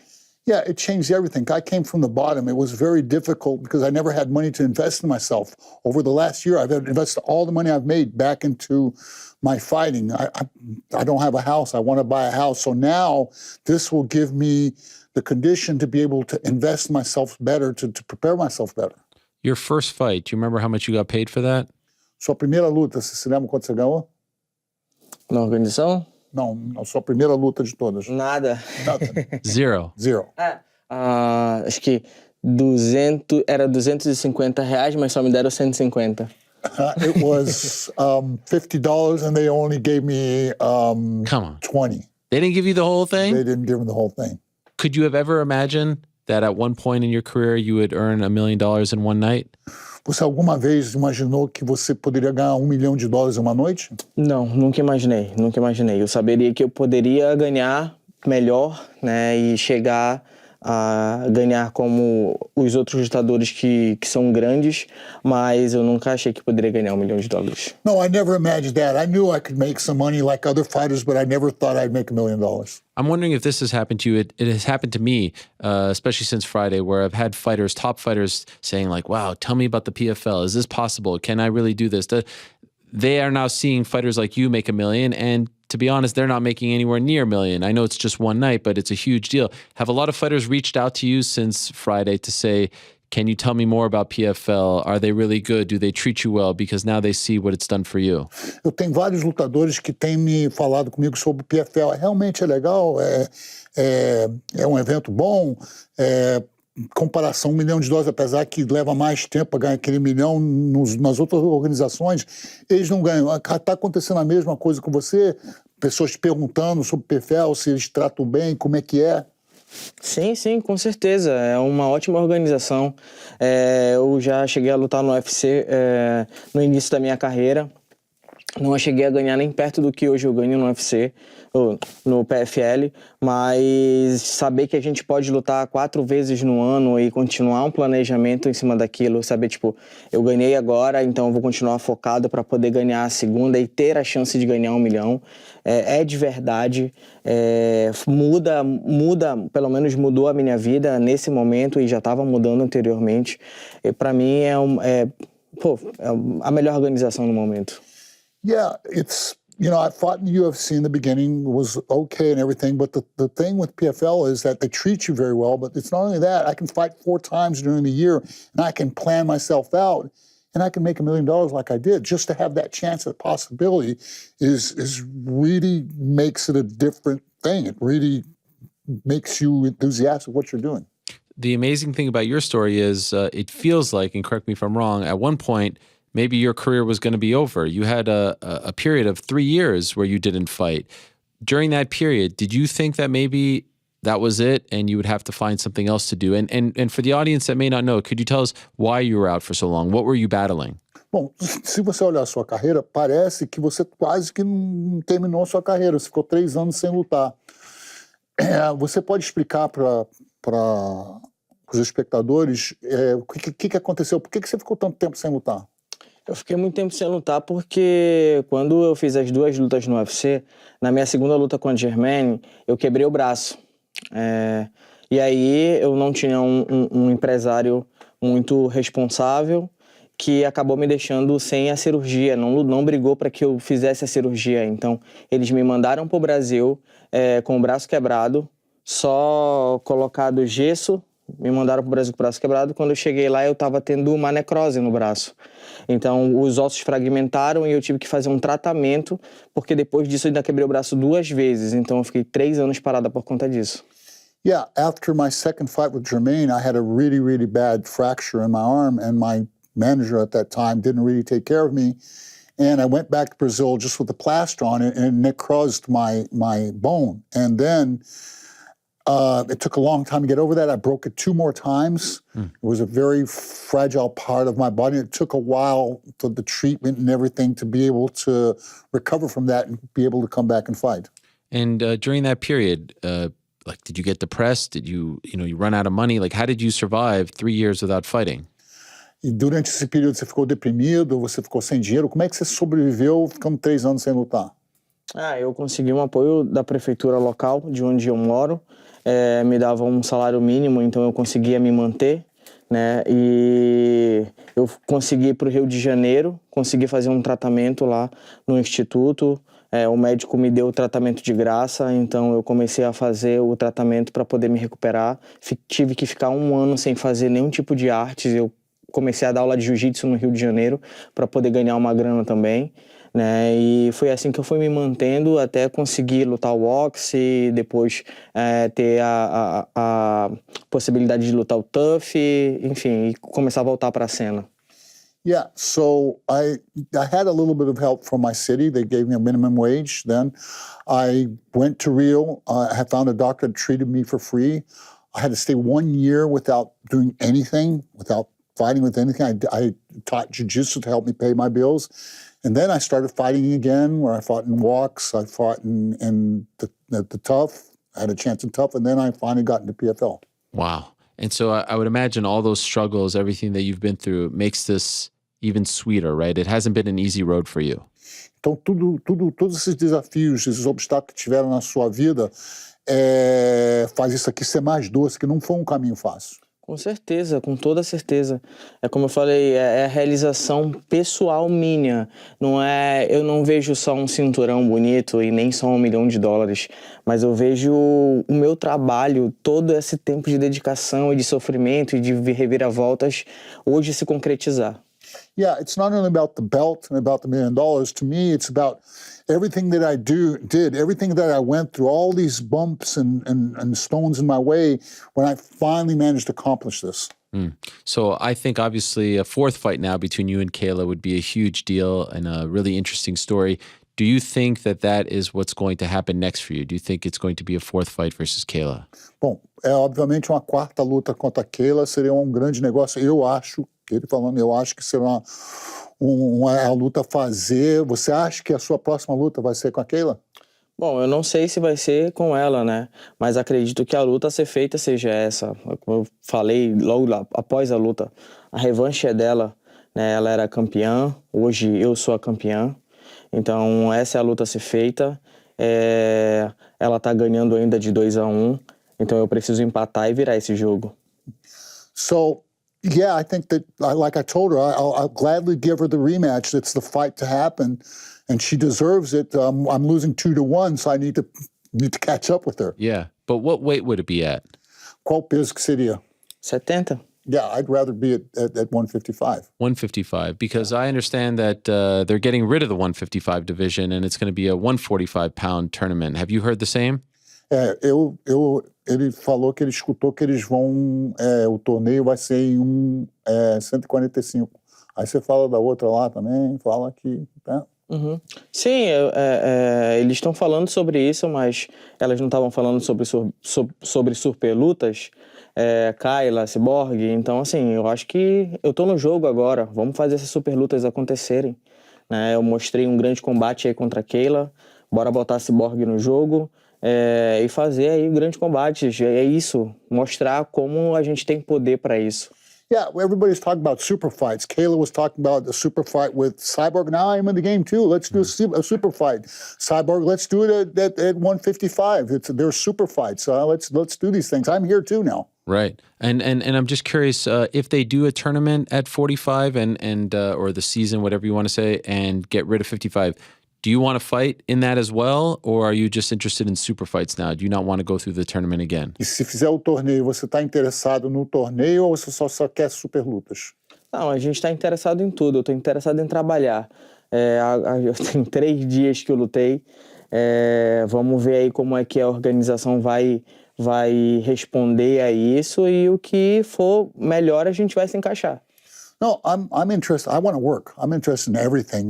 Let's see it's just been 3 days, so I don't know what the organization's going to do. I'm in for anything. I want to work. And you'd be interested in fighting Cyborg, your fellow countrywoman. You'd be up for that. E você teria interesse em lutar Cyborg também. Você é a sua conterrânea. Você lutaria com ela? Claro, com certeza. A gente tá aí para isso, né? É o meu trabalho, o trabalho dela. A gente tem que fazer isso. Eu tenho o maior respeito por ela, tenho o maior respeito por todas as outras grandes atletas, mas eu tenho que lutar com as grandes atletas para me tornar uma das maiores. Então eu quero fazer isso. Eu lutei agora com a Kayla, já pela 3ª vez. A Cyborg tá aí, tá livre, não sei se ela vai querer lutar ou se ela tá querendo, mas é a garota do nosso peso, entendeu? A gente tem gente para isso, então vamos fazer essas lutas. O povo quer ver essas lutas. Yeah, definitely. I want to. I just fought Kayla with all respect. I have all utmost respect for Cyborg, but this is what we do. This is what she does. This is what we do. This is what the fans want. Yeah, I want to be in this game. I want to fight. I'd like to fight Cyborg. I want to fight Kayla. I want to be in the middle of this. I want to make it happen. And I'm just assuming that you're going to be with PFL, but just like I know some of their deals are 1-year, 2-year deals. Do you have more time left on your deal, or are you up for a new contract, which would be great for you? Ele está perguntando sobre contrato, se você ainda está em contrato com o PFL, sim, você vai continuar com o PFL. Sim, a gente já está em contrato, vamos continuar no PFL, acho que como eu falei, é uma boa casa, me abraçou, me deu essa oportunidade, então eu quero ganhar mais milhões também. Yeah, the PFL, they hugged me, they embraced me, they gave me the chance. We're under contract with them. It's a good house to stay, and I want more $1 million. Right.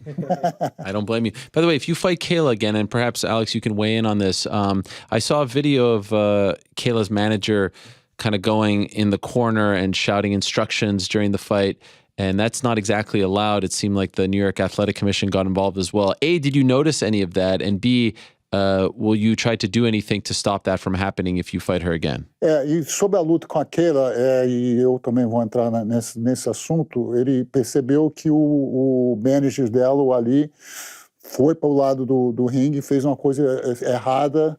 Você escutou isso e você vai deixar isso acontecer se acontecer outra vez? Aí depois eu vou entrar no assunto também. Cara, isso é muito complicado, porque, assim, eu falo pelo Alex, ele é um cara que sempre se mantém do meu lado e evitando quaisquer tipo de problema. Então, eu tava na luta, eu acho que eu tava no triângulo nessa hora, e quando eu vi uma confusão do lado em direção ao meu corner, não entendi nada. Depois que eu consegui voltar para as instruções dos meus técnicos, mas eu vi aquilo acontecendo, tipo assim, eu olhei, o que tá acontecendo? Por que eles estão fazendo aí? O que eles estão fazendo aí? Sendo que, poxa, é uma grande organização, não é uma bagunça. O meu manager estava lá. O que o dela foi fazer lá no meu corner? Yeah, it was a confusing moment for me. It was when I had her in the triangle, and then I kind of was not hearing my corner's voice anymore because somebody else was yelling, and I didn't know exactly what was happening. I know that Alex is always with me, and he's there to keep these problems from happening. It's a big organization. I don't think things like that should happen. And if I may say, as a manager for 29 years, I've always tried to be fair. I don't poach people. I don't break rules. I don't do things like that, you know? And that was that was cheating. That was cheating. And our sport can't permit it. I don't want problems with anybody that wants they name anything, but I will not. I've seen this happen before, but it's not with my fighters, so I'm not going to get involved. But it's not going to happen with my fighters. I will face it. I will fight it every time it happens.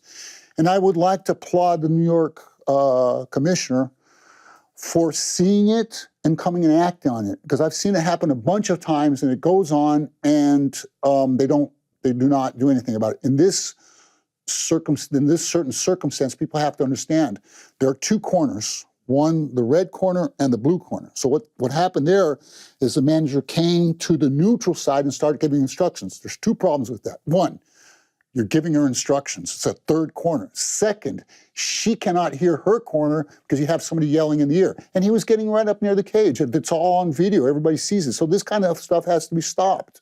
You know, I think that we deserve a fair MMA.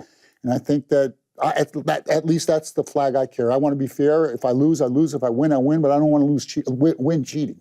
And this was the neutral. I thought it was behind his corner. He went to the neutral corner. No, he went to he was, we were across the ring from their corner.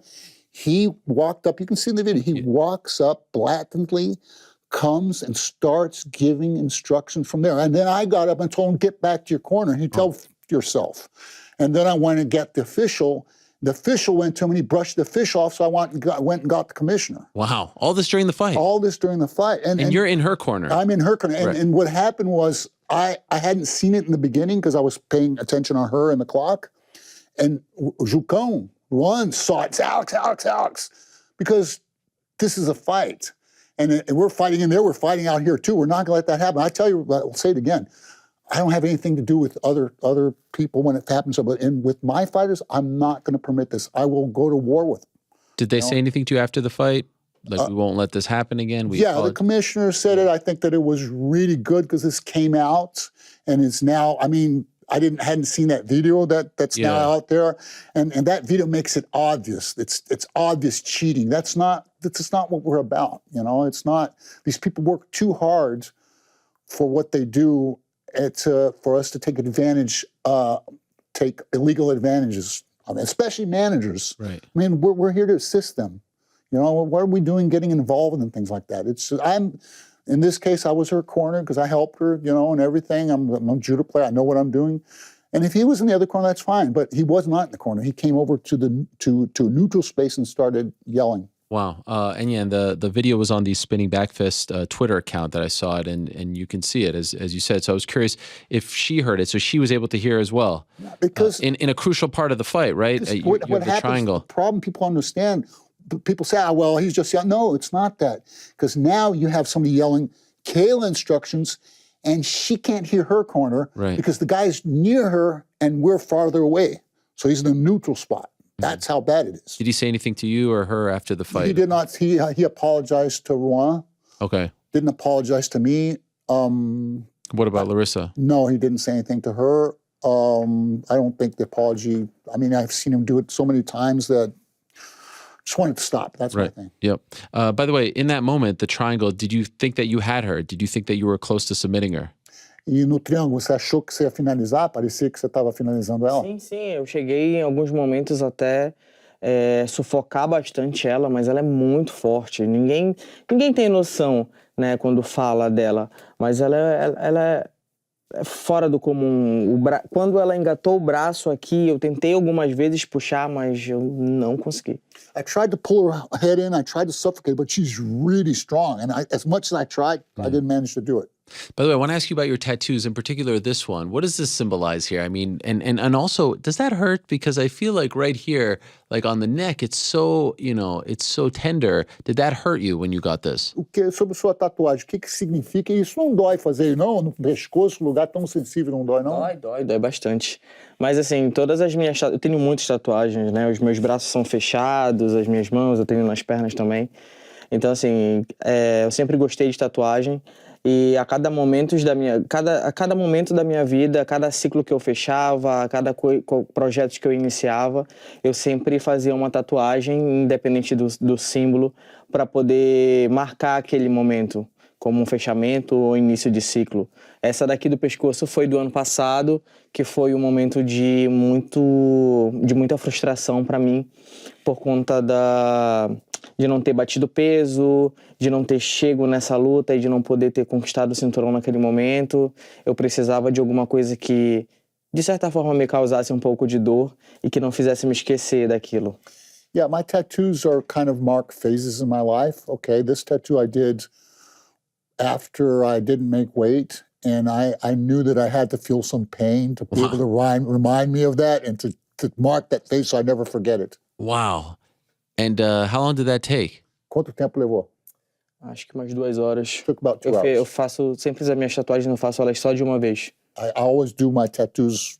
I start and finish them. Right. And what does it symbolize? Like what exactly? Simboliza? É um tribal. É um lettering, é um tribal. It's a tribal. Yeah, and you feel like you have to punish yourself? Do you always feel this way if you make a mistake? Você sentiu que você queria se punir? Não me punir, mas assim, além de eu gostar da dor da tatuagem, até um pouco masoquista isso, mas eu gosto da dor da tatuagem, mas assim, para eu sempre lembrar daquela situação e nunca deixar ela se repetir. No, not punish myself, but I do enjoy the pain of the tattoo, but it's more to never forget that. Okay. Never forget that moment. Wow. Did you happen, I know you were getting ready for your fight, but did you see Aspen Ladd's fight? She had some comments about you and the level of opponent that you face compared to her. You might face her next year at 145. Were you impressed with her win over Julia Budd? Você não deve ter visto a Aspen Ladd. A Aspen Ladd fez comentário que se comparar os seus adversários com os adversários que ela já enfrentou maiores adversários. Você escutou esse comentário? Tem alguma coisa a falar sobre isso? Sim, eu escutei o comentário. Bom, é muito complicado, né? Ela acabou de sair de uma organização por conta de ter vários problemas de não bater o peso.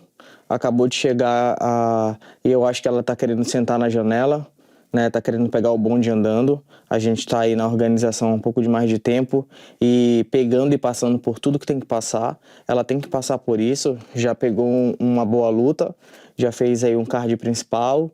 Eu não tô entendendo por que ela quer se comparar, porque não tem ninguém comparando nada. Mas aí não tem problema, a gente tá no jogo, tá no mesmo time. Vamos fazer as lutas aí, vamos ver quem é melhor. Yeah, it's complicated. I don't know what she's saying. These things, she just got here. I think she's trying to come over to the window and trying to catch the bus in movement. I mean, she got cut from another organization because she couldn't make weight. And we're in the same organization. If we have to fight, if that's the way it's going to be, it's the way it's going to be. I just think she's trying to move ahead of herself. Okay. And for you, is 45 the best weight class? Like ultimately, would that be your favorite weight class to compete in? Well, 66 seria seu peso ideal? Meu peso ideal é o 70, né? Poxa, venci na categoria, mostrei qualidade, mostrei tudo isso, mas claro que é possível de fazer isso. Hoje eu tenho dinheiro para poder fazer isso, estrutura, então a gente consegue sim bater o peso tranquilamente, né? Com disciplina que eu venho me dedicando aí para que tudo ocorra bem, mas eu tô aqui para trabalhar.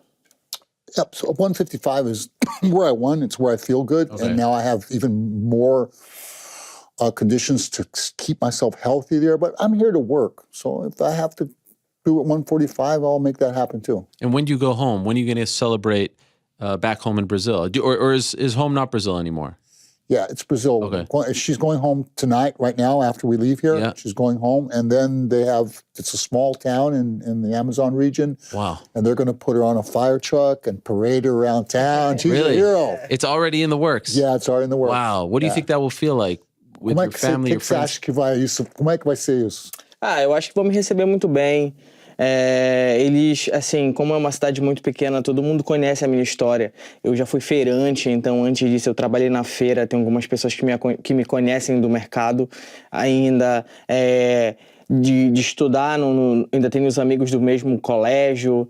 Então, assim, eu sei que eles vão me receber muito bem. Acredito que vai ser muito emocionante. I think it's going to be very nice and very emotional. I used to work in a market, and I still have friends in the market, and I have my school friends. You know, it's a very small town, so I think it's going to be really exciting. What's the name of the town? Marituba, né? Marituba. And where is that near? It's near Belém. It's in the Amazon region. Wow.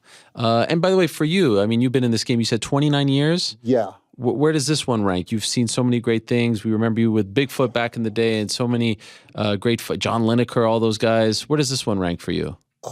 It's hard to say. It has to be one of the best feelings. I mean, what's so important about this fight for me, and listen, we fought against my team, this American Top Team, who I love. Yeah.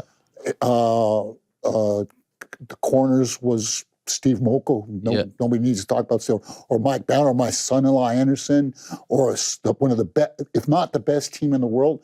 So it was David against Goliath.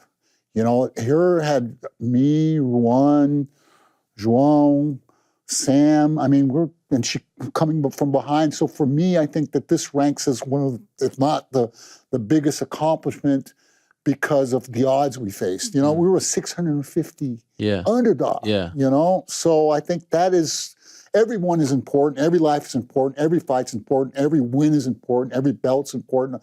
I'm unfortunately, I'm not very lucky at the belts. I mean, I help a lot of people. My thing is to help people. What this brings to me is, when I got her, she was coming off her injury. She was really poor. She was struggling, and I managed to touch her life. That's the most important thing about it. But yeah, Ariel, I tell you, this has to be, I mean, it ranks up there. Remember Fedor and Bigfoot? Oh my God. Dude, that has to be, this area is good for you. Yeah, this New Jersey, New York. I was thinking about that. I was looking at the business. I said, dude, do you think this could happen again? Yeah. Yeah. And it did. That was another February big moment. 2011. Nobody saw that coming. Well, very happy for you guys. Parabéns. Congratulations. Thank you for stopping by before going to the airport. I really appreciate it.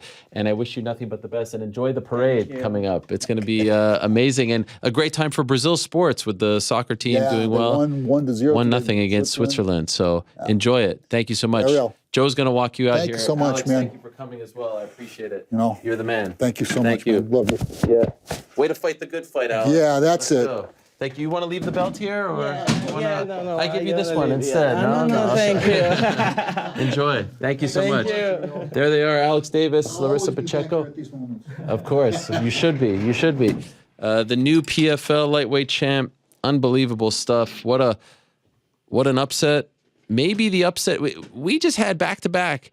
Maybe the male fighter of the year and perhaps the upset of the year in MMA. Joe, we have our next guest here, yeah? Or we have to... Oh, you got to mic him up. Yep, that's right. In a matter of seconds, we're going to be joined by Brendan Loughnane, who also won $1 million on Friday. Well, I don't really need to put this on now, do I? I wonder, as far as upsets are concerned, that's got to be up there. It's got to be up there this year, plus 550, 650. So that is huge, and a potential huge fourth bout, a rare fourth bout between, and isn't that weird? Alex Pereira, male fighter of the year, potentially in studio, potential fourth fight against Izzy, and now we talk to Larissa, potential fourth fight against Kayla, and a potential winner as well. Upset of the year. That is crazy. That is just craziness. All right, I'm very excited. One more guest to go. His name is Brendan Loughnane, and what an unbelievable moment for him. After all these years, he was in studio on Wednesday telling us about $150 in his first fight. Everything he's been through, UFC, prior to Contender Series, doesn't get another crack at the UFC, goes the Contender Series route, doesn't get the shot. That's been well documented. Goes to PFL, gets the signing bonus, pays for his mom's house, works his way up, doesn't make it to the end last year, comes back this year, and he gets it done. The pride of Manchester. What a scene it was. What a reaction. What an ovation. He beats Bubba Jenkins in a great fight. He stops Bubba Jenkins.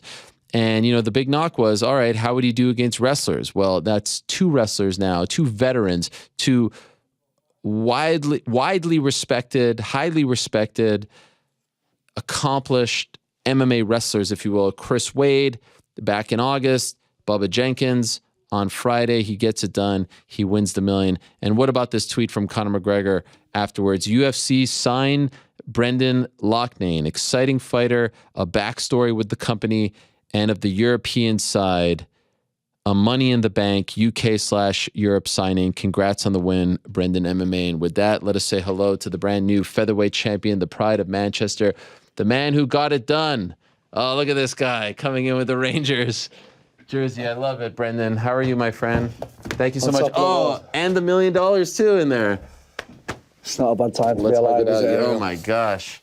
Hello, how are you? That's the check. Can I see it? Oh my gosh. And who is this lovely woman? This is Claudia. She's the one that's going to be doing the Route 66. With you. This is your girlfriend, fiance, wife? Yeah. Your better half? Yeah. Wow, this is it. This is incredible. Have you just been walking around town with this? I haven't. I've literally just gone back to the hotel now. It's been a long weekend. Wait, you've literally just gone back to the Where have you been sleeping? Can I put this here? Is this okay? Yeah, of course. Okay, cool. Where have you been sleeping? All over the place. There was a lot of English in town. Yes, I saw that. And what is this? They gave you this? They come in the dressing room and give me this maybe half an hour before the fight. You know what sport that is? Is it hockey? Yeah, that's hockey. Awesome. Yeah, that's right. Wow. Yeah, it's... Are you still, like, can you even put into words how you're feeling? Are you still on cloud nine? Well, I actually woke up, Saturday morning, and then actually thought it was a dream, and I looked over at the other bed, and this and that was just on the other bed, and I was like, oh, it's actually real. That's how good it felt. Wow. I can't even imagine. After everything you've been through, right? I was just going through it. The emotion that you showed afterwards was incredible as well, because like I said, we've been so invested in your story, more so than most. So like just seeing you get over that hump, seeing you finally climb that mountain was pretty incredible. I think my coach broke it down best after he went, if you wouldn't have got this done, I really would have lost faith in humanity. Really? And in goodness. What kind of pressure did you feel going into it? Like, what was Friday? Nothing. Zero. It was so bizarre. I was saying to my coaches and everything, I said, am I going to get nervous soon? There was no butterflies. There was no nothing. It was a very, very surreal moment. Is that not common for you? No, I'm usually nervous. Like the night before, I'll probably get 6-7 hours. This time I slept 11 hours. I woke up and there was just no butterflies. There was no anxiety. There was no anything. I was walking to the arena. I was like, oh, it's going to kick in soon. And then I'm warming up like, surely it's going to kick in soon. And then nothing. I think it was just meant to be like that. Yeah. Did that surprise, like, did that make you kind of like, isn't this weird? Shouldn't I be nervous? This is the biggest fight of my life. It's definitely the first time I've gone through that. Wow. But I'm not complaining about it. No. Sorry, go ahead. No, I was just happy that Bubba showed up to fight and that we managed to put on a great fight for everybody as well. That was the main thing. Like, they asked me a question after it. They were like, so what's more important now, the belt or the money? And I was like, the performance. Yeah. I was like, because I'm an artist, you know, and to be able to paint that picture and, you know, negate one of the best wrestlers in MMA the way I did and put on the performance that I did to win the title, I was proud of myself. By the way, a lot of you winners on Friday said that the 6 winners, oh, the belt is that. You're all liars, all right? I just want to say that's the most important. That's $1 million right there. Come on. You can't deposit that at the bank. True. You can't pay for your mom's house at the bank. With all due respect to the belt. I agree. This is a big freaking deal. Massive. Changes everything, doesn't it? I'm in completely different conversations now. Really? Are they starting already? Yeah. Yeah? Everybody's my friend now. All the cousins have come out the woodwork. I bet. By the way, this is something, but has it hit the bank account yet? No. 10 days. The urine tests and all that have to pass. Oh, that's right. Okay. But, we were talking about this earlier. Can you clarify this for me? I don't know. Maybe you can't yet. Is it $1 million in addition to everything you made, or is it $1 million on top of everything you made? So you make purses for the first 2 regular season fights. Yeah. And then the semis come off the final. The semis, so that's one fight that comes off. Yeah. So let's say you made $100K for the semi. So are you getting 800 now? Exactly. You're getting 100 and 100. Take it off. Interesting. They take it off. Okay. Yeah. So we're not complaining. No. It's tremendous. Well, unless you're making like 500 and 500, and then it equals out. Yeah. But I'm really happy, Ariel. I mean, look at that sum of money. Look how many zeros is on that. It's unbelievable. It is unbelievable. And you told us on Wednesday, your first fight, you made 150 pounds. Yeah. Yeah, 150 pounds. Now you're making $1 million American. Flat. Let's talk about the fight if we can. Yeah. Incredible performance. Yeah. I mean, the kicks to the leg were outstanding. His shin was all battered. What about this situation? What happened here? I don't know. I couldn't tell you. No, really. Have you watched it? No. No, I've seen the finish, that's it. Okay. I need to sit and digest it all. As I say, Ariel, it's been a rough 48 hours, as you can imagine. How many hours of sleep do you think you've had? We had quite a lot actually in between, didn't we? We picked up a few hours. You did? Usually you're one of those, like every fighter I have like a sort of connection with, and you're one of those fighters that responds like right away. Yeah. This time when you didn't respond right away, I was like, getting worried. I was like, that's why I texted you in the morning. I'm like, are you still coming? Because I'm not sure, I would understand, but I saw you had a picture at Times Square, so I saw you were out and about. But yeah, I think maybe you'd be still sleeping or something like that. No, I'm back now. I'm coming back down. Okay. It was a wave and a half. Like, I had so many people there, all my friends and family from Ireland, from England. And I was just going from one group to another and just enjoying the moment with them. How many people do you think you had here? I think with the people that I know in America and here, probably had 300 to 400. Wow. At one point. And that is then amazing. There was chaos in the crowd. I don't know if you've seen it. Yeah. But they all just come rushing forward. All the security got involved. It was like a football match. I would imagine this is something you're going to think about for the rest of your life. And when you watch it, other emotions will come back. But like you could say probably fairly confidently, best moment of your life? Yeah. I mean, it doesn't get any bigger or better. This is like everything I've ever worked for in one night. And like, that's when I knew, like, even when the build-up, when I was saying they're going to have to put 3 of them in there. Nobody is beating me on the 25th of November. Bubba, nobody. And I meant it. I'd have felt it. And like, even like, there was a groin shot, I think the second round or something. And that's when I knew the fight was done, because it didn't really hit him in the groin, and he was taking the 5 minutes. And I'm still on the other side of the cage saying, "You're quitting." I can feel it. Wow. Yeah, he wasn't, but in my head. I saw you getting mad at him. You were like, you were telling him to pretty much, carry on. Like, let's fight. You felt like he was trying to milk it. I need to watch the fight back. It's hard to say it, but like in the moment, I was like, that didn't even hit your groin. Like, let's fight. And like, that's how bad I wanted it. I just wanted to get on with the process. What did you think? Did you think it would be a 25-minute fight? Like when you were envisioning it, did you think you would have to go the distance? And did it surprise you that you did not? Well, I did call it. I said, as it got deeper waters, it's going to get deep waters. And then once it does, I will drown him in the deeper waters. But can I just give a massive shout out to Bubba Jenkins and his team? Because that wasn't easy for me at all. It really wasn't. When I say I genuinely like the guy, I really do. And his whole team, Dewey Cooper and the guys. And he actually called me the next day. He sent me his number, said, can we have a chat? And he was just like, Brendan, I'm so proud of you. You deserve it. Wow. It was a proper special moment. Wow. And we shared He said, I'm so proud of you. Wow. Yeah. I'm sure you've never had an opponent say that to you, especially with these stakes attached. And then we was in the back together. The doctors were in there, and then his 3 kids came in. Oof. And he was all beat up, and then I was trying to like console his kids.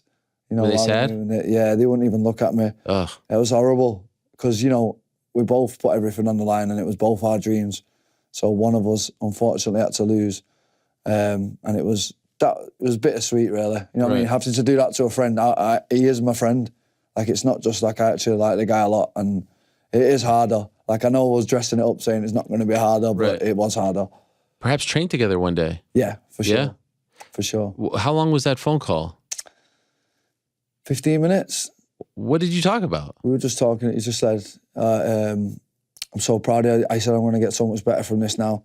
And yeah, he said, you just, you know, your kicks, just was talking about the fight, a few technical aspects. And then just shared a great moment on the phone, something I didn't expect either. I expected maybe the dust to settle and then we'd maybe contact each other, but he felt the need to reach out, and I'm glad he did because I really enjoyed the chat. What a class act. Brilliant. Even at the end, I thought it was really cool that you gave him a shout out in the post-fight interview, and then he came back in. Yeah. He was obviously beat up, but I thought that was nice. You could see the connection between you two guys. Like, there's no animosity. It wasn't fake. It was just like legit respect. Yeah, and another, I need to watch the fight back, like I said, but like, once he realised that his wrestling wasn't working, he was just like, we're going to go toe-to-toe now. Right. Let's go. And like, he really went out on his shield. And you can't ask for more than that, really, can you? Like, both his legs were gone. I don't know how he was standing up. And then I said to him on the phone, I was like, how did you come out for the fourth? And he said, it was $1 million. That's why I come out for the fourth. Right. Yeah, so. The end of the third, I thought you had him. Same. Were you thinking that in your mind? It was done from there in my head, though, because it was on a knife edge. And what Bubba was doing, he was coming out and giving it like a good minute early in the first round, in every round, and then would kind of fade off.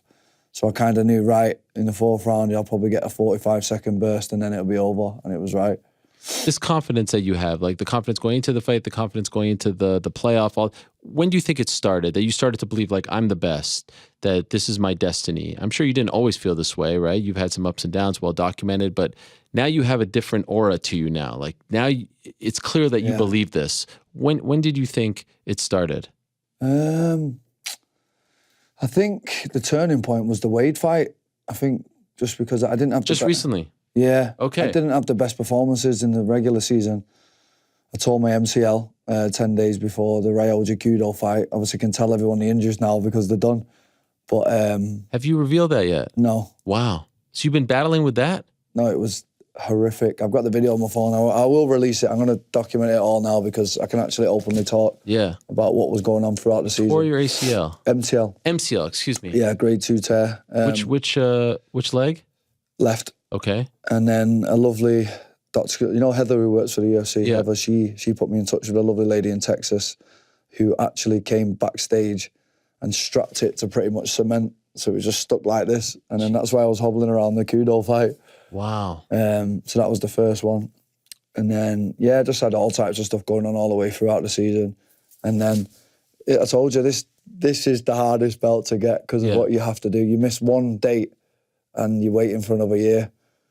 And that was the hardest thing. I just wasn't going to miss a date. But yeah, it's a battle through a lot of adversity. But you are right, my confidence is now on a whole nother level. It really is. And I truly believe I'm one of the best 145ers on the planet. And I think I demonstrated it throughout the season. Yeah, like when you stack yourself up against the others and the other organizations, you feel like now you're in that conversation. Yeah, I think I'd give anyone a fight. I really do. You feel like you're getting that respect? I mean, it's hard to say that I wouldn't now. You know, I just fought two unbelievable wrestlers and I didn't get one takedown between them. Right. Like, it's unbelievable. Yeah, it is. It is. And then not many are going to stand there and strike with me. So really, like, I've really polished off my game now and rounded it. Like, even I brought Frank Hickman in for this camp, wrestling-wise. And like, we were drilling so much stuff from the bottom. And I didn't want to be rude to everybody and be like, I don't know why I'm drilling all this because he's not going to take me down. In my head, that's what I was thinking. Wow. But I didn't want to be overconfident about it. But again, we shown the levels. We really did. By the way, is your nose broken? No. It's not. It's just like that. But you know what I did do again? Yeah. For the second time. Uh-oh. The urinating blood. I know. Really? Yeah. Jeez. And the New York nearly didn't let me out the building. Afterwards? Yeah. So you had to do the P test? P-test. And there's blood in it? And it was just a finger full of blood. You're kidding? No. And the doctor was like, is this yours? I was like, yeah. He was like, right, I'm going to put this on the side. And he said something about, if that goes to the top, if it settles at the top, we need to go to hospital right now. But if it doesn't, then you can leave the building. So I'm sat watching this blood sample hoping that it settles, thinking I've got so many people outside waiting for this after party. Oh my God. Watching this thing try to settle. And what happened? It settled and they let me go. What now? If it went to the top, what would that mean? I don't know. You didn't ask? No, I didn't go that far into it. I was like, but isn't that a problem? Even though it didn't go to the top, like you shouldn't be peeing blood, right? Yeah, it was a tough fight. Yeah. Yeah, it was a tough one, but I mean, you can expect that from tough ones, I suppose. Sure. And so the nose isn't broken. No, I was worried about that. I just grazed it. No. But what's happened is there's dry blood on there now, and I don't want to peel it off because it'll end up. Yeah. I was just wondering about the shape. Oh, come on, it's not my first rodeo. I know. What does the missus think about the shape? She thinks it adds character. It is character. Yeah, I mean, you're a Come legend. on, I'm all over the place now. I'm a big S, aren't I? So you had Fury on before I seen. Yeah. Yeah, how is it? He was in quite the mood. Legend. Yes. He is, isn't it? Do you know him? Yeah. Now we got 2 Manchester World Champions. I know. He's fighting this weekend. Yeah, I know. You should turn up over there. Are you going back? Yeah. I probably will go back. Well, I've got Route 66, obviously. Oh, that's right. Oh, I forgot about this. Yes. This is starting when? Tomorrow. So I actually worked it out, right? Okay. I thought it was from New York, but it's not, is it? It starts in Chicago. So what are you going to do? You have to fly to Chicago. Oh, really? And then start from there. Because you wanted to start on that route. You know, I should have corrected you, but I'm Canadian. I don't know anything about American geography. So you were talking to the wrong guy. I'm surprised no one else told you about this. Yeah, so I was going to get in the car from here. Okay. And then I Googled it and it was like, Chicago. I was like, I thought you drive across the country, but starts there. And then I'll be in your best friend Darren Till's corner for That's right. next weekend. Wait, so you're flying to Chicago when? Tomorrow? Yeah. And you're renting a car there? Yeah. Now, you decided what car it's going to be? Not yet, no. When are you getting the car? You're just going to show up? It's literally. What do you think? Just because you want $1 million, you could run the whole world? Pretty much. Camper van? It's going to be a camper. I might take you up on this. Come on, that would It be does look legendary. Cool. It's growing on me. This is incredible even right like here. The color and everything. Yes. Oh my God. If you get one, I'll be jealous. Yeah. I might join you. Tell Darren I'm coming. I really can't wait. Wow. I'm so excited. Why are you so excited about this? I don't know. When you just had something on your mind from a young age, and now that this just takes so much pressure off my shoulders. Right. It just takes like the weight. Like that's why I got so emotional. Because imagine like when the ref was about to jump in and I'm about to finish the fight. Oh my God. The second he finished it, I thought I'm financially free. That second. You're thinking this in your mind? Yeah. Wow. I'm free. That second, I'm a world champion. I'm free. What frees you? Like, what about this frees you up? What do you want to do with this? What are your plans with this? Well, we talked about it Yeah. previously on the other show, like just being able to just kind of wake up whenever I want and do whatever I want and invest it correctly. And I've been hearing some good investment ideas already. And then be careful who you listen to with these investment ideas. I know. Don't get these all the Bitcoin Ponzi guys. schemes. Oh, Jesus. Yeah. Put it all in crypto. No, please don't. Please don't. Just be conservative. Just be smart. I know. But yeah, so I'm excited. I am. Like I say, what a moment to be able to just know that, you're not going to have to do a 9 to 5 now after fighting. If you do it right. Darren's going to call you up. Blachowicz. You put it in Blachowicz. I'm trying to do my Liverpool. Don't listen to him. It's total crap. No one wants a picture of a monkey eating an ice cream cone, okay? It's not worth anything, all right? No one needs a picture of Wayne Rooney eating a banana, all right? It's not worth anything. So how's yours and Darren's relationship now? It's good? No, he's a total knob. Is it? Yeah. What's going on? Well, I hit him with the 10-7. I hit him where, he tried to come at Did he give you a low blow? It wasn't a low blow. It was a breach of trust. Oof. You know what he did? Yeah. You know what he did? Yeah. That's like... Yeah, I know what you're saying, but he's a scouser. What do you expect? The problem is I hit him with the truth. I said, you've won as many fights as Dylan Dennis. But is that... I wasn't trying to be insulting. That is insulting. Why? That's the truth. Is it not a factual statement? Yeah, but it's insulting. He said I was the worst thing to happen to MMA. Is that fair? Is that a nice thing to say? So I came back with, all right, you've won as many fights as Dylan Dennis. That's it. Well, your opinion doesn't really matter in this equation. And then he comes back with that. That's the equivalent of Bubba Jenkins coming up to you in the middle of a fight and just hitting you with a punch. So how do we get around this? Because we're all boys around there. You think I should? I will say this about Darren, with all due respect. He did send me a message maybe 3 weeks later after my life was turned upside down. And It was a quasi apology. I put it like that. It was like oh, you're such a sensitive bitch. I was just joking. It was like half insulting, half apology. You know what I mean? And I was like, all right, Darren, you know, we go away. I like Darren a lot. You do go away back. And I've stood up for him. I've defended him. I've had his back. But that Dylan Dallas, I can understand why he was upset. Is that the worst thing that you could say to a fighter at this point? Like, it's pretty bad, It's a joke, isn't it, Dylan Dallas? And to do that, say that to Darren Till. I know Darren. He's got to win this fight. He will. You think that one hurt him? Like it was. Yeah, you got him there, and now I know why he did what he did. You think it was justifiable? No, I don't think any of it is. I think it's all silly. Yeah. It got out of hand in it. You think I should bury the hatchet? Yeah. You think so? Yeah, he's one of us. I don't know. It was really bad.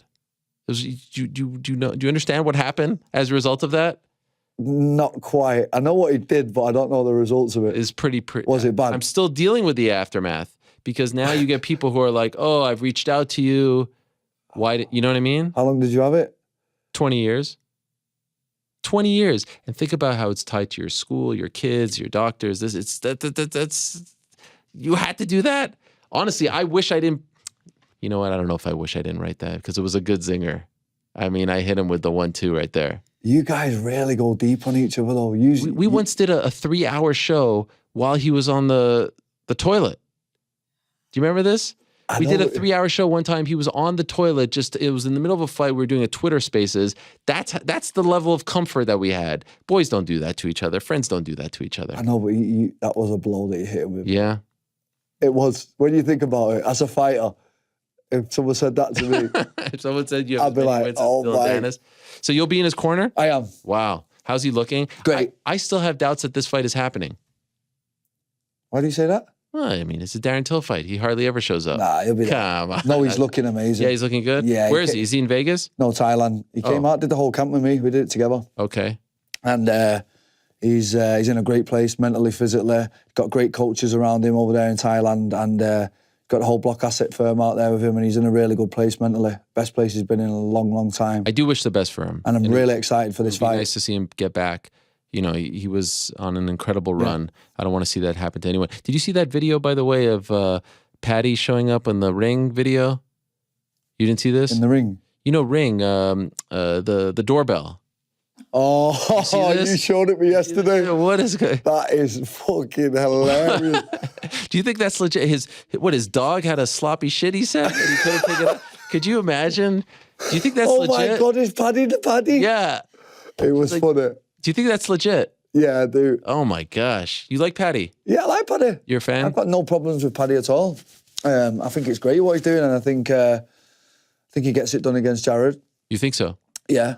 I'm looking forward to being there. There's some good fights on the night as well. So anyway, all English fighters doing well. It's a great thing for our country and our sport. It really is. Golden age of But we've got UK. another MMA world champion now. It's amazing. And the first from Manchester. Yep, and the third ever. Third ever. That is unbelievable. Now, have you cornered a lot of UFC fighters? This might be my first one. Right. And so the reason I Are they going to let me in or what? Well, Shit. What timing, though? I didn't think of this. What do you mean let you in? They don't have a beef with you. Well, that'll be good, yeah. You're not Ariel Helwani. You're good. You show up a week, 2 weeks removed from this moment. There's a chance, like you're in the news, right? You're on everyone's mind.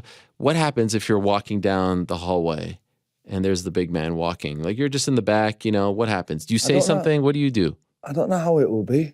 Like I was on Bisping's podcast last week and he was like, People listen to that. And then he said to me, he was like, I remember when you said something about Dana after what had happened, and I actually didn't. I've never ever publicly once said anything bad. No. I was like, I didn't say anything. He was like, I'm sure I've seen something somewhere. I didn't, and I still don't, because really, what happened there has resulted in this. And like, the one thing though is that meme, like where it was, well, if I'm wrong, show me. Right. Remember that one? Yeah. In the scrum. I mean, you showed him. That's what I'm saying. Well, you know, will you say a little comment like, did I show you, you know, anything? Some cheeky little remark on the way out? What do you think? I'm sure Dana White doesn't lose one bit of sleep on the No, of course not. But for you, it's a nice little What feather about in your Conor cap. popping out of the blue? Yeah, I just read the tweet. Yeah. That just come out of nowhere. You have any relationship with him? Yeah, we speak now and again on DMs and stuff. But to gives just you do that, I props? thought that was really nice. Yeah. Out of nowhere. But there's the tweet right there. UFC signed Brendan Loughnane, exciting fighter, a backstory with the company, and of the European side, a Money in the Bank UK/Europe signing. Congrats on the win. Beautiful. Thank you, Conor. What was the reaction when you saw that come through? I was like out in the pub still drinking, and someone was like, "Hey, Conor's just tweeted you." And I was like, that was really random. Yeah. When Conor speaks, so everyone listens. That is true. So, but yeah, I'm PFL anyway. I was a little worried for you, if I'm being honest, because earlier in the day we were talking about England, USA. I thought the boys didn't show up for you. Not the best, was it? Yeah. Did you watch it? Did you get to watch? I watched the whole game, and I was like, if we lose this is really going to knock my confidence here. Yeah. Because we were supposed to smash these. And a lot of my friends had the double on. They had England to win and Brendan to win. Oh, parlay. A lot of money on. Oh, my. And it was a win, not a draw. It didn't start off well. But one of my friends had £500 on round 4 and won 13 grand. No way. Yeah. Wow. Yeah. On round 4. 25-1, that was. Jeez Louise. Good for him. Yep. What did you think of the performance, though? Need to watch it back, but I was happy I was growing in the fight. No, I meant England. Oh, England. Weak. Well, what's up with them? No ambition. Yeah. Did they not care? Like, did they think, we just need to get 1 point here and we'll be good? There was just no ambition behind it. There was no forward pressure. There was no. I felt like they played down to the competition. Yeah, agreed. They're much better. But USA weren't a bad team, though. They weren't a bad team. They've got some athletic young guys on there. Yeah. They really do. Why does Phil Foden not play? Ridiculous. What is that all about? Why are they only bringing Rashford on for the last 10 minutes? Yeah. Like, do you like Southgate? You tired of him? I saw a lot of people talking shit about him, saying he's done, he's not creative enough. Just bland, yeah, very bland. I mean, I still think we can win it, though. I think you can as well. I still think we can win it, though. It's wide open. It is. Who would you say now if you had to put your money down? Well, Brazil looked good. France looked good, but they're missing some key guys, right? No Benzema, no true. Pogba. But Brazil looked okay today. I mean, they needed, 75 minutes, 80 minutes, I think 82nd minute, no Neymar for now. There's no standouts, is there? There's no standout. I'm very disappointed, though, my Canadian side. Did you give it a good go? Yeah. Is it the first time in how long, you said? First time in 36 years. That they made it? 36 years. They got their first goal ever yesterday. Wow. Alphonso Davies, Bayern Munich. But they almost beat Belgium right after we spoke. Did you see that? I know. Just after I was on it. We had it. If they tie that or win, everything's different. And now we got Morocco. It would be nice to get with their first ever win. They've never won. So Thursday they have nothing to play for. It's us and Qatar that are the only teams eliminated so far. I mean, how depressing is that? Qatar. What about Saudi Arabia? Yeah, that was crazy. And Japan. Then they lose to Costa Rica. No. Have you been able to follow? Or are you what so is busy? actually happening in this World Cup? Like, well, I've seen some people say, I'm kind of a football pundit now, but some people have said, middle of the season, people aren't either they're banged up. Usually it's in the summer. They have a couple of months to rest. What do you think? Do you think that's? I mean, the results are so sporadic. Right. Like Japan beats Germany, they lose to Costa Rica. We can't really put anything together. Nobody's really put the stamp on it yet, have they? No. That's why I think Brazil, I think France, I think England. Yeah. Argentina looked like shit the first game. Second game looked okay. No? Yeah, agreed. It is wide open. Portugal. I don't know. Did Portugal win today? I'm not sure. I've not been up on it today. Yeah, they had the second game. Or will you be going home after? Oh, after. So you're not going to be going home. Oh, yes, they won 2-0. They're telling me. So 2-0. I have to get the lingo correct. Okay. 2-0. But my guy, Jonathan David, who I think was going to replace Cristiano on Man United, played like shit. So I don't think he's going to Man United. Who do you think is going to replace Cristiano? We've got so many good young players coming through. You don't think they're going to sign someone? I think they will. I think it's time. Well, after what Ronaldo said, I think we need a few more new players, apparently. We need new back staff. We need new changing rooms. New chefs and everything. We need new everything, apparently. Apparently, according to him. Do you think they'll bring you out there? What, into the stadium? Old Trafford, yeah. Manchester's own. We've got to, haven't we? We've got to do something. Yeah, tell PFL. Now they're on Channel 4 over there, right? Yeah, and this one did actually catch some traction. I know a lot of people did watch this one. Really? Yeah. And he talks about going to England next year. I don't know what PFL's plans are. Okay. I really don't. They haven't told you? No. I feel like now you're one of the faces. If not the face, I mean... Okay. Let's think about it. Yeah. I was thinking about this. I mean, Kayla, unfortunately, she lost. Shocker? Rory Pettis. Not really, no. Larissa's a really good fighter. Yeah. I'm a fan. Yeah, I'm she's a fan. incredible. And I always thought them odds were way off. I really, really like Kayla. She's a great person, but like that girl's very talented. Right. And when I seen the odds, I was like, oof. And By the way, are yes. you guys allowed to bet? You know, now they have this new rule in the UFC that you can't bet. I don't personally bet on myself, but like people are, is that a lot? They haven't said that to you guys, right? yeah, they did actually. Oh, they did? Yeah, they did. We had the same. Oh, really? Yeah, Ray Sefo had a word with us all. Okay. About no gambling. Our corners are not allowed to gamble either. Oh, really? Okay. Yeah, so that must be a thing now. Yeah. Now, and just curious, so like, all right, now you win this. Are you going to go back into the tournament? I'm guessing that's the plan. I think I have to defend it. Do you have to? I don't know. Because now they're doing super fights and all this stuff. Yeah. They've introduced a new thing. Who was a super fight for me, though? Who do you think? Well, here's the thing, and I wanted to ask you about this. I've had, and I'm sure you've had this as well, a lot of fighters reaching out to me, not just on Friday, but leading up to this. But I think after seeing familiar names, like it's one thing to see like a random Russian guy that we have no connection to win the $1 million.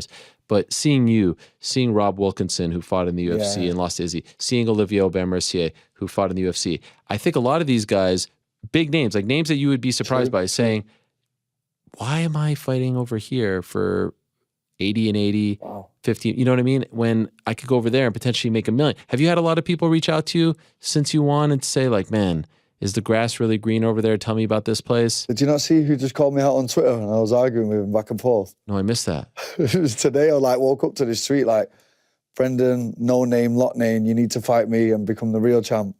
Charles Rosa. Charles. I was like, mate, you're terrible. What are you talking about? Who are you? Really? Why would he just come out of nowhere like, you need to prove yourself against me? I said, you're a punch bag. Why do I need to prove myself against you? Oh, man. So are a lot of people... Oh, they're all on it now. Yeah. Got a bit of a name now. Everyone wants to jump on. It's nice. Let's go. I'm here for it. So I'm wondering if this is going to open... Because I was saying this is going to open doors for new names. So we're talking about super fights. Yeah. So I wonder, like you were saying, how exhausting all of this is. Do you even want to do it again?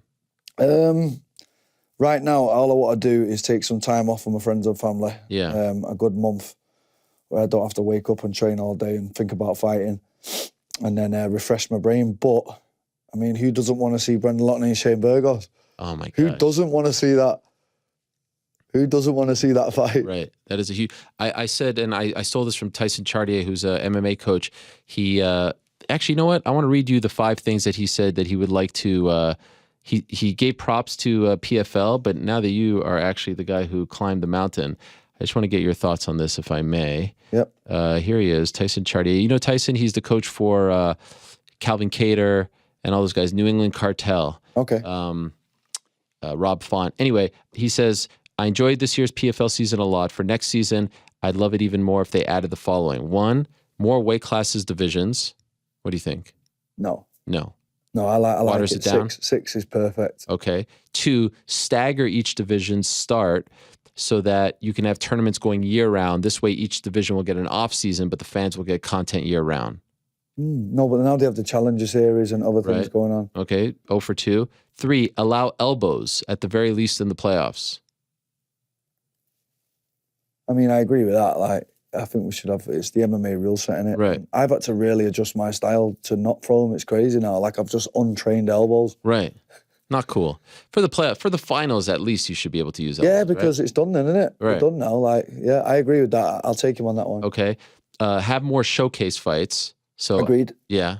Yeah. You know, if there's a big fight, you want to make it happen. And then this is the last one, which I loved. Have some sort of lottery or draft to determine regular season matchups. This adds transparency and excitement to the process. So I was saying, like, agreed. Like Champions League. Yeah. Imagine they open the thing and week 1 is you versus Shane. Yeah, I agree. I like that. Yeah, some good points here. You could make a show just based off that. Because this is what makes you guys different than Bellator, UFC, all the other promotions. So they have all like a pot of all the 45ers, all the heavyweights, and then you just see who fights who. Yeah, that way there's no... I love that. That would be fun. Incredible. That would be fun. And like, they have come a long way though, you know, they've changed from the 2 fights in one night. Did you enjoy that? Obviously as a fan, it's cool, but I feel uncomfortable for you guys. Knowing what we know about brain injury and stuff, you deserve rest after a fight. I don't think... Wait, did you like that? I was looking forward to doing it. Yeah, I was looking forward to giving it a try, and then they obviously removed it. Yeah. Just before I started, Also, you get guys who are banged up. Like, I almost feel like it's unfair. Yeah, I get what you're saying. I mean, it does take away the aspect of fairness because you don't get a full training camp and anything can happen in the first one. Banged up hands and face, and then you can't go into the second. But this was the best PFL show that I fought for. I thought London was good, but this was amazing. All the stars were out. Yeah. Everybody was ringside. There wasn't a seat in the house. The atmosphere was brilliant. And Pete, Don, Ray, great fellas. They changed my life forever. And I owe them guys so much, the whole back staff. They're a fantastic organisation to work for. They really are. They're really good people. They really care about the sport. And they've really taken care of me and my family. Is there a fight out there that's available that you would love, like a super fight? Not off the top of my head, no. But I think Burgos is a good start. He was there. Yeah, he's very, very exciting. He's a very humble guy. We had a chat. You did? Well, I just said hello on the way out. I seen him, and I'm a big fan of his. Who else is in there? Leeds back, the rematch. That would be good. Marlon didn't have the best start today. Right, no. Shaman, he's back in there. I mean, next year is going to be fucking tough. Any of those legends say anything to you afterwards? GSP was there. Hamza. You know, give me the best. Rashad Evans. I've known Rashad for quite a while now. I met him through Dom, and he just come over, give me a big hug, and was just like, "Oh, I'm so proud of you, Brennan," and all that. And then we shared a bit of a moment. That was cool. But I seen Sterling there, Cejudo, Gaethje. It's good. They brought everybody out. Yeah, it was a real star-studded. You hear from Dom? Yeah. Everybody's reached out. Like literally, I woke up Saturday and it was just the DMs were just full. You know what I mean? I'm only just getting through them now. And it was from fighters, not from ladies who it wasn't people sliding. Right? I mean, maybe a little bit of that. It was a mixed bag. Yeah, that's right. I mean, I knew everything was going to change when I posted this. That's right. That's right. We're all out the woodwork now. I am delighted for you. Thank you so much for coming in. Congratulations. Enjoy it. Safe travel. So we're flying to Chicago. How many states do we go through? You know? Listen, when I say I've done no research. You've done no research. I only just realised it starts in Chicago and not New York. You don't even have a car. I have nothing. I have that though. Everything's okay. At the Avis and be everything is okay now. And is it just you two? Yeah. Wow. That is. What do you think? How many days? Well, I have to be there for Darren on like Tuesday. Oh, so you got time. It gives me a week. Yeah, it gives me a week to drive from Chicago. That means we can have some good stops as well on the way. Is there any spot in particular that you have to hit? I'm really looking forward to seeing like Colorado and Denver and. You've never been to any of these? Utah. Like mountainous regions.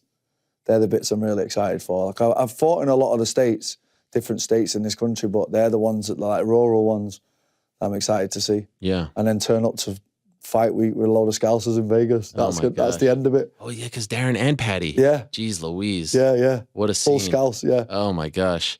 Well, I'm delighted for you. Congratulations again. We'll take a quick break. We have the old DC clip. You guys could play that and I'll say goodbye to Brendan. Here's this clip from a couple of weeks ago. Do we have that, guys? Yeah? They're grabbing it. Any clip? 1 second. What's that? We got it. Yeah? All right, bless you. And we'll say goodbye to the champ, and then we'll be back to wrap up the whole show. Here's just a couple of weeks ago, DC. Here in studio, our big reunion. It's Tyson Fury. It's the Gypsy King returning for the first time since February of 2020 when he beat Deontay Wilder, and he's kind enough to join us right now via the magic of Zoom. I was told that Tyson Fury said the boxing media is okay, but I need to talk to Helwani to get my point across and my message across. Is that not right, Tyson? That's 100% right. Well, it's good to talk to you, Tyson. You seem very comfortable. Where are you right now? I'm in my bedroom, lying on my back, shirtless, naked as a jaybird. I love it. I love it. Live your life. You feeling good? You feeling relaxed? You seem to be in a good spot 5 days out. Yeah, couldn't ask for any better. Training's gone well. Do you know the usual bullshit that fighters say? Had a great camp. Oh, I'm not going to ask you Everything was great. I'm injury-free. F that. We don't know what they say. We don't want to hear that. Although I do want to ask you about one. I'm always curious about how high-level athletes have dealt with COVID. Have you felt like a different person after, unfortunately, getting COVID? Did you feel like it affected you, your lungs, your stamina, your cardio, anything like that? Not really. I've had it twice now. That's the second time I've had COVID. Really? Second time. Yeah, I've had it twice. It didn't really hospitalized me, didn't put me in bed. I just felt a little bit under the weather. I think I've had worse chest infection. It's guaranteed. Okay. So you don't feel any ill effects? But I suppose it does different things to different people. Right. Okay. Well, I'm glad to hear that. Your friend Deontay has been vocal lately. He didn't talk at the press conference. He didn't do any media leading up, but now he's talking a little bit. He keeps referring to you as a cheater, Tyson. He keeps saying that you're a cheater and you're going to cheat again on Saturday. Does this not sit well with you? You know what? I'm going to cheat again because I'm going to smash his face in. So according to him, that's cheating because he's not supposed to lose. Well, unfortunately, I'm going to cheat again. I'm going to kick his ass, sea bass. Shout out to Dumb and Dumber. Yeah. That's right. That's right. So what? He still believes that you were. Hey, who's the dead guy that hit me with the salt shaker? Kick his ass, Seabass. It's a great moment. It's a great moment. A great line. But he thinks you loaded the gloves. Yeah, I did. You did. Okay. I had horseshoes in there. You know I'm a gypsy, don't you? That's right. That's you right. ever watched The Peaky Blinders? Yeah, You know, yeah. I loaded the gloves with horseshoes and dynamite. And this time? This time I'm going to do exactly the same. But I'm going to put a bit more metal in there. Tyson, one thing I've always said, I don't know if you know this, I have never heard two individuals who sound so alike, especially of the same, family tree. When I close my eyes and listen to your father, the great Jan Fury, speak, I think it's you. And when I speak to you and close my eyes, I think it's Jan Fury. Did you ever take advantage of this or vice versa as a child, or he used you? Like, you guys sound exactly, I've never heard two people sound so much alike, you and John. Yeah, it wasn't always like this, though. This is not my original voice. If you go back and look at interviews from like 10 onwards, 9, 8, 7, right up until about 2016, I didn't have this voice. What changed? One of my good friends, Ty Mitchell. All right, so two things. Number one, that wasn't DC. That's Tyson Fury, so my apologies. Number two, I was just getting a little drink of water here before we resumed, and I didn't realize that I do this all the time to my wife. This was loose, so it was like this. Why that is, I don't know. And, well, let's just say, if peeing in your pants is cool, consider me Miles Davis. Look at my pants! Can you Explain to the podcasters what's going on. Look what's going on here. Can you guys see what's happening? Oh, man. Can you see this? Wow. Are you sure that's what happened? What is going on? Did you spill the water on purpose to hide the fact you had to go to the bathroom? Oh, my God. Everything is wet. The whole region is wet. Soaking wet. The chair is wet. Everything is wet. Oh, my dear God. It is. I have to say, it's a very hot studio, and I like it hot. So there was a moment there where it was actually kind of refreshing. Oh, man. Oh, my dear God. Anyway, what a day. Perhaps that's a sign that we should go home. We don't really have anything else to do, right? Are we really ending on this note? I don't have anything else. Hey, great show. I peed myself. What about that legend? Brendan Loughnane, Larissa. Can I tell you something about the Alex Pereira interview? When Plinio is translating, he is just staring at me the whole time. We said that back here. Yeah. He does not break eye contact. He's a pretty intimidating dude. Oh my God. And then there was that one point where I told him, I said I thought it was an early stoppage. Do I get props for that? Street cred? Yeah, sure. Plinio goes, you said that? He's like, oh boy. I think at one point in the translation, he said something like, who do you think you are? Or something like that. About me? Yeah. No, I think he was talking about Shab. Oh, okay. What about that? Wow. That was fantastic. God. How about Plinio's sweater? Well, Versace. Legit? How much? Custom. Custom? I can't find it anywhere. What do you mean custom? I asked him about it in the back. I was just like, where do I get this? He's just like, you got to be plus size, 290 and over, custom made. Do you think it leaves lint all over his head when he takes it off? Oh, wow. I got my Bill sweatshirt. I was feeling good about it. Wow, custom, huh? It's good to be the king. On camera, it almost looked like a Brazilian green. Oh, yeah. I thought that's why he wore it. And then he said he didn't even watch the game. Oh, it looks fantastic. Had a little Brazil, a little English soccer talk. How do we feel about... Actually, no, it's tomorrow. How do we feel? Feel great. Iran? Through 2:00. We're going through. Yeah, nervous? Yeah. I mean, I can just see the minutes will be so agonizing if Iran comes out into like a heavy defensive scheme and we can't score.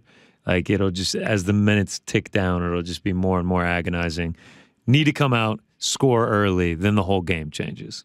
Who's scoring? Who's the hero? I mean, it's got to be 10. It's got to be Pulisic, right? Is it? I don't know. What's up with Gio Reyna? He doesn't get to play? What's up with that? He got in at the end against England. What was it? 8 minutes? 10 minutes? Had a lot of attacking chances against England.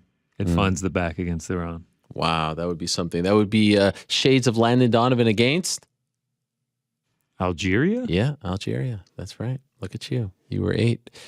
Charles Rosa has weighed in, by the way, the aforementioned. I'll fight him. Brendan MMA already agreed, and Dana White's UFC executives gave me the green light to fight him. Let's see if he's really elite. You in or out? Time to make a name for yourself. Brendan No Name Loughnane. Wow. I mean, listen, this is what I'm talking about, by the way. Anyone who's sort of in that kind of mid-tier, situation in the UFC, you're looking over there and you're saying, wait a second, I can make $1 million bucks. And so now we figured it out, by the way. We figured it out. Well, thanks to Brennan. We figured out that, what is it? It's the semifinal and final purse subtracted. So let's say you make 100 and 100, you're getting 800. It's still a great deal. I always thought it was $1 million on top of everything. What about you guys? Should be $1 million on top of it. Sure. But, I mean, still $1 million. Mm-hmm. All right. Well, we'll be back on, was there any other final things? Frank, you want to make a case for Parlay Pals? Or? You already invited me back in. When did I invite you back in? The whole Lent thing. You're like, Frank, you can come back tomorrow. I said, had I known. Oh, wait, I have the receipts. Yeah, well, it's okay. Maybe sitting one out will be for the best. I just can't believe how wet. I mean, you gotta want to win this next one. That's true. I did say that as long as we win, you're out. So thanks for reminding me of that. I can let you know that the former UFC light heavyweight champion, Glover Teixeira, will be joining us on Wednesday. So I look forward to that conversation very much. Get his side of the story. I know he's done some interviews and has spoken. I spoke to him as we were leaving the studio on Wednesday, but always great to talk to Glover, and really great to have Alex in studio to get extended time with Alex. I'm still holding on to this because I'm wondering if I hold on to it, it'll just make my pants a little drier. Anyway, a great day. Appreciate all of you. So Portugal won, 2-0. Interesting times. Still a little sad about Canada, not going to lie, but we have a lot to play for on Thursday. We could play spoiler, but we don't care about that. We're not trying to spoil anyone's party. We're just trying to get those 3 points, or even 1, and then build towards 2026. More soccer thoughts, more football thoughts to come. For now, though, we'll say goodbye. Thank you very much to all our guests. Great day. Thank you to Tyson Fury. Appreciate him joining. Whether or not he knew about it, I appreciate him joining. That was interesting stuff, to say the least. Thank you very much to Alex Pereira and Plinio Cruz for stopping by. Thank you very much to Jan Blachowicz. Thank you to Larissa Pacheco and the great Alex Davis. And, of course, thank you to the new champ himself, Brendan Loughnane. Appreciate him, and congratulations to him. Back on Wednesday, same time and place. Until then, I say peace.